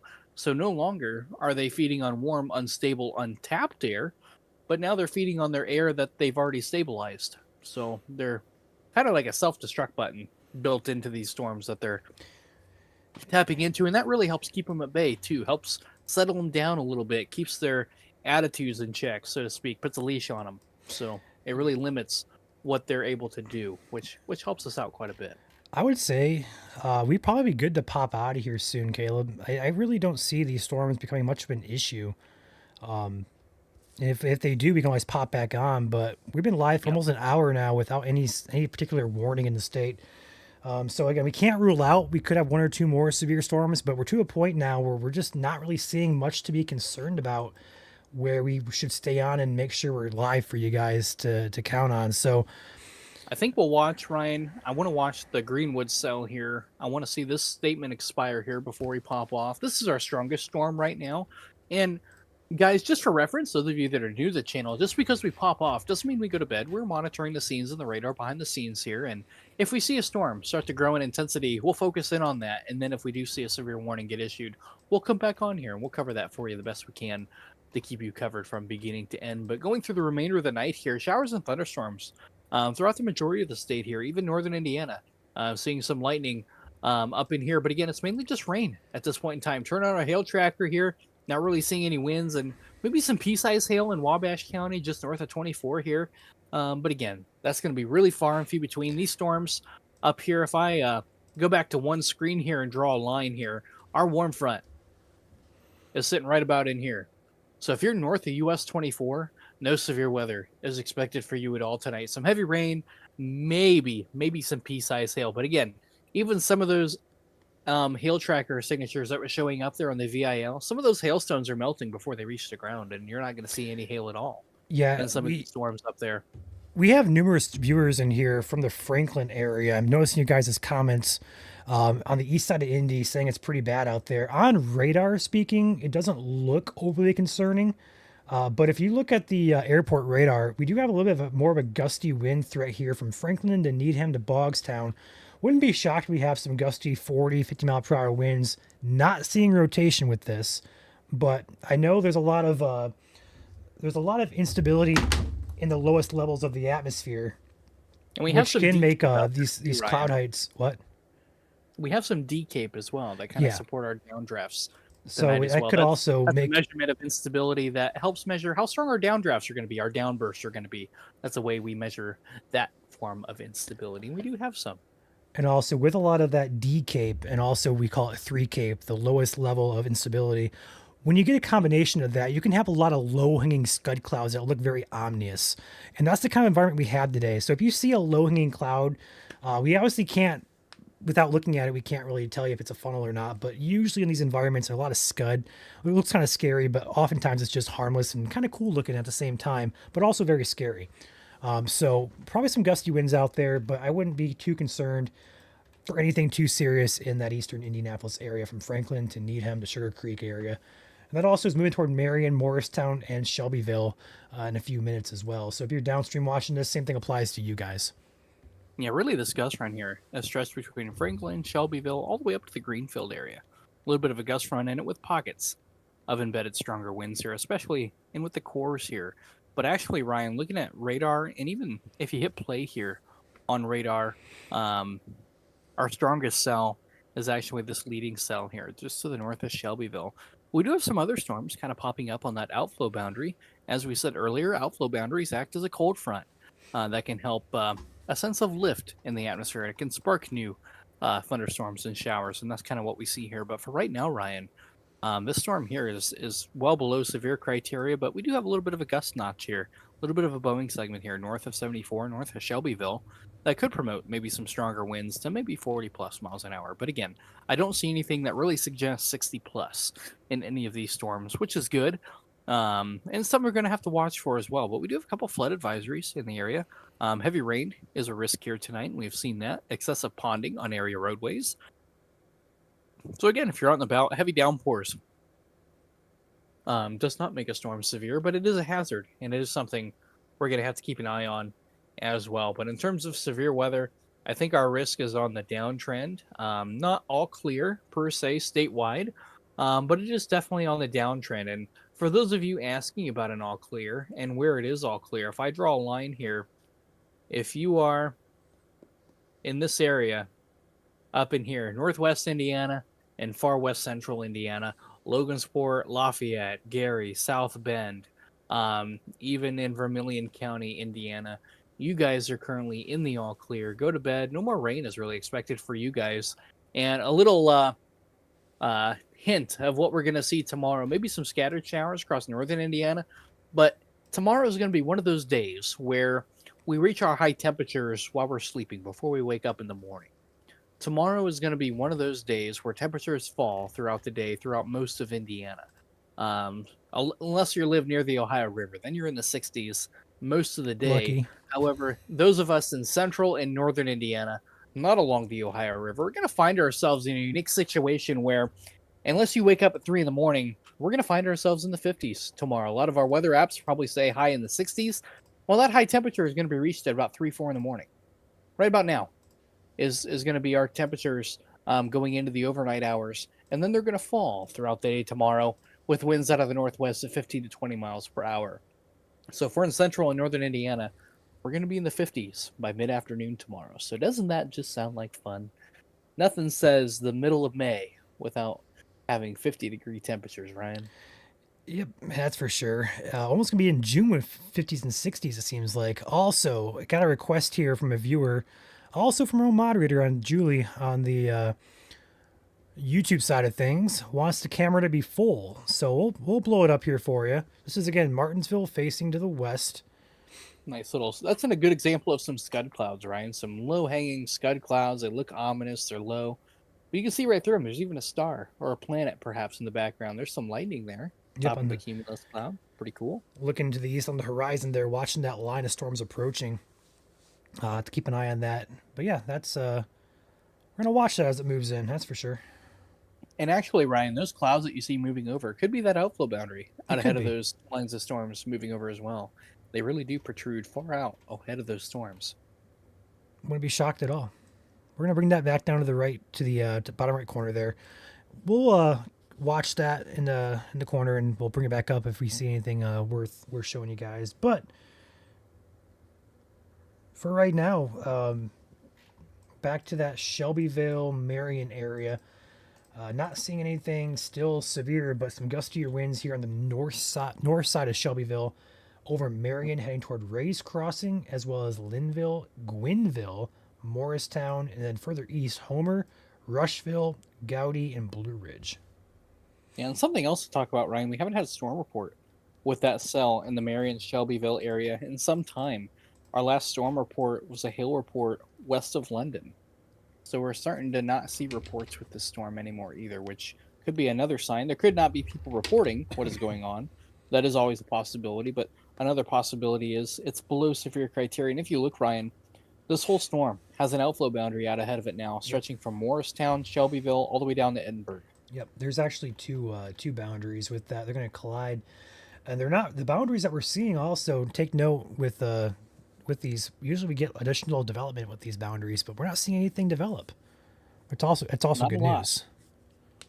Yeah, your secondary boundary, though, it sparks some showers and thunderstorms that get absorbed quickly by the line behind it, though, Ryan, but they're also moving into an area where it's already been stabilized by rain that has already moved through. So that's another thing working for us in terms of those people not wanting severe weather, which I think most of us would be okay if we don't see that. We have a We new are watching statement coming in. storms. Yeah. New statement coming in there. It's going to be for Rush County. Penny-sized hail and 40-mile-per-hour winds. Yep. So well below severe criteria with that statement.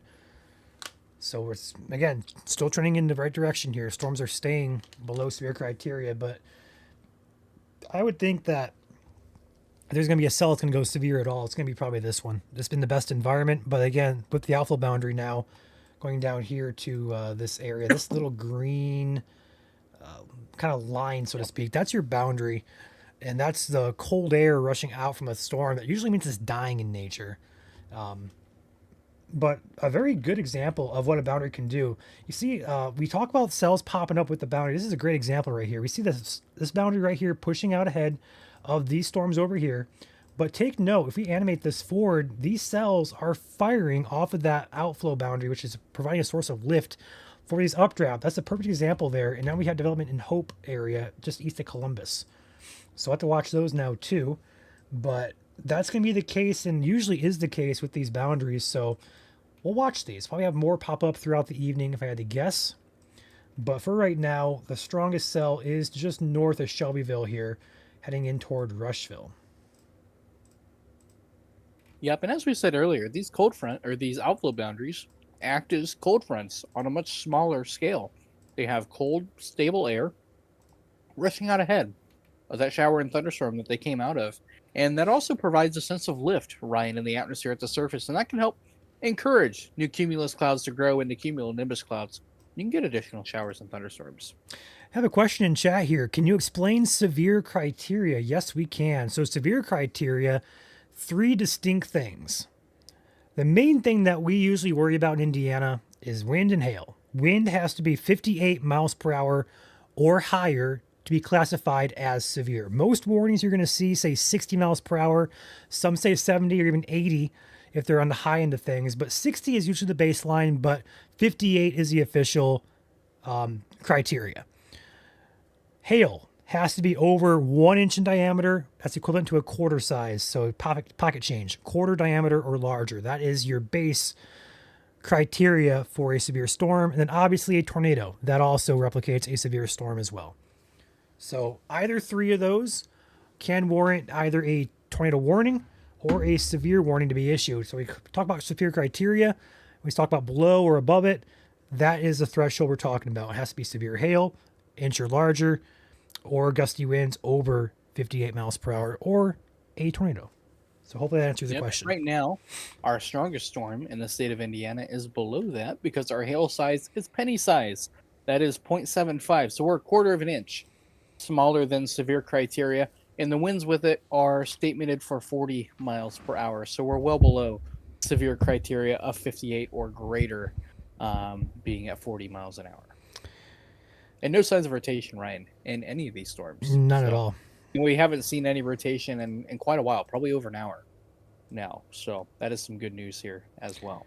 Take this a little bit fuller here. I am taking this feed directly from our YouTube channel, so it's a little grainy. We're going to work on getting it directly imported into our streaming software, so it should become clear in the future streams here. But looking west here from Martinsville at the cumulus deck there, the cumulonimbus cloud on the right side of your screen, the updraft of the storm, getting some good, almost at hail, getting some good lightning in there. So we're going to watch that for a few minutes here. Nothing really happening on radar to be concerned about. If you guys got questions, I know we have about 400 of you guys watching in total still, so appreciate you guys sticking with us. Now is the time to ask some questions. We're not going to get to everybody's. And again, if you're south of the current line on radar here, I'll go ahead and blow this back down. Really south of Indianapolis, your threat for severe is not 0, but it is on the lower side of things. We have not seen a severe warning in over an hour. So we're trending in the right direction. We have been, and we will continue, it appears, to trend in that direction. Anywhere north Indianapolis, I'd say you're good to go to bed. There's just not much happening up here. Got some rain, isolated lightning, but there's no severe. There's no wind. There's no hail. There's just nothing happening up here. So maybe a big strike of lightning or a bolt of lightning and a clap of thunder, but overall, just if you're north Indianapolis, you're pretty much safe at this point to go to bed without a worry. Can't say the same for south, though. Yeah, I do have a traffic cam just south of the Shelbyville area on I-74 here, and it's not looking too windy here along this portion of the gust run here. Though we are not in the core here, keep that in mind. Our strongest portion of the storm is off to the north and east of this location, moving away from this location. But looking at things here, some rain, and it honestly doesn't look strong here at this location either. So it really doesn't. It doesn't. Got some ETA questions to Greenwood. We have a lot of Greenwood viewers tonight, so welcome in, guys. Good to see you in here.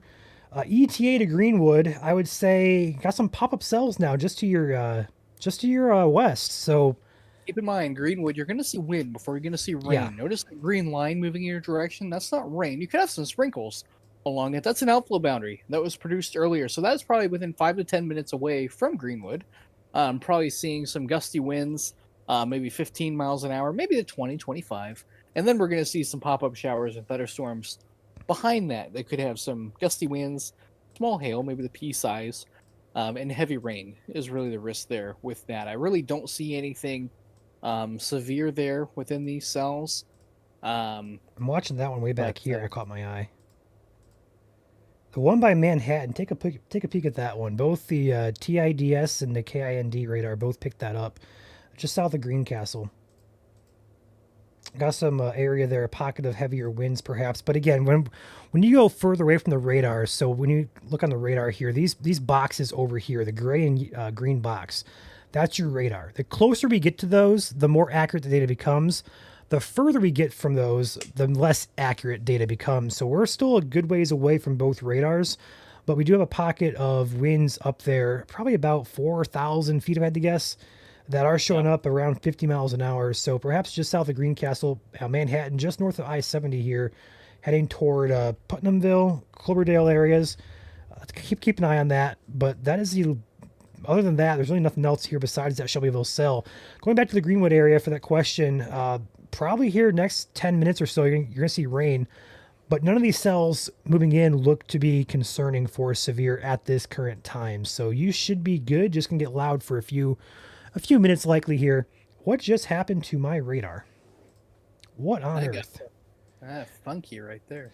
But yeah, just be inside. You'll be fine. You'll be all clear here in about... Man, it's hard to say all clear time because these are training over the same area, so it may be a while if we're actually in the complete clear, no rain at all. But you should be fine to go to bed with these cells approaching you. But just take note, it could get loud pretty quickly. Yeah, expect some heavy rain, rumbles of thunder. But in terms of severe weather, right now rather on the low side, Ryan. We've gone over an hour now without a severe thunderstorm warning Yep, in the state of Indiana. and that's good news as well. So we'll probably see the trend continue, and probably gonna hop out of here once we can confidently say nothing at the current time is strong. There's two cells that we're watching now. Shelbyville over here, headed toward Rushville. This cell has some gustier winds in it. It's going to ride State Route 44 from Homer to Rushville. That's one area to be on a watch for. Other area riding just north of I-70 north of Cloverdale, Manhattan, Putnamville, Mount Meridian, and Stylesville, all in line for that. That's a pocket perhaps of gustier winds to keep a close eye on. Neither of which currently has a warning on it. We're all in statements right now. Just one statement in effect for this storm out here, and that's really it. Yeah, but you can kind of see that bowed out front appearance to that north of Shelbyville there, how it's kind of bowed out. Kind of indicative of some stronger winds, but really the strongest winds of that storm, Ryan, are not with the rain. They're actually out ahead of that storm a little bit. Coming in pretty close to the Homer area. Right now, getting the strongest winds associated with that storm is actually out ahead of that storm thanks to an outflow boundary. So a lot of people who are in line of these storms going forward are going to see the wind before they're going to see the rain. And then things will calm off after that. But another risk to talk about is the heavy rain. A lot of these storms are pretty slow movers and moving over the same areas again and again. Have some training, showers and thunderstorms. Training meaning just like a train in a rail car, they move over the same tracks again and again, right? Well, a lot of these thunderstorms are traveling over the same areas again and again before they slowly move out of the state. So with that comes a rainfall risk tonight for some ponding and isolated flooding as well.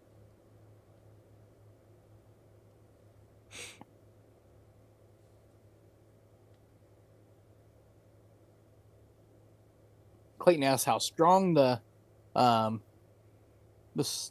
tail on the Shelbyville storm or the winds, I assume, is what you mean by that.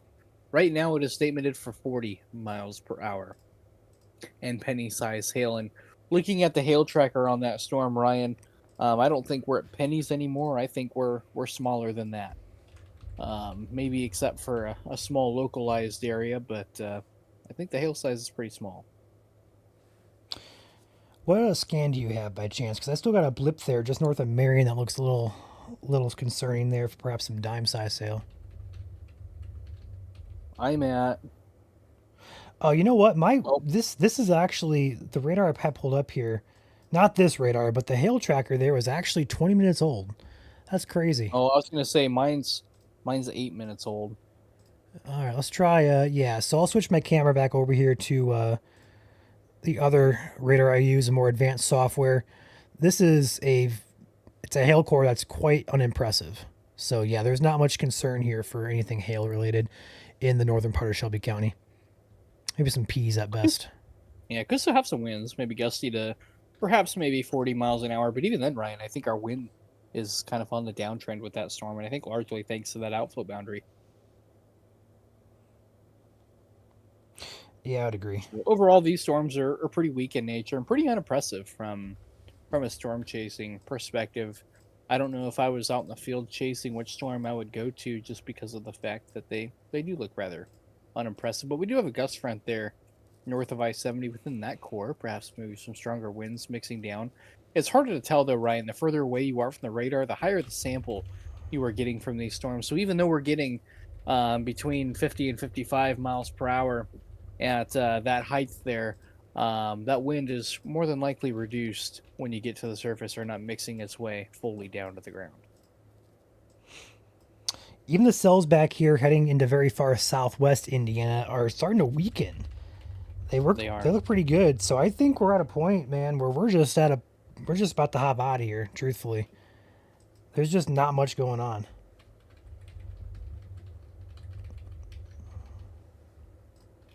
Areas like Sullivan, Jasonville, Linton, Bicknell, Vincennes, you have some storms coming your direction.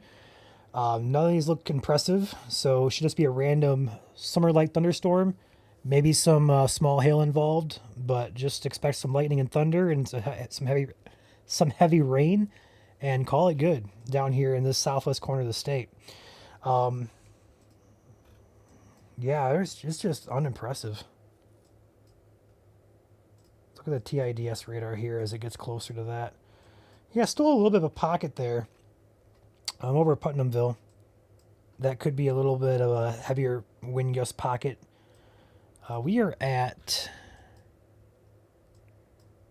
Let's go ahead and turn on the velocity here.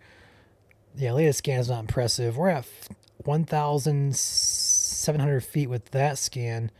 What about the TID radar? Where are we at with this?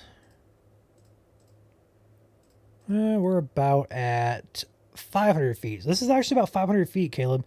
So this is actually perhaps reaching the ground or very close to it.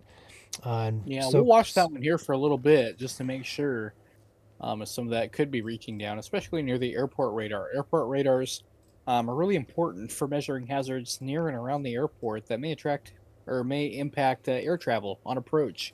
So what's getting measured by these airport radars are generally pretty low to the ground and generally have a pretty good chance of occurring near the ground as well. So another reason we'll keep an eye on that near Putnamville there. Could have some gusty winds approaching your location here soon. If anybody's watching from that area, do let us know what is going on.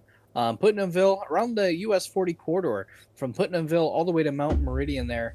Let us know what you guys see here in the next few minutes if anybody is watching from that area. Muncie, yep, you guys are good. You're in the clear. Could have maybe some showers and thunderstorms, but no severe weather is expected for you tonight.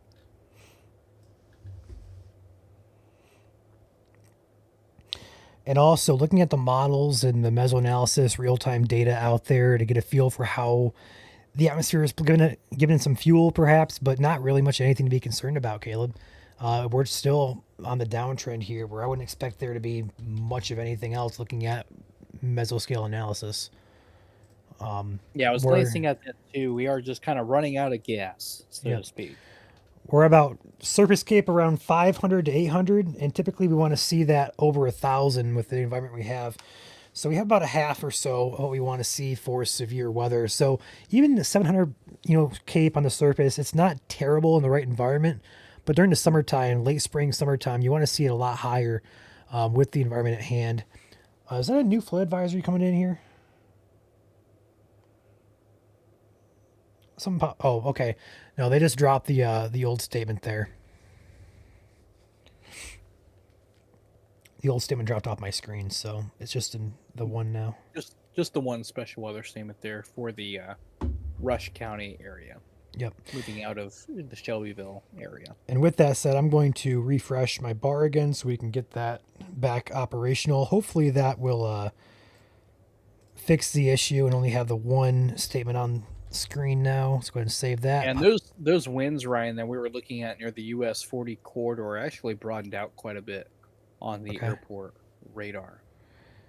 Okay. So you want to look at that as well while he's getting his warning bar, that ticker up and going again. Well, good news. The bar is being worked on now, so it's going to be down for a little bit. So you're just going to see the time and on our name there. So, and current conditions across the state. Scrolling if you can read that there in the bottom. So we'll keep it nice and all clear. The black bar means we are all clear. There are no severe warnings in the state, although usually that means we're all clear, but today it does mean that it's broken. So we'll get that fixed. But looking back here at that radar, as Caleb just mentioned here, looking at the velocity, yeah, that just bright greens here would indicate winds 50 or so miles per hour, and that's just, it's gone. It's just gone. So that is a good sign there. Back over here toward Rushville with that cell, gusty winds likely continuing here throughout the western half of Rush, eastern half of Shelby County. Again, not seeing anything severe, though. We're looking for 58 miles per hour or higher for severe. We're seeing 40 or so, and that's at around 2,000 feet above the ground as the radar beam shoots up in the atmosphere. It's not a very level across the board. It shoots up, so we're looking a little higher up in the atmosphere the further we go from the radar. So something to watch on that cell, Ryan, the Shelbyville cell, is actually an outflow boundary that is faster moving. Approaching it from the west is actually catching up to the storm if you press play. So kind of be interesting here to see how that boundary interacts with that storm as it actually will likely move through it. Yeah, for the southern edge here, I can see that happening. The boundary is right here moving south, and it'll likely get this part of the storm here if it continues.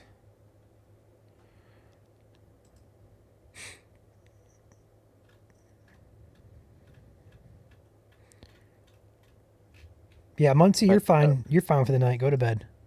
Kokomo, same you're thing good. for- Noblesville, good. Lafayette, Crawfordsville, all good. Go to bed. Logansport, Gary, Rensselaer, all good.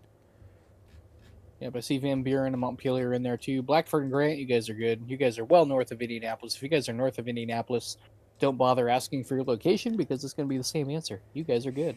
And I will briefly cover that. There is a line of storms coming your way. It's not severe, though. At best, brief gusty winds, pea-sized hail, and if you're lucky, a heavy boomer, as I call them, a clap of thunder, essentially. That's basically the extent of what's heading up there toward the Fort Wayne area. Currently about to Even move though- into Lancaster, Pretty far Huntington. in between. Yeah, not a lot of lightning with these storms up there. Yeah, that's why I said if you're lucky. We're not skipping Franklin. Franklin area, you have a cell directly over you. It is not severe. You're kind of between these two areas. It will get gusty in Franklin with this boundary. I'm not talking severe gusts. I'm talking more so like 20 or 30 mile per hour wind gust here in the area here. We actually have a boundary, Caleb, just noticed on our Martinsville camera. It is directly over Martinsville. Let's go ahead and take that a little bit fuller screen here. But no, Franklin, you're between boundaries here. It's going to get gusty. But that's what the current view in Martinsville facing to the west. That is your outflow boundary about to pass over the camera here. It looks kind of ominous. There's likely a shelf cloud with this as well. I have not been watching it. I bet if we go back and kind of watch it roll in, you could probably see the leading edge of that. The shelf cloud a little bit. A little Yeah. bit of a whale's mouth there, perhaps. Yep. Some billowing clouds. It looked really ominous, but really nothing tornadic there or anything like that. Maybe just some gusty winds on the backside is really all we're looking at here. You can see the lightning there. Look how far back that was, Ryan. I On missed the it. bottom of your screen there. Okay, it was just above the trees, but it was really far back. Just goes to show how far ahead of these storms this outflow boundary happens to be. Yeah, there's some lightning there. Yeah, Winchester, again, there's storms heading your way. Likely not going to be severe, so we're going to say you're pretty much all clear. That line does not look impressive at all from Muncie to really to Greenfield, Newcastle area. So like Richmond, Winchester, you're good. Any place between or close to these places I'm calling out are pretty much a-okay with this severe Yeah, if you're threat. south of Indianapolis, you're likely going to have a chance of thunderstorms throughout the majority of the night here. If you're south of Indianapolis, across south central and southern Indiana, doesn't matter what town you're in, you have a chance of showers and thunderstorms. But it doesn't mean you're going to see rain. It's going to be pretty scattered in nature. Whether that's from Winchester, Indiana, Bloomington, Indiana, Seymour, Salem, Jasper, Santa Claus, Evansville, Vincennes, doesn't matter. If you're south of Indianapolis, there's the chances about the same as for you as it is your neighbor. There's a chance for scattered showers and thunderstorms. Some could be strong, but I think the risk for severe weather, Ryan, is very low at Yeah. this point in time. We don't have the ingredients. We have about In half of what fact- we need to support severe weather that we had earlier today, but we just don't have that anymore. In fact, Caleb, it's got the new mesoscale updates every hour. We went from about 700K down to about 300 on these storms out near the Richmond area. We're less than half. We're less than of half of what we need. Not to say it can't happen because there is some low level instability still. So there's some 3K, Caleb, hanging around there. But with the environment today, the best environment, if anything is going to become severe at any point tonight, the best environment for that, I'll take this off the screen momentarily so I can show you guys this. Go ahead and minimize this back. The best environment for anything severe is going to be right here. This area right here with these storms. That is the highest low-level cape, also highest wind shear. Best environment, even though it's not a very good environment to begin with, is going to be with this. I kind of circled this too much. Hold on, let's redo that. We're mainly basically downtown Indy in this way. This is the best environment right there with that line. That is all I'm seeing. I can actually bring this in if I'm not mistaken. Let me do this actually. A little bit different visual I can give you, but perhaps a little helpful when I'm trying to draw. You guys tell me. I'll go ahead and share this.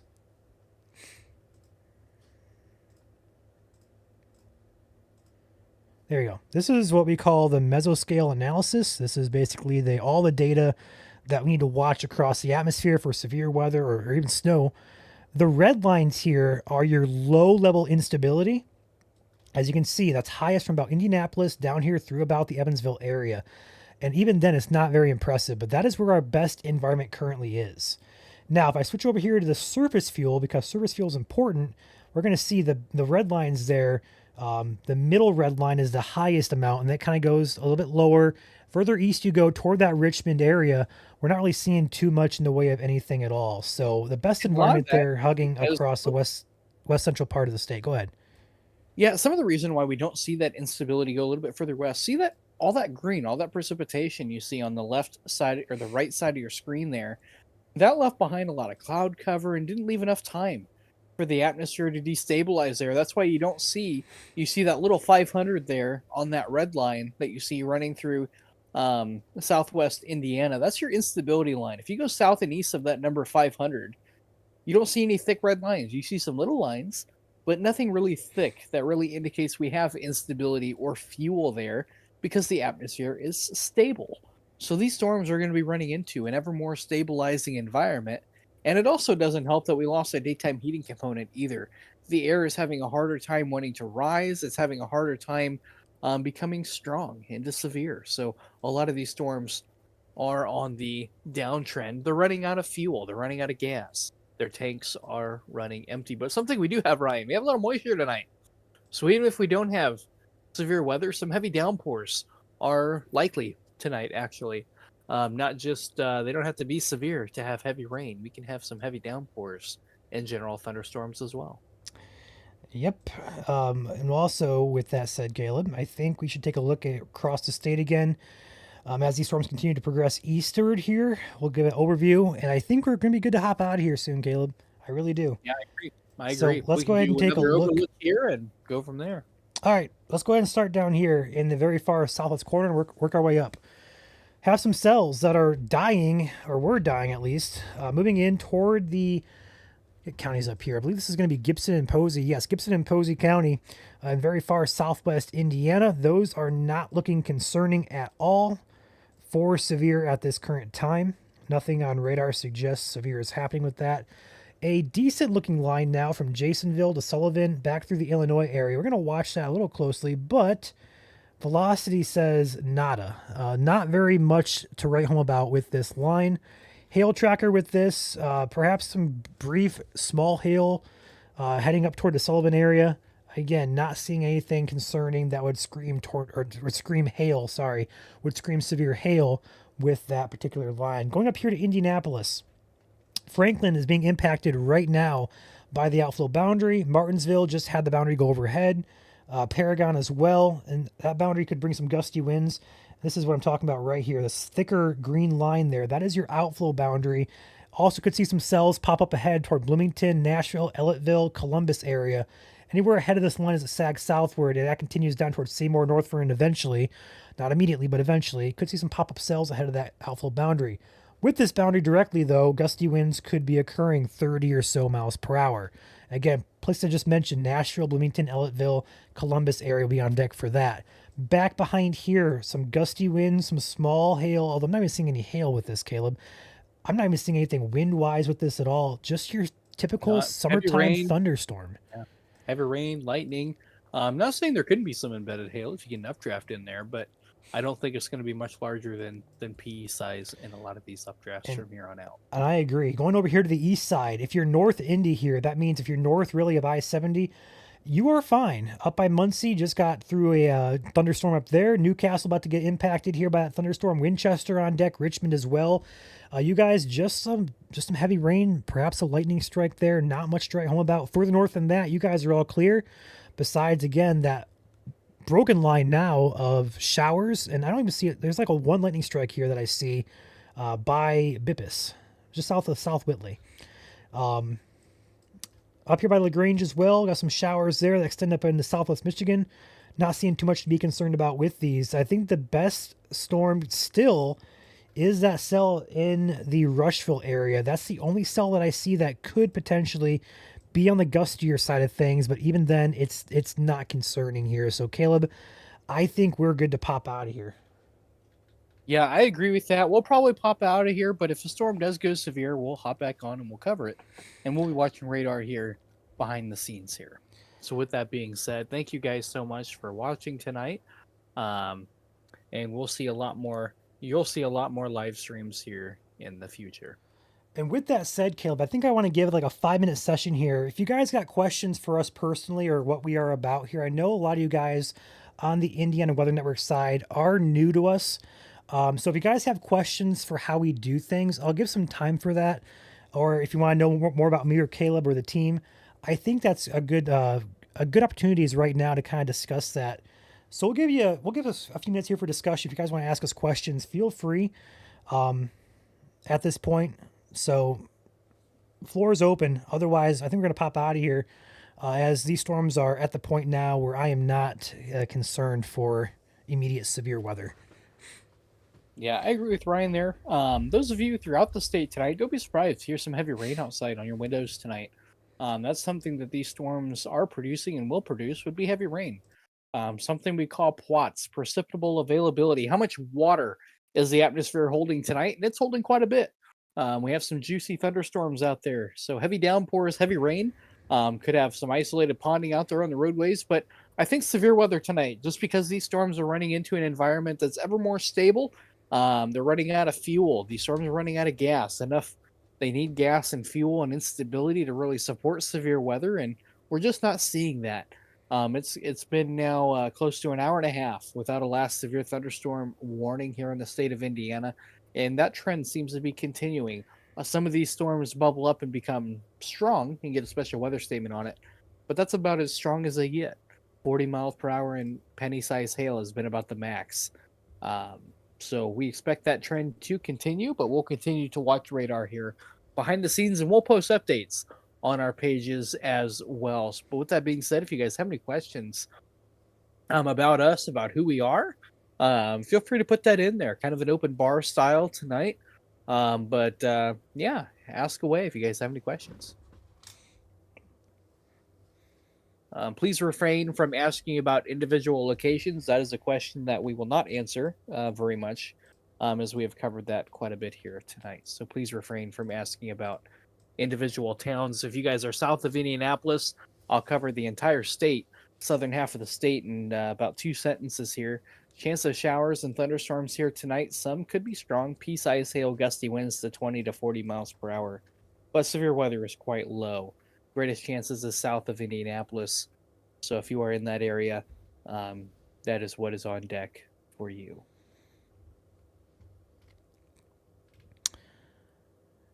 Kaylin asks, how long have we been doing this? I'll start with that. So running a Facebook page, I've been doing it for about 4 or 5 years now. And in terms of weather, I've been in storm chasing and into weather since I was 16, and I'm currently 27. So about 11 years or so. And then Caleb? Yeah, about the same. Kind of tying into the question after that too, what got you guys into this? For me personally, I've always had a fascination with science, meteorology, and physical science specifically. What are the unknown? What are the invisible factors that are going on and causing the weather to do things the way it does? Why do certain storms produce severe weather while others don't? What are the unknown factors that we can't see in the atmosphere? And those unknowns really got me into science, and wanted to pursue that as a career. I have been an active storm chaser now for 11 years, right behind Ryan, and been able to document, anything from tornadoes to winter storms. And I love being able to go out in the field and gather data when I can. But I also love doing the live stream side of it as well. It's very important. It's just as being out in the field as radar coverage. We're able to do this commercial free. By the way, we don't have commercial breaks like a lot of your TV broadcast meteorologists have. And we're able to do this. We're able to cover the warnings from beginning to end here in Indiana with no commercial breaks. And I think that really sets us apart and allows you guys to have a better understanding about what is going on. We try to have some fun during our live streams as well, but also communicate the risks in a way that you can understand, but also communicating the risks in a way that you can learn from them as well. We try to have some, I like to call fun fact potato chips, some meteorological potato chips in our live streams as well. We'll throw out some bigger words, but we'll also break them down. That way you guys can learn something along the way too. Get you engaged in science and hopefully have a good time, but also stay informed as well. That way, if you are in the path of any of these storms, you're in the know, you know what's going on. That way you can anticipate what's going on and you can prepare for what's to come as well. Awesome. Any other questions, guys, before we pop out of here? Do we do winter weather as well? Yes, we do. You're going to see us live during the winter as well. I'm not going to say we're going to have storm hunters out there because we usually wouldn't ask them to go out in winter weather. It's pretty dangerous out there because of the driving and all the aspects of that. But yes, we will be covering and forecasting and getting you guys up to speed on winter stuff. Absolutely. 24/7. I can't say that. 365 coverage on the page here of severe winter and hazardous weather. It could be flooding, could be severe, could be winter, could be anything between. We'll have you guys covered. I'm getting tired here. I'm starting to slur my words a little bit. Yeah, winter's definitely one of my favorite seasons to cover. I'm a snowbird. I get hot in the summertime, and I'd rather be outside when it's -10 than 90 degrees and humidity. I'm one of the odd ducks that love winter. So, do you accept ride-alongs? Unfortunately, no. There's a lot of insurance stuff that goes into that, and we looked into that like a few years ago. I can't talk. We looked into that a few years ago with another page that we run, and the insurance side of it is really complicated, and we're just not going to explore that. So, unfortunately, no. The closest we can get to you is we'll have live storm chasing here in the future. Again, we just took over IWN, and we're just starting to get our chasers and our storm hunters inputted into our streaming software. It's going to be a process, but eventually we're going to have live chasing for you guys here in the near future. So that's the closest we can get to you. Yep, live stream chasing is a great benefit to you. You guys can virtually join us on our chases from the comfort of your own home. But unfortunately, due to the liability and insurance, we cannot take you with us, our passengers, while we are out chasing. But good question, though. Any other questions you guys have here before we hop off here for the night? Love to get to know you guys, and this is a great opportunity for you to get to know us. Some good lightning there on the camera there. Some storms are approaching that location. I'm about to take that camera full. Try to refrain, guys, from individual locations here. Again, if you're in southern Indiana, south of Indianapolis, everyone has the same chances of seeing thunderstorms here tonight. Severe weather is quite low at this point in time, so try not to ask individual locations. Those of you who are new here know that we don't answer those all the time because we have maps and information out there to answer those questions for you. Caleb, Cody in chat here ask, what is your favorite tornado movie, but you can't say Twister? That's a hard one. My favorite movie, but I can't say Twister? Your favorite tornado movie, but you can't say Twister. That is a hard one. How about Twisters? Yeah. He didn't say that.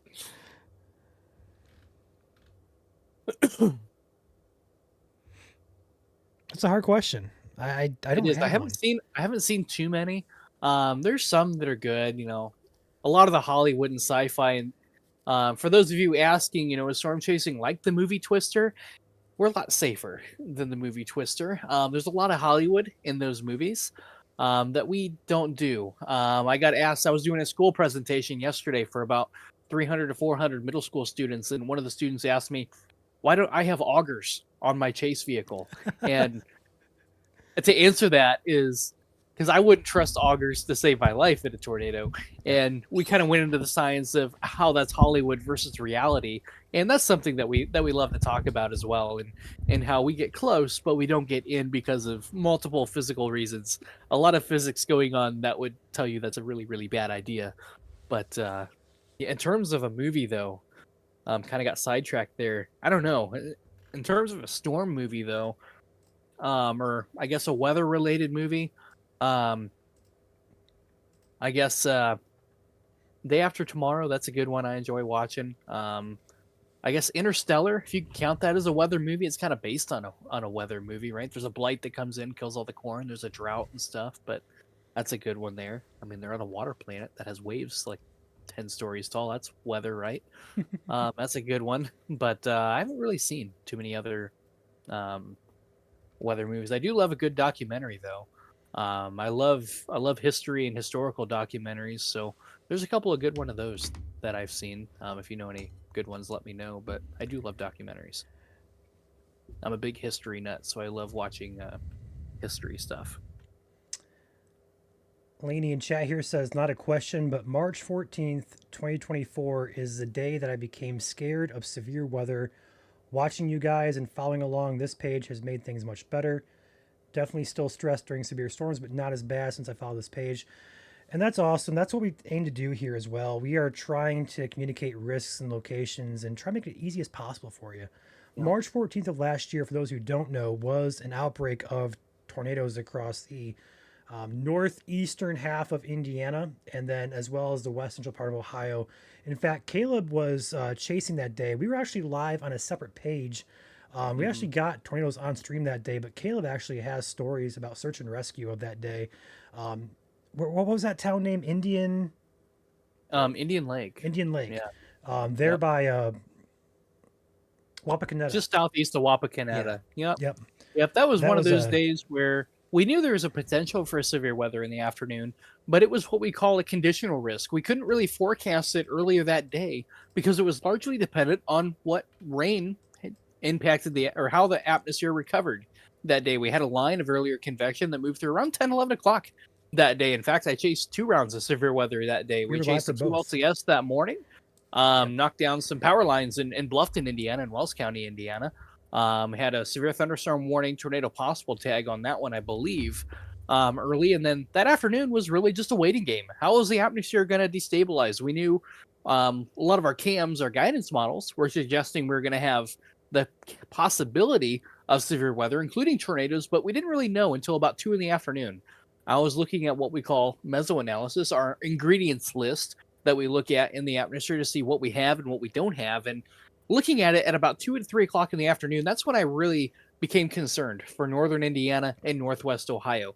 Winds were veered more out of the southeast. We had more wind shear than what was being forecasted and even predicted by all of our model runs. It was overperforming. We also had dew points. We had a lot of moisture that got pumped in. We had rapid destabilization coming on. We had a strong low-level jet, strong winds aloft, pumping that instability back into the region with abundant sunshine. That was a recipe for rapid destabilization. We were in a pressure cooker. And then by about 5 in the afternoon, supercells developed along a boundary across central Indiana, northeast Indiana. And then we had, by the time they moved into close to the state line, we had Randolph County, Winchester, Indiana was a prime example of that. Northwest Ohio, Salina, Wapakoneta, Lakeview was another prime example of that. We had an abundance of wind shear. And by golly, when those storms hit that environment, they quickly began to rotate and unfortunately produced some unfortunately fatal tornadoes that night. So that was a night, luckily we don't see those days very often, but just goes to show, we do get severe weather in the Midwest and the Ohio Valley. We do get tornadoes here as well. So yeah, that was a very busy night for me, and I didn't get home until, I don't think I got home, Ryan, until 3 in the morning that night, just from damage survey, search and recovery. It was a busy night for me. Yeah, it was, and it was also one of those humbling nights that, as a storm chaser, personally, you want to see a good storm. There's a fine line to walk between wanting to see a good storm, but at the same time, you never want to see damage to people's lives and people's properties. So it's a very fine line to walk. Ideally, a photogenic tornado in an open field, just picking up dust. That's what we all want. But the reality is, it's just not always the case, and that's why we come in here and go live to cover these events as well, because we want to be there for you guys and kind of walk you through it, where storms are heading, stuff like that. So hopefully these streams now and previously, from what Zach did into the future, what we're going to do is going to be beneficial for the state of Indiana. So we're going to aim to continue that for sure. Yeah, if you want to hear the full story from that night, from my perspective, there's a video on it somewhere we can find and we can share with you guys. I just don't have time to go into the whole thing here tonight, but it was a very humbling experience, and that was one of those storms for me that very humbling experience. And that was one of the nights, even as storm chasers, that we say was a difficult night. We see a lot of things, but for me, that was a difficult night. Yeah, a lot of the team as well, I know with IWN, also was a part of the search and rescue operations in Winchester, I believe, for that night as well. So we all have the experience between storm chasing and just being involved with the community. It's just Yeah. you never Yeah, want we to all see have it. a big heart. Yeah, we all have a big heart for the community. It's one of those things you just have to mentally prepare yourself when you're out in the field. Chances are there's always a chance eventually if you chase long enough, you're going to see things you don't want to see. You're going to be first on the scene. That happens a lot as storm chasers. You're closest to the storm. You're closest to the tornado. You're going to be first on the scene, so you have to mentally prepare yourself for what you can see, what you can hear, and during those situations, it's very important that you stay calm, methodical, and collective, knowing what to do, where to go, and not losing your train of thought, but being prioritized on what you need to do and what you have to do. And it's okay to tell people no during that situation too, to get to those that need help and stabilized first before EMTs get there. And that was one of those nights that you had to make those decisions, and they're tough decisions. Everyone's in shock. Everyone wants help at the same time, whether looking for pets that they need. They want some sense of normalcy that they want to hang on to. And those nights are tough. They're very humbling. But it's also a privilege being able to help in some way or capacity to bring a sense of normalcy to a chaotic situation, just reassuring people the risk is over and that it's okay and we can restart that process of regathering our thoughts, regathering our mentality, and starting to start the process of regeneration. And it's a privilege of being able to start that process for people. Just tuning in, severe threat is low. South Indianapolis for the night. I can say one major city in the clear is Terre Haute. You guys are all clear. Storms are past you. But again, if you are just tuning in here, we're just doing some Q&A with our guys here, with you guys as well, the public. But South Indianapolis, you have a line of storms pushing through. I'd say the severe threat is quite low in nature. If anything does happen to go severe between now and midnight, gusty winds is a main hazard with that. But otherwise, these storms look unimpressive. Just going to be a passing shower and storm for you. No real severe risk that I see currently moving in. So Jill says, can you all not forget us out here in Northwest Owen County during severe weather? Even our county forgets we exist. Jill, what our policy was and is, we do Michigan, we do sometimes Ohio as well coverage. But what our policy up in Michigan is 24/7, 365 for all 83 counties up there. For Indiana, it's probably gonna be a little bit different because Indiana is so active with severe weather. We're probably going to stream most events, but not like the little events that, kind of like one or two storms become severe. If they're big, then yeah, we'll hop on. But like, we'll have to kind of play it by ear, so to speak. But yeah, we're live for a lot more than what IWN has been in the past. So we'll be doing a lot more coverage. And yes, all of Indiana is included in that. Yep. All right. Any questions here? Are green clouds a prime example of one coming? That is a myth, Michelle. Green, it's so people- really what the color is, really how the there's two- color originates is through scattering, yeah. right? A lot of times during the heat of the day, you have really tall thunderstorms, but you also have thunderstorms with a lot of objects, hailstones, heavy rain, and those actually reflect sunlight in different ways. So sunlight comes in different wavelengths. You have longer wavelengths, like your deeper colors, your reds, your greens are included on that. And your shorter wavelengths are your blues, your yellows, your lighter colors, right? Which is why the sky is actually blue. Your longer wavelengths are scattered out, and your shorter wavelengths are what we see. That's why the sky is blue. But when white light or visible light interacts with the thunderstorm, let's say you're underneath a thunderstorm, it's getting filtered. That light is getting filtered through all the rain, the cloud particles, the hailstones in the cloud. And the taller the cloud, the bigger the storm, and the more moisture, the more layers that sunlight has to go through, the more sunlight gets reflected and refrained through that storm, and you can have your longer wavelengths being left over. If it's later in the day, in the evening, a lot of times storms will look very orange, very red, very deep, ominous colors, maybe even a little bit of a brown in there, black.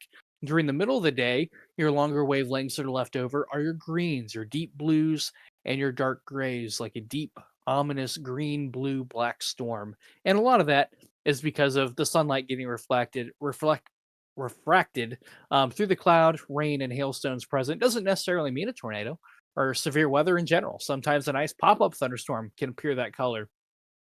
It all depends on how sunlight is refracted through that storm and cumulonimbus cloud to give you those colors. So kind of a elementary behind the scenes of how that happens there. But it's through a process of refraction and light being filtered through different particles and layers of the storm. Good question, though.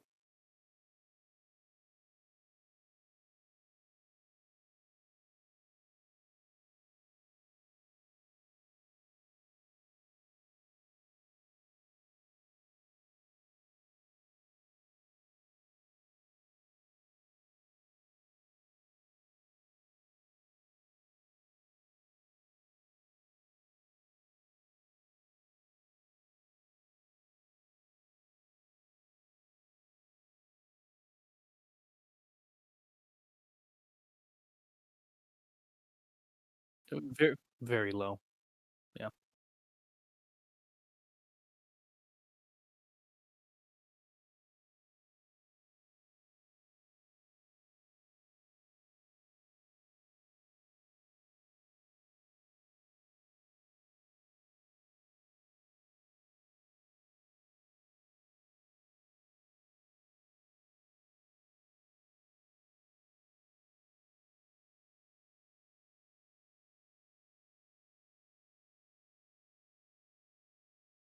Locations, and I think we answered that pretty well. South of Indianapolis, chance of showers and thunderstorms.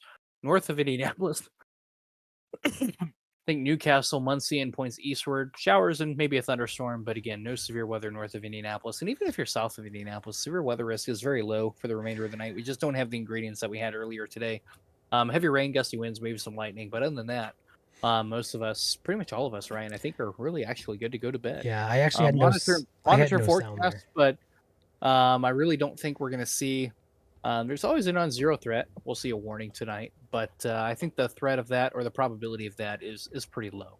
I apologize, guys. Sometimes I mute myself here while Caleb talks, so sometimes I forget to turn my mic back on. So I apologize there. We'll do sound occasionally here, but I'm back on now. I apologize for that. Yep. And I just basically mirrored what Caleb was saying. I was just going around the state. Nothing's concerning across the state tonight, and all we're doing right now is just kind of Q&Aing with you guys. If you guys got questions for us, now's the time to ask them.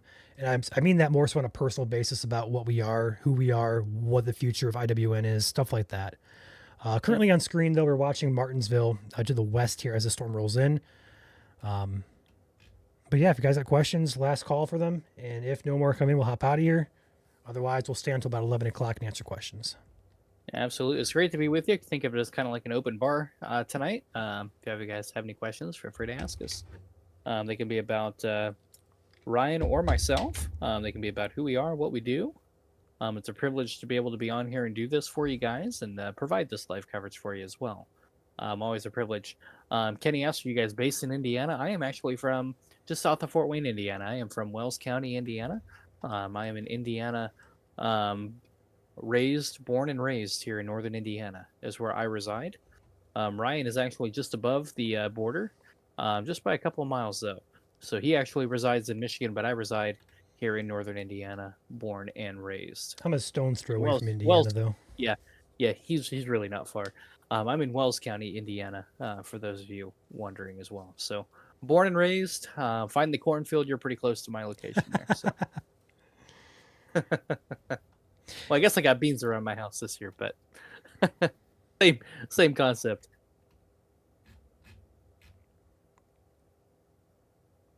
Do you guys remember the yellow clouds on Friday? What were those starting? Ooh, that was a bolt-on camera. Mammatus clouds. Yeah, we had Mammatus clouds on top. Beautiful Mammatus clouds back on Friday. Some of the best Mammatus cloud photos I've ever seen in a long time. Yeah, those are beautiful. Hey, Porch Time LLC in chat here. Missed most of the show, so you might have covered it. Will you guys have live chasers like prior IWN did? Yes. In fact, pretty much all of the storm hunters are still with us. In fact, we're talking to them all night here in chat here. They had a couple out there tonight. So yeah, a lot of the teams sticking around. So yeah, you're gonna still see those on stream. The only problem what we have right now is we literally just took IWN over like a couple days ago, and our software is a little more advanced to stream with. We have to input certain things and get all set up and create banners and stuff. it's a process, but yes, we'll have live chasing going forward, just like the old IWN did. Nothing changing there. The only thing changing is going to be more often. We're going to see a lot more live streams here for severe, for severe coverage in Indiana. Yeah, I saw another question. I think was up a little bit. Do you guys only chase Indiana, or do you guys go out of state as well? Typically Indiana primarily. I've chased out of state numerous times from Illinois, Michigan, Ohio. I'm closer to Ohio, so I chase a lot of Indiana and Ohio. I've chased Michigan. I've chased Kentucky once. I don't like Kentucky. It's hilly, it's forested, and a bad road network down there, at least where I was that night. But primarily around the Great Lakes region for me. And honestly, And I I think spend for a a lot lot of of our guys as well. I spend a lot of my time in Michigan chasing, but Yeah, you've chased in Indiana. I've with me several chased times. countless times Indiana. June 18th of 2021, 2020 actually, or was it? No, it was 2021. We had Jay 2021. County. We had the Portland tornado, as they call it. Also, we had the Fort Recovery tornado. I was on that tornado. I was on Memorial Day 2019 across the Oh, that day. Huntington area. I was on those tornadoes. I've been in Indiana for years chasing. I'm very familiar with the area and in the cities and towns. So, Yep. Amy, the headquarters for IWN was Martinsville, and since we took over, that's going to be changing. We don't have an official office anymore. We'll probably look to get one here in the future, though. So stay tuned for that. Just not sure where. We just took over everything, so we're going to have time to sort everything out with staff and with the operational side of things. We'll get the ball rolling here. But no longer in Martinsville officially. Yep, and they're going to let that special weather statement, Ryan, expire. Perfect. Doesn't look like they're going to issue one out ahead of that. Expires here in 5 minutes. The storm has already left the polygon, and there is nothing getting reissued for that at this time. Yeah, porch time. Feel free to reach out to us. We can talk about that if you need to or if you want to. I'm still getting caught up to speed with things here, so bear with me. Bear with us. I'm mostly in charge of the operational Angola, sides. just a few rain showers, maybe a rumble of thunder for you, but nothing concerning tonight. Yeah.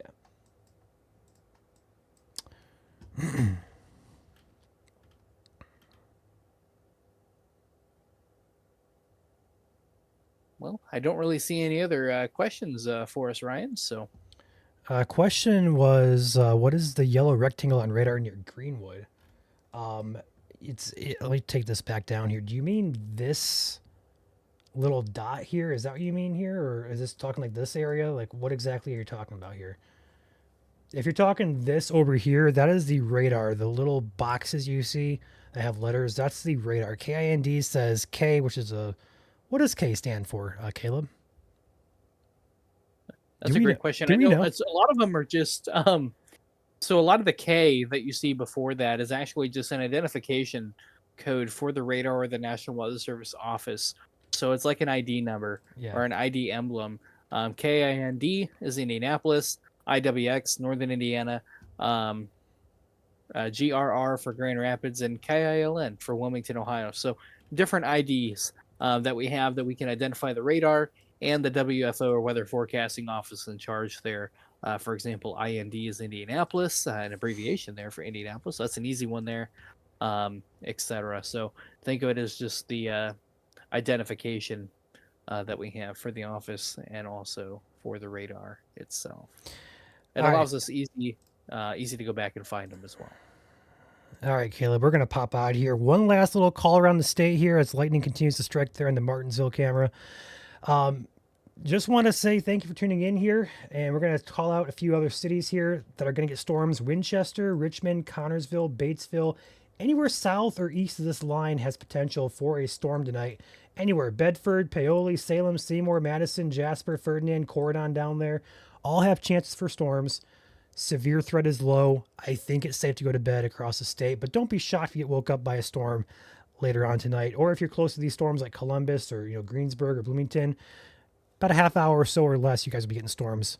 But it's at this point there's nothing severe. We've not been severe for 2 hours now, so Caleb and I are going to pop out here.